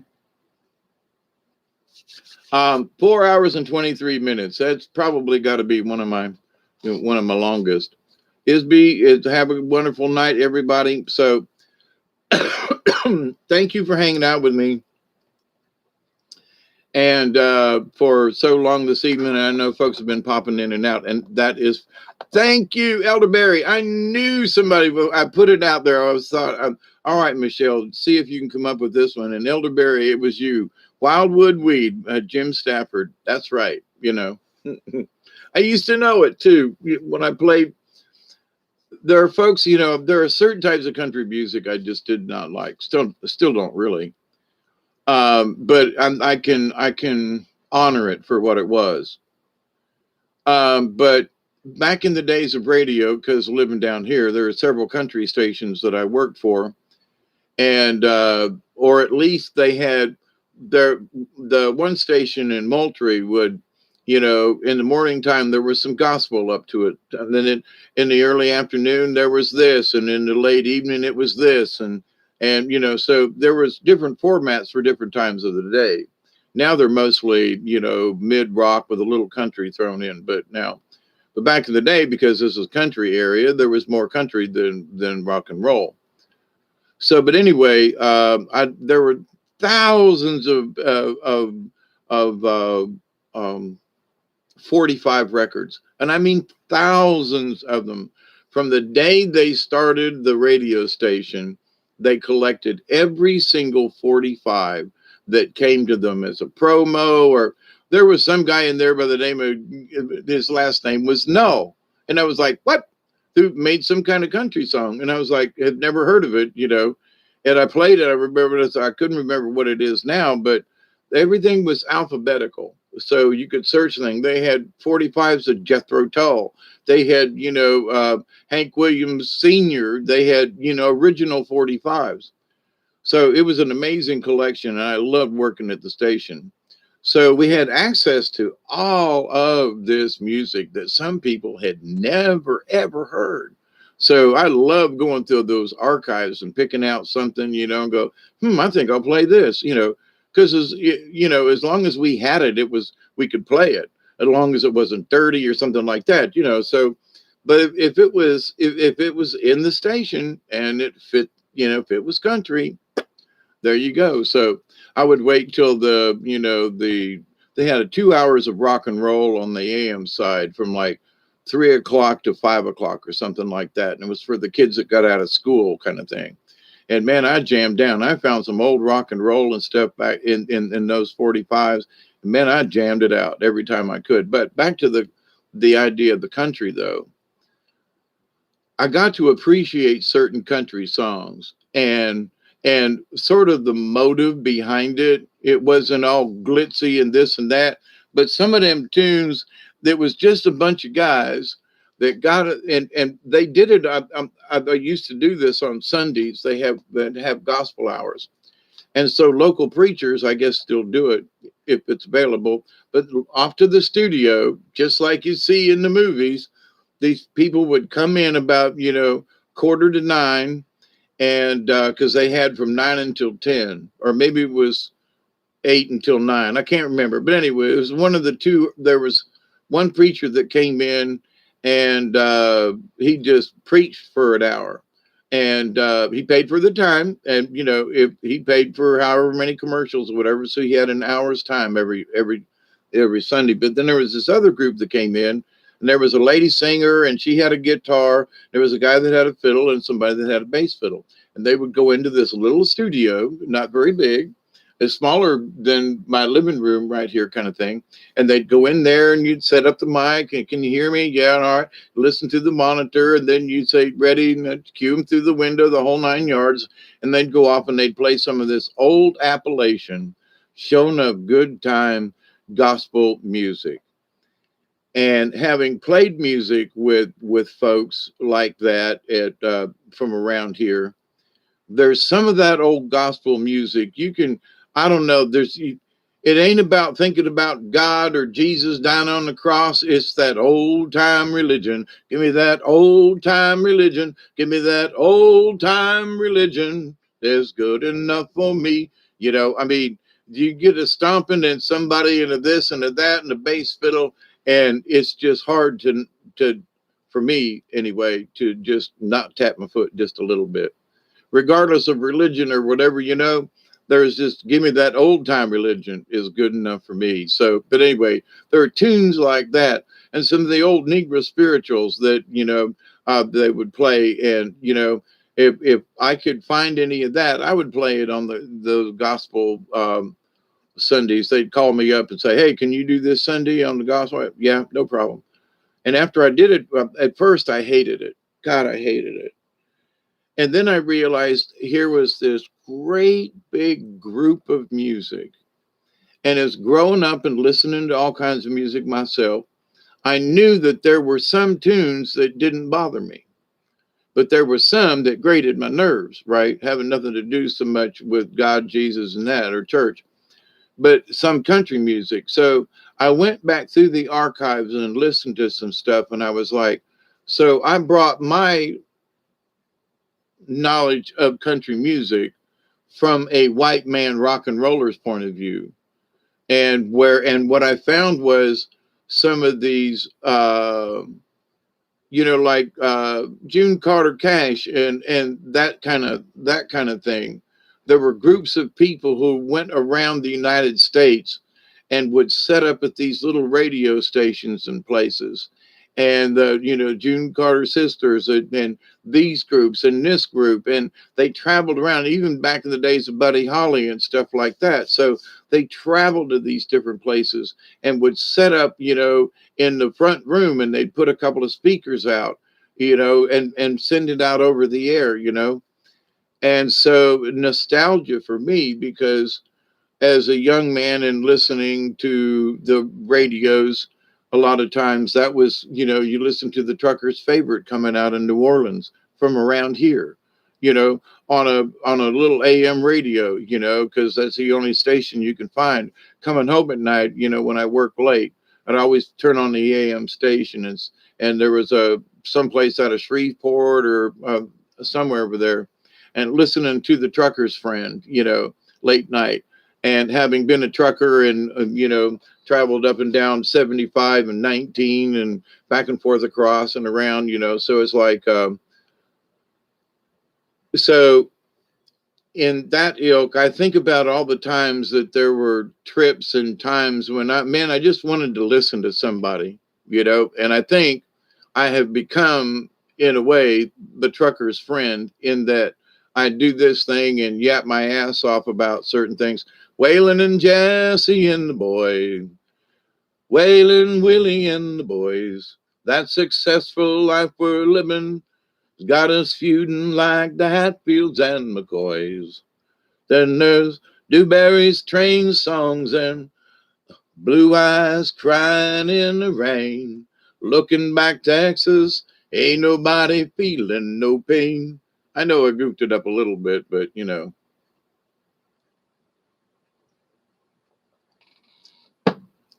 I was listening to rock and roll, and I met some Southern folk when I got up here to South Georgia, and they introduced me to some Tom Paul Glasser and some folks I'd never heard before. And I'm like, so my friend, he was very kind to me at the time, said,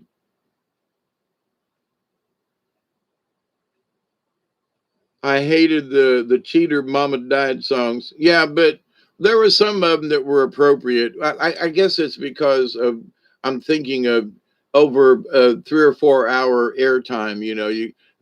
Some of the shifts that I had were 6 hours. So, somebody'd call up and want to hear blah blah blah, or a lot of the Dolly Parton, or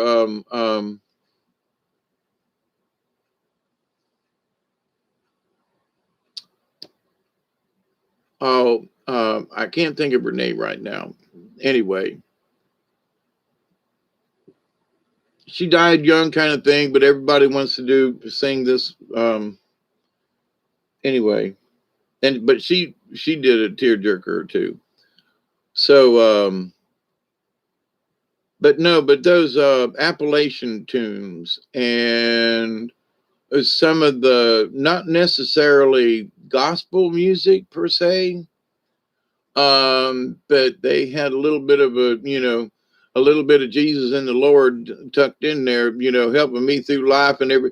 But it ain't like glory, hallelujah, Jesus. It ain't. There's a difference. But also having played in the play, um, Smoke on the Mountain, which was all about a family group. I was the father, a family group who came in and to the church, and the audience was the church.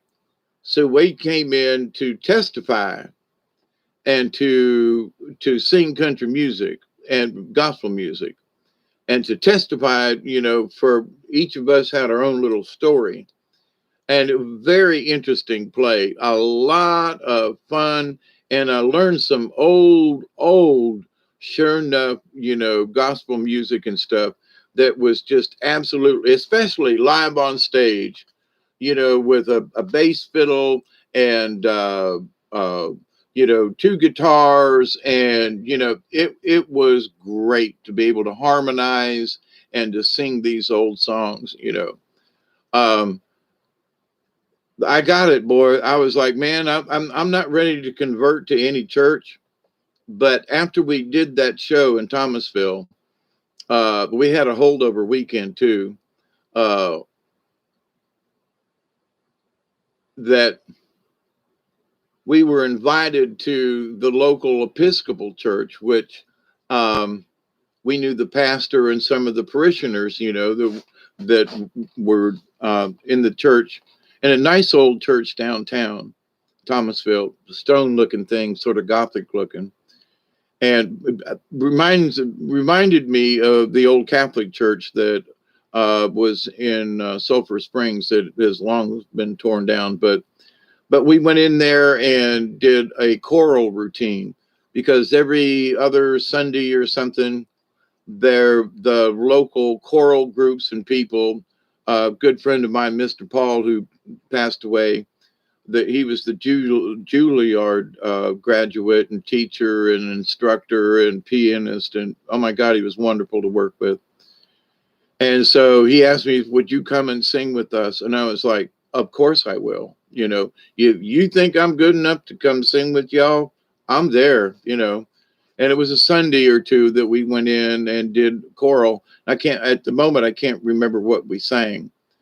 But we'd gotten together and rehearsed, and we'd sang together before, many of us in the group, and some of us hadn't sang together in a while, and it was good to harmonize with some of these folks and to see them again. I mean, like 10 or 15 years hadn't, sang with them in any kind of choral, but we were all theater people. We all knew the tune. We all knew our parts, so, and it was great energy to get back together and sing some of these old songs. And I don't know how and why I got on this particular Steve Earle. Yes, absolutely.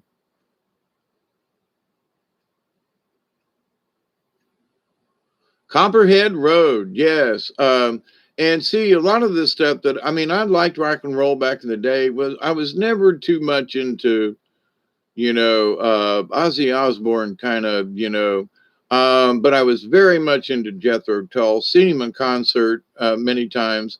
Elton John, saw him in concert, the Crosby, Stills and Nash, uh,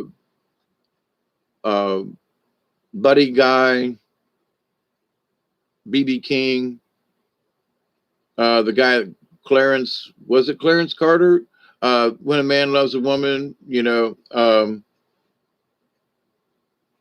some, different groups. But I remember at the Tampa Jams back in the early 70s that there was the Men's Garden Club that was right next to close to the airport. And they had groups that came in and played. And there was one night when it was, I can't remember who it was, but we all looked up. It was about 1 o'clock in the morning, and it was like Johnny Winters was up there playing, because you could tell by his white hair, and it was like we were all like stoned, and so there were these people who stopped in at the Tampa Jams uh, during that time in Tampa, and you paid 1 day's admission to get in. And people, went around to the back behind the palmetto bushes and smoked a little weed, and everybody drank wine. And there were people who would inject watermelon with LSD, and so we were all getting electric watermelon and sitting out and partying. And I mean, it was like Woodstock, but in Tampa at the Tampa Jams. And so a lot of people just said, that wasn't nothing. Well, then you weren't there. And I was there every weekend because I didn't really have any other place to go. It's the cheapest place to get in and stay and hang out. Good music, sometimes not so good. A lot of good people, a lot of good drugs, a lot, And so, and it was where we hung out. So I spent a good year and a half, traveling the Tampa Jams. They had a lot of jams down in Rowlett Park back in the day. And there was a group called Duck Butter. Oh my God, these guys were great. And later on, I found out that they might have been somebody else that showed up, as and I can't remember the three, but anyway, we had some really good folks show up just out of nowhere. Well, we was flying, we came into Tampa and had a couple hour layover, and they'd come out and jam. And you'd wake up at 1 a.m. and go, who is that on stage? Now, there were claims that they said before Jimi Hendrix died that because when he was in Tampa, he did not he played in Tampa way back when. But everybody said, that's Jimi Hendrix. And everybody said, nah, man, that ain't Jimi Hendrix. And like a week or so later, he was dead. And it was like, we all looked at each other and said, that was just a dream, right? We all had this dream last night. Because we all wake up in the middle of this field and blankets and different, nobody gave a shit. Nobody sent you home, you just woke up in the grass the next morning and started all over again. Now, those were the days. Those were the days, my friend, I thought they'd never end. We'd sing and dance forever and a day. We'd pick the life we'd choose. We'd like never lose. Those were the days. Oh, yes, those were the days. Everybody together. La, la, la, la, la, la, la, la, la, la, la, la. Those were the days. Oh, yes, those were the days. Okay, who did that song?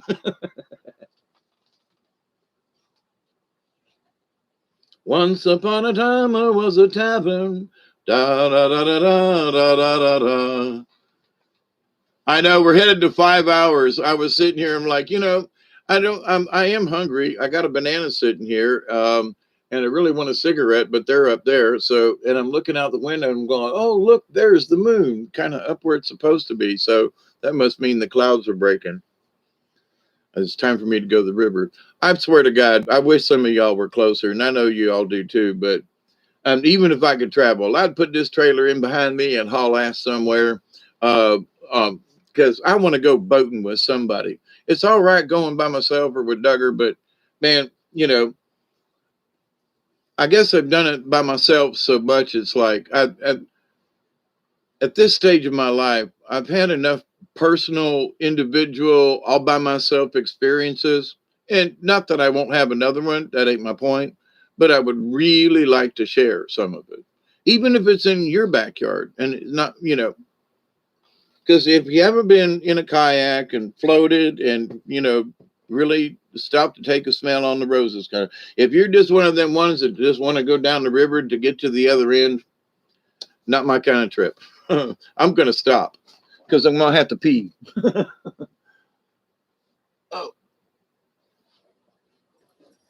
Oh, Duggar thinks I'm going out. No, I'm just getting a smoke. We'll go out in a few minutes, so it's coming up on 5 hours. 102, can I last till the next 20? Just for the damn hell of it. Because I ain't got nothing other to do. And I'll eat some of my banana, have a smoke, and share it with you guys because you obviously don't have anything else to do either because you're sitting here with me and listening to me yap. I feel like, this is old hippie radio. Down here coming to you from South Georgia, south of the Mason-Dixon line, but north of that Florida border, where Northerners come to stay longer than they should.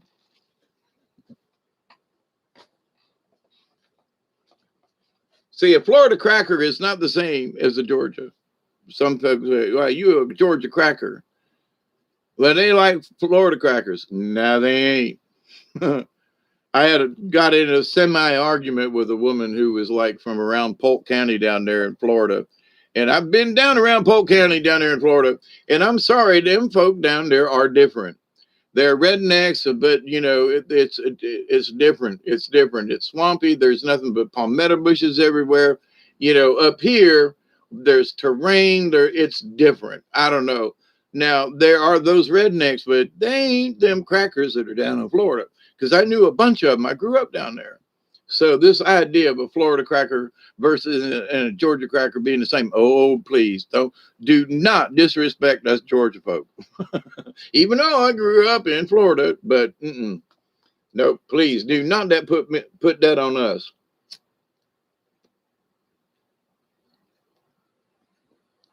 And some of them folk that I knew down there in Florida were full bleed Seminole.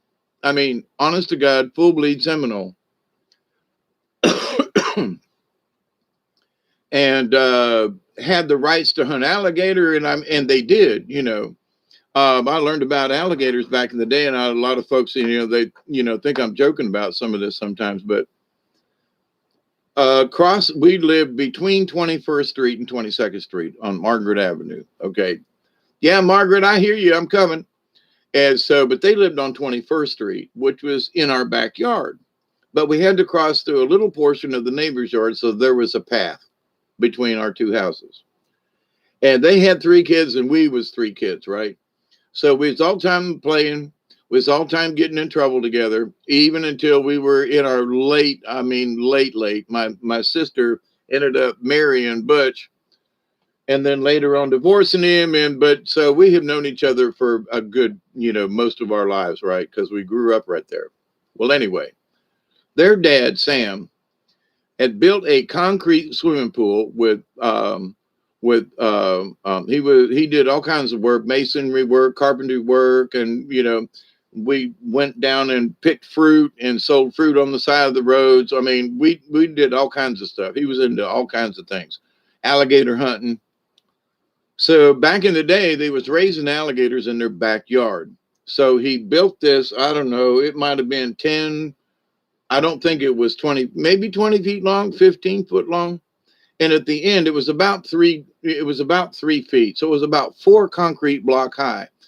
So we built this thing out of concrete block and put a sloped bottom in it and got some young gators because they was always going in the swamp.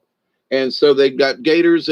Somehow I think they found a nest and got the eggs is what, if I go back that far, I think that's actually what happened.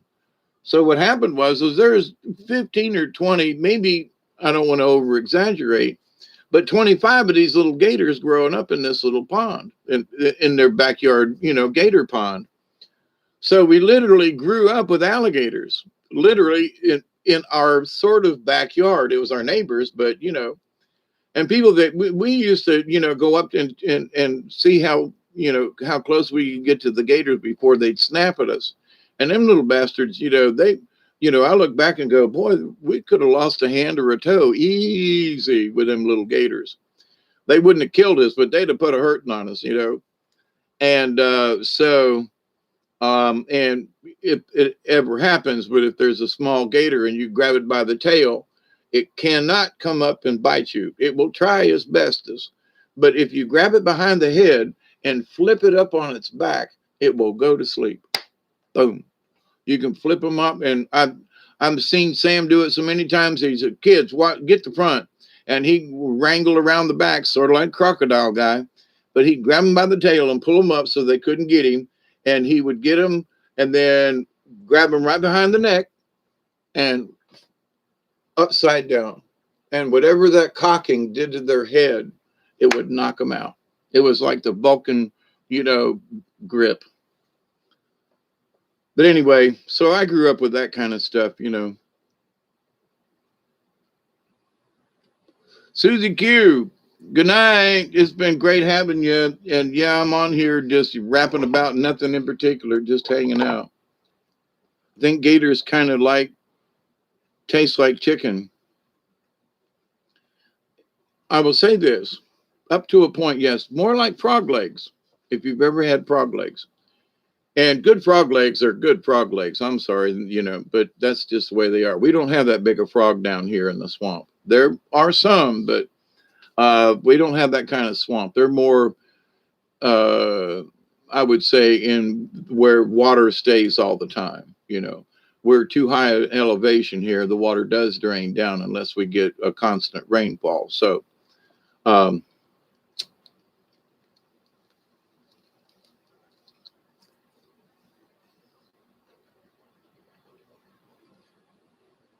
it's good to have all y'all. And I'm hanging out more than I normally would.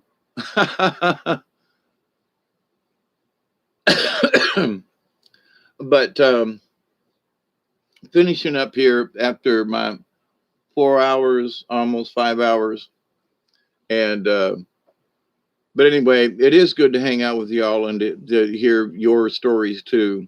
One of these days, I'm going to figure out StreamYard. And if anybody wants to come on and, you know, have a chit chat and a BS time, I'm kind of sort of working towards that. I'm getting my office better off upstairs. I have better options up there. I have more room.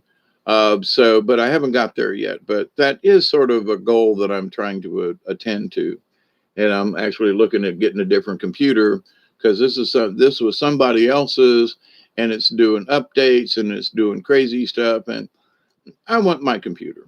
You know, no offense, this can still be a backup, but I want my own again.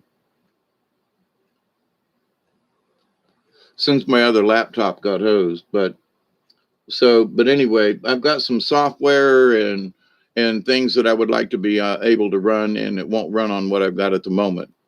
And it used to run on my old laptop, so I know it can be done. So anyway, but I need a DVD, and a lot of these new instruments don't have any kind of DVD on them, and a lot of the programs and things and software that I have is stuck on DVDs. Hawkeye, if you do StreamYard, I will definitely come on with you. Okay, Doug, I'll tell you what. I don't know how we'll do it. We'll work it out. But if you want to do like, I don't know if you know how to do it. I don't. All I know is I know how to go into this and say, do this and blah, blah, blah, and I'm here. But I would, you know, I, if you want to try it, I'll try it. You know, maybe we could do a joint effort phone call or something. Who knows? I just got a laptop last week. Cool beans. Yeah, I'm considering now. How many of you out there have gotten their checks yet? The 1,400. My friend who visited me yesterday, they got theirs. So I called up the bank and I haven't gotten mine. Has anybody gotten their new checks yet, by the way? Just curious because it was supposed to be everybody's going to get them, then something. Well, if you didn't get them by a certain date or something, I'm like, what the hell? You know, it's digital, you know, it's like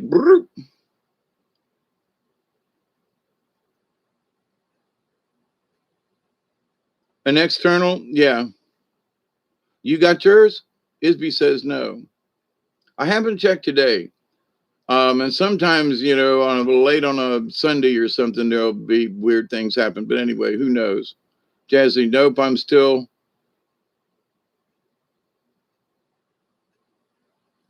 You got it last week. Well, my friends just got it the other day, so it would have been technically last week. But yeah, so they got it for all three of them, even for the young girl, which is good because they were talking about what they were going to do with the money and so forth.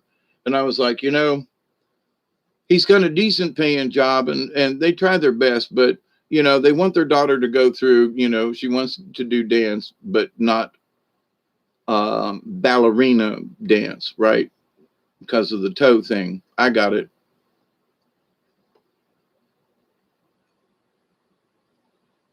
It's a great laptop for YouTube. Cool beans. Yeah, see, I used to have a when I worked at Prestolite as an engineer, I had dual monitors, and that was back in the day when the monitors were these great big CRTs, right? I had dual monitors, super fast speed.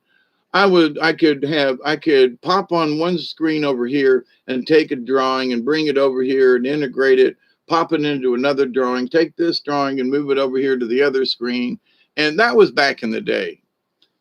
And I could do all this stuff left, right, back, forth. And now some of this stuff is like it's available, but it's not in the same way that I remember it. Okay, you got to have this. There, some of the older motherboards and things that I've got. I was looking at them. I was like, looking at new motherboards and things. None of my stuff is compatible. None of it. None of it. And some of my stuff used to work, right? I got a couple laptops that still work. They had Windows XP on them. They're like 15 years old, but they still work. But they won't run some of the stuff, and Windows won't update it. So I'm seriously going to turn the one, because it's so slow, into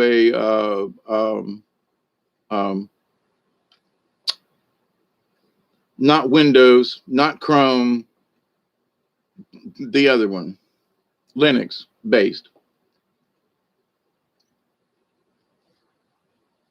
Because there is some really good software out there that runs on Linux and with that kernel and etc. And I used to do a lot of video. I used to do a lot of sound. If I could get to some of my sound files and things and be able to share that with you, that'd be cool.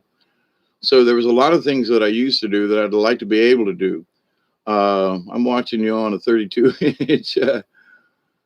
It has 12 gigabyte of RAM. That's a good bit.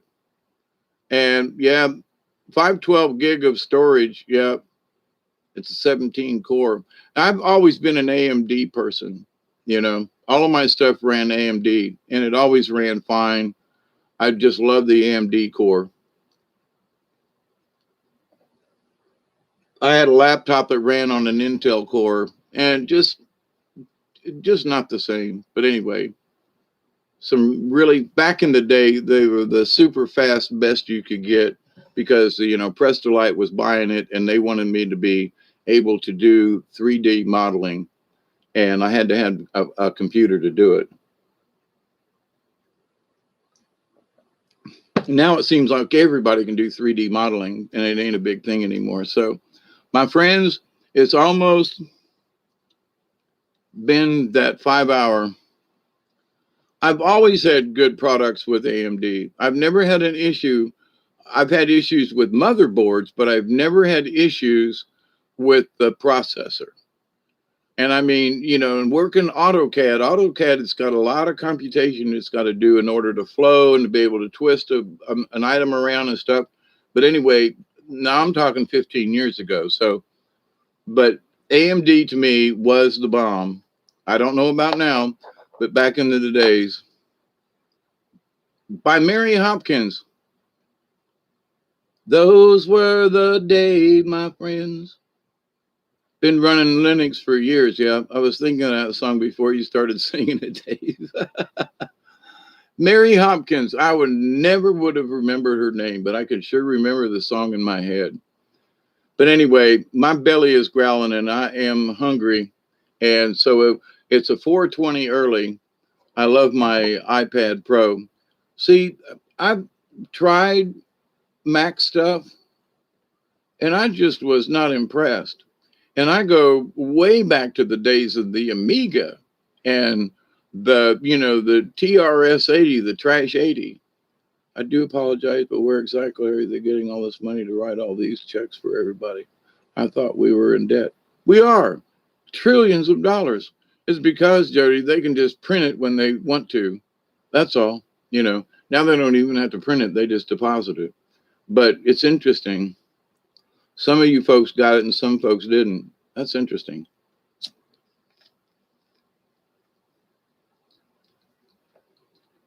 And I just got to say, just in a comparative note, in that When Trump signed it, we all had our checks within a week or so. They signed this bill and it's been what, 3 weeks or so? Whoa, $2,200. Ubuntu, that's the one I was trying to remember. I have some Ubuntu that I have on disk, and my older computer has a disk drive, so I can pop it in there and download it and not have to worry about any kind of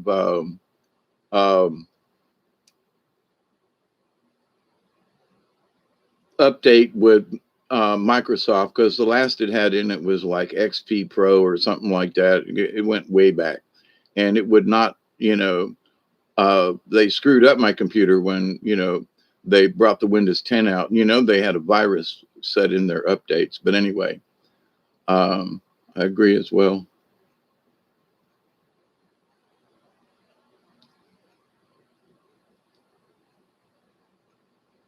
Yeah, I subscribe. I'm known some geek friends of mine who've been using Ubuntu for a while. And, only in the last couple of years, I got that little Chromebook and I got lazy. But I couldn't do anything with the Chromebook that I used to do on what I used to do with a mouse and a thingy. Now I'm got this pad and I'm doing, I'm used to doing a mouse and a thing. I've got an ergonomic setup upstairs in my office. And because of the stairs, I don't go up there very much. But I'm working on that. I've been upstairs here recently. So, and I'm making that, instead of doing this downstairs here in the chair, I need to go up the stairs back to my office where everything is set up so it'll stay there, kind of thing. But I'm quite honestly, I've been lazy about it. But I want to do it. I need to do it. I've got it cleaned up there. So it's time for me to make that move. So next live stream, who knows? I might be on the other. I might be maybe on this computer, but upstairs in the office. But anyway, watched Marfugel.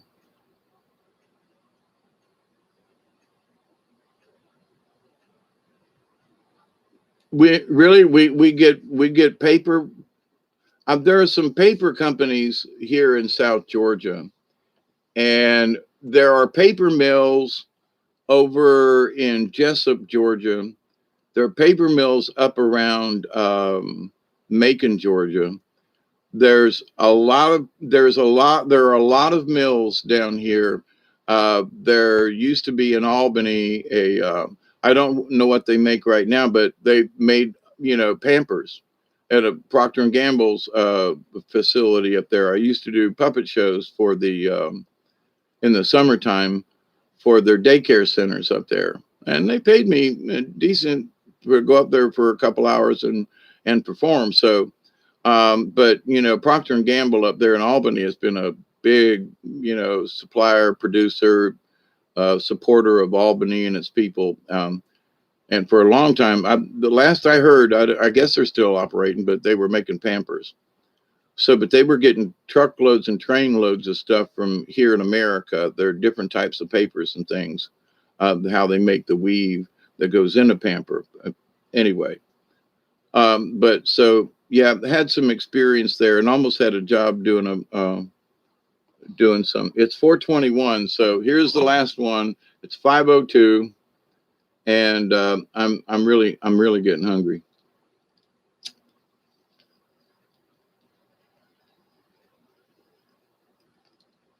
And it's 5 hours sitting in one position too, so I got to move around. If I stand up, I'm probably going to have to pee. So, so my dear friends, I love you so much for hanging out with me. It's been a good time. Less inflation to even a greater degree. I wonder how that will work into the master plan come when their next step, I guess, but you have a good night. Yeah. It depends on whose master plan. There are some people that work for companies, and what they really want to do is they want to keep their employees safe. They want to keep the company making a profit. They want to put out a good product. And these aren't necessarily things that people above them are thinking about.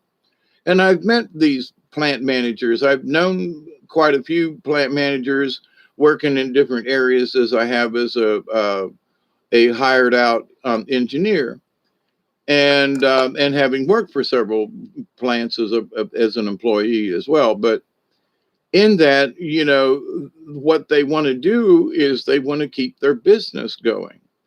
They want to be productive in the community. They want to be able to. Now, the other higher mucky mucks have a totally separate plan. Like in Prestolite, they moved, 2 plants down to Mexico, lost a fortune, and had a bunch of issues, almost lost their Ford contract. But and put 750 of us out of work, plus all the small businesses around that you supported Prestolite, and we supported these businesses, and all that's gone. And so, but it had nothing to do with the plant manager. It had nothing to do whether we were one of the few branches of Prestolite that were actually operating in the black. All the other, several other divisions were operating in the red. Now I'm talking 380 million dollars worth of business per year was going through these 2 plants. So I'm not talking about some little old, fly by night operation. We were in the big time. When you have close to $400 million worth of revenue that come and go in your product and everything with major companies like Chrysler and Ford and Nissan and Honda, those were our major contributors. Or but to the point though that we were that good, and we were able to stay in the black. The job that I did saved the company in 1 year $4 million in tooling, because they were ordering the same thing under different part numbers. We changed the material on some of these tooling, from a D2 to a different kind of material, and the tools last longer. We changed a couple of things, and our production went up because our tooling issues went down. So we came on the edge of red and stayed in the black by millions of dollars, and they still shut us down. So even though you do a good job, doesn't necessarily mean you're going to keep your job. You know what I mean? So, but anyway, so I love you all. Remember, Doug, we all start out like SpongeBob and end up Square Bob Sponge Pants. Yep, yep, yep. They were talking today about that, that there'd been some talk around the White House or whatever, the staff, that Biden had an incontinence issue, and maybe the way he walks sometimes, is because they have tried to choose the correct diaper for him to wear.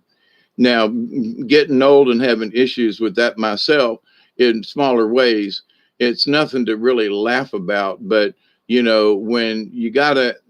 the only person capable of running the place is they have to worry about what kind of diapers he's wearing in public, you have to scratch your head and go, Yeah, thanks for y'all hanging out too. Love you too, guys. I really do.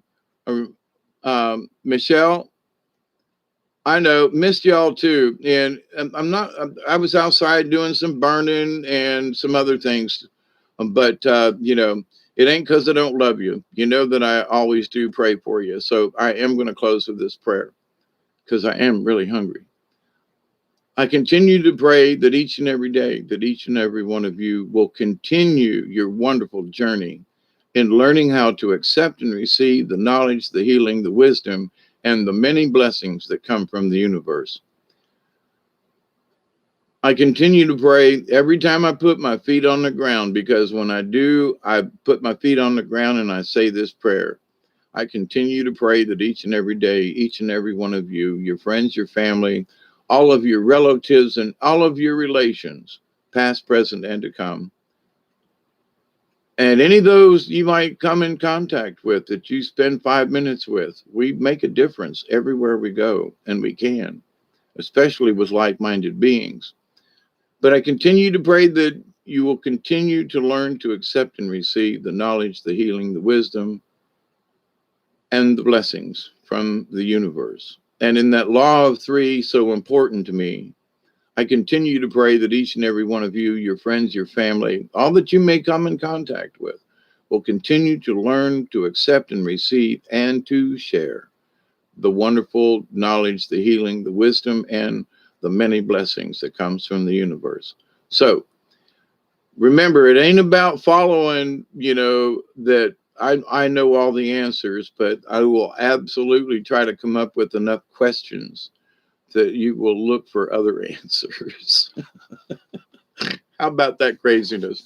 For good night, David Castle, Ed, Doug. Will I will really honestly try to put forth an effort with the StreamYard thing because I'm behind on that. And I would like to be able to share, and if any of you wanted to come on and just hang out and have discussion, I would love to do that. I really, really, really would. So if I was to ask for a prayer for anything from y'all, it would be to help send a prayer that I'll be able to figure it out. That's, I've never, well, I don't know if I've ever asked for a prayer for myself, but if there was a prayer that you would send my way, it'd be that I would figure out how to use StreamYard. That would be it. Of all my, what could I help me to, send me good energy that I'll be able to figure out StreamYard. So, but with that said, Elderberry, we wish you both. Yeah, you too, Ed. Cheers, Doug, David Castle. Yeah, Late Night Soul Tribe. Yeah, you all rock. You absolutely do. And for those of you who are in the background, we love you. Cosmic hugs, everybody. We do. We remember we are, members of the League of Like-Minded Being, as well as the Soul Tribe. So you're never alone. One of us is always hanging out around. And although I may not be online, hey, Gaza, you too. You just dump back on. I'm getting out of here, though. I have said my prayers, and I mean it for y'all. But no, my hunger, and I gotta pee. Is coming next. So, but yeah, y'all be safe. Y'all, just keep the faith. There's going to be some crazy stuff coming up, and going to have to take a look at things before we just, say yes or no to anything. So, but anyway, my friends, good night. Be safe. And as I always say from South Georgia, keep it between the ditches and TTFN for now. Ta ta for now, my friends. Bye. Ween.